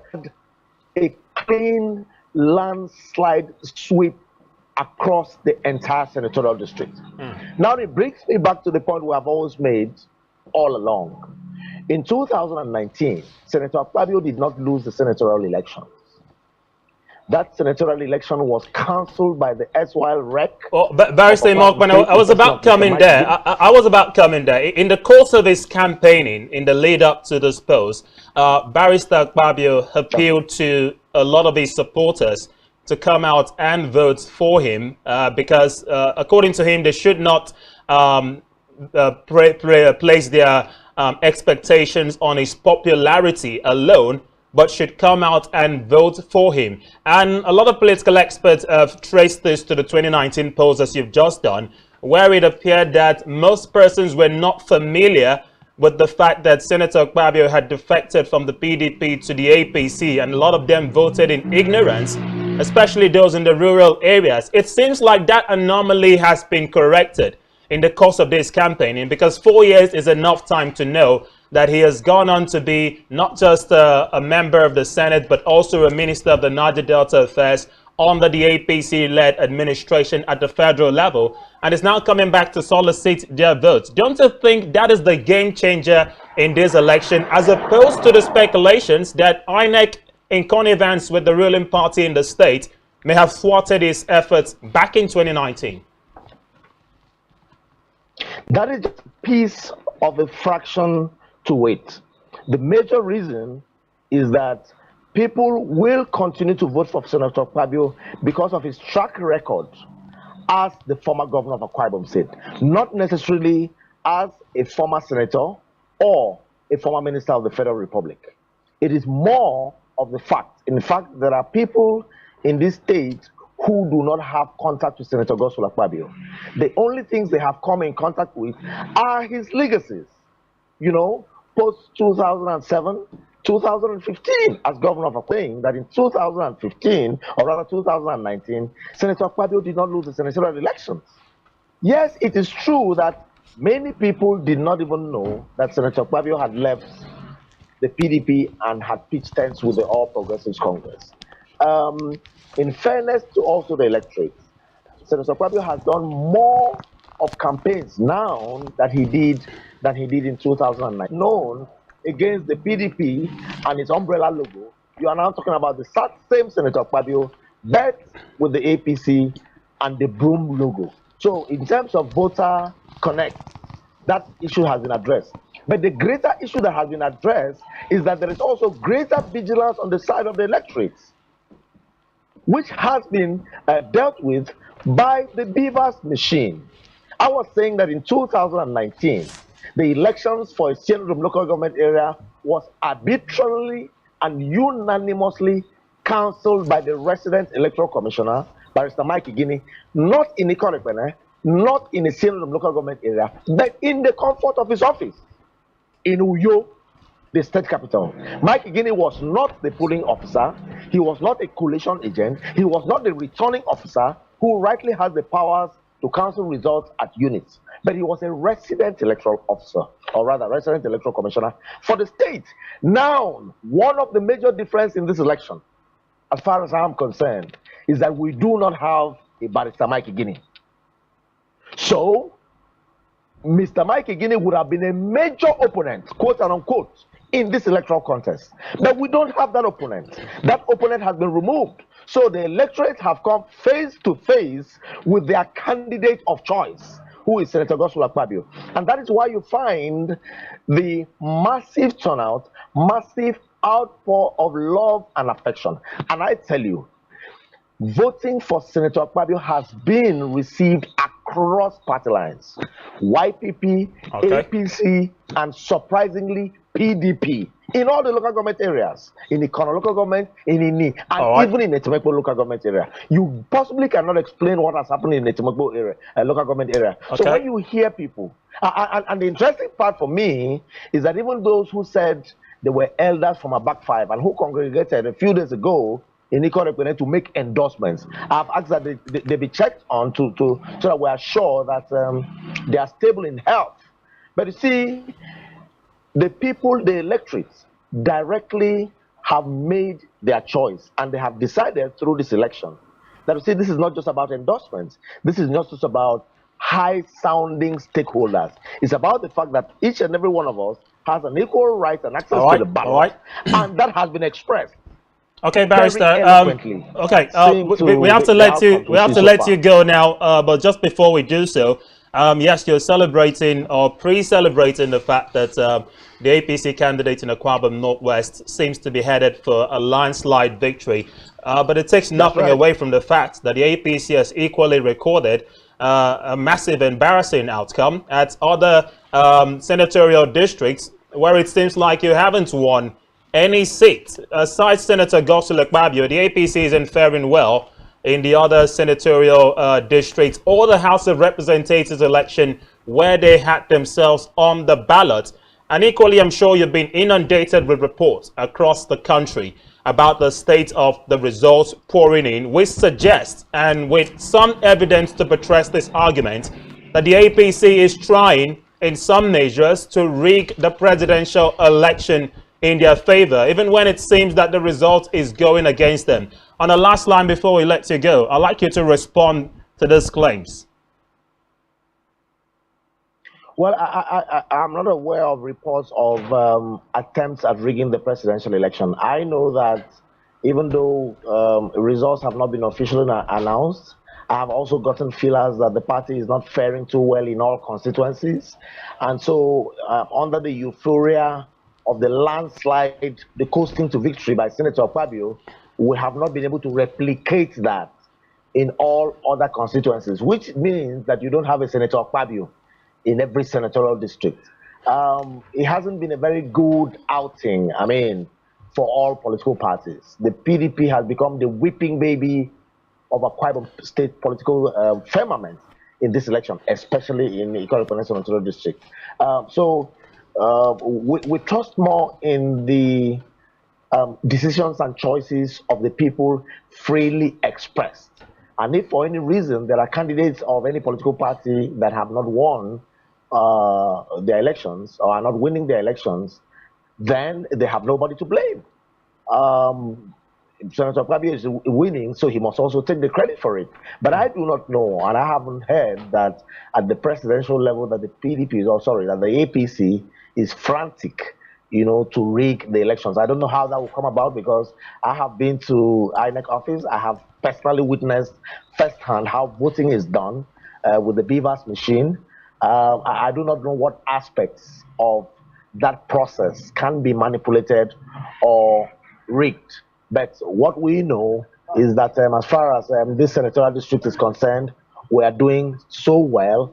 And those who have the opportunity, those who have the responsibility of superintending through this process and giving it a smooth ending should allow it to flow so that voters can take direct benefit for their decisions. Well, Barrister Mokpan, we're going to have to leave it there. Thank you so very much for joining us and obliging us your thoughts on the program today.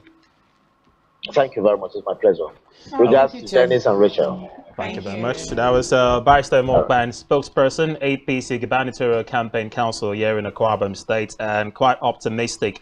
I think it's been quite honest the fact that the APC hasn't fared well in other constituencies here in the state and perhaps across the country, but they were quite upbeat about the projected victory of former Governor Senator Godswill Akpabio at Ikorodu senatorial district. I don't know what this means for the PDP candidate who before now was widely projected to win this post before Senator Akpabio came into the fray. Because we know he got his ticket after a Supreme Court ruling. But before that ruling, it looks like Inoydem was the man to beat. I think he had the flag already. He had the road all to himself before Senator Akpabio came in. Interesting. We equally had but again, putting both of them side by side, just taking a glean from what Barrister Imo actually said, this is more like the decision, the choice of the people. So putting them side by side in comparison now, who do you think that the citizens of Akwa Ibom State will definitely tilt to? And of course, we've seen so far so good, even though the results have not been officially announced by INEC, but so far so good from all that has been trickling in. Citizens of Akwa Ibom are just tilting towards Godswill Akpabio as to their preferred candidate. Yes, and it looks like it will likely rub off on the gubernatorial elections in March 11. Definitely. Because as we see it, a good number of the parties are equally winning seats. From projections as well, we hear the local government of the Speaker of the State House of Assembly, who is the candidate of the PDP for the senatorial election, your senatorial district, actually lost in his local government and is equally trailing in the senatorial district to the YPP candidate. Of course, we have to wait for formal results to verify the authenticity of it all. But it's a worry that the ruling party in the state has just found out that it has to gear up its girdles ahead of the March 11th elections. Not just there, you get to the National Assembly as well. You find out that I think the ruling party is also derailing. Yeah, that's what we're saying. They don't seem to be getting enough of it makes me begin to wonder if really Akwa Ibom State, as has been projected over the years, is really traditionally PDP, because that has always been the saying, that Akwa Ibom State is traditionally PDP, and so we have a PDP government year Over after, and over over and again. over again. But maybe that trajectory will be changing this time around. We You never see, can tell, I'd like following to- all of the results that Yeah. have been trickling down. Well, I'd like to since remind yesterday. something you said yesterday. You talked about third force, so I think Yeah, more like a third force is rising in Akwa Ibom State as well. Nigerians are having a new narrative, a new thing entirely. Exactly. They want to try something else out. Interesting thoughts. Well, we're going to have to close up shop here because that's the much we can take on Nigeria Decides 2023 today. But the extension of our coverage of the 2023 elections will continue tomorrow. You can catch up with Janice and Oyai on Rise and Shine beginning from 7 a.m. to 9 a.m. I'll be here for Political Spectrum at 10 to midday, and you can join Rachel at 5 p.m. to 6 p.m. for the Law, the People and the Government. We'll continue our coverage of the polls via those programs. But thank you so much for joining us from yesterday up until today. Our eyes and our ears are still fixated on Abuja, where at 6:30 today, the INEC umpire, Professor Mahmood Yakubu, will be addressing the nation as far as the collated results from across the country is concerned. Hopefully, by the turn up tomorrow, we should know at least 70% where these elections will likely tilt. Yeah, Nigerians are keeping their fingers crossed as to the final results of the general elections 2023. And we hope that at the end of the day, the voice of the people and the choice of the people is what INEC will definitely be announcing finally. But it has been a great time with you, gentlemen of the press, since yesterday on this marathon, doing justice to all of the election proceedings that have been going on. It's been wonderful. And thank you so much for sharing this set with all of you. Well, I'd like to say that Nigerians should keep calm and also expect something good. And for those polling units who had their polls today, well, we hope the result will be uploaded immediately, not like yesterday, but just keep calm. INEC are on their feet to make sure everything turns out right. And of course, those expecting to do the protest, I'd like us to, well, protesting is not actually bad, but you have to do it in the right way, okay, in a very calm manner. So when you think about destroying government properties, of course, you are also doing it to yourself, because you have to wait for those things to be fixed with the money that should have been used to do something else. So I'd like us to keep calm and, of course, hope that our vote will count. Thank you, Raymond. Thank you, Janice. I am Rachel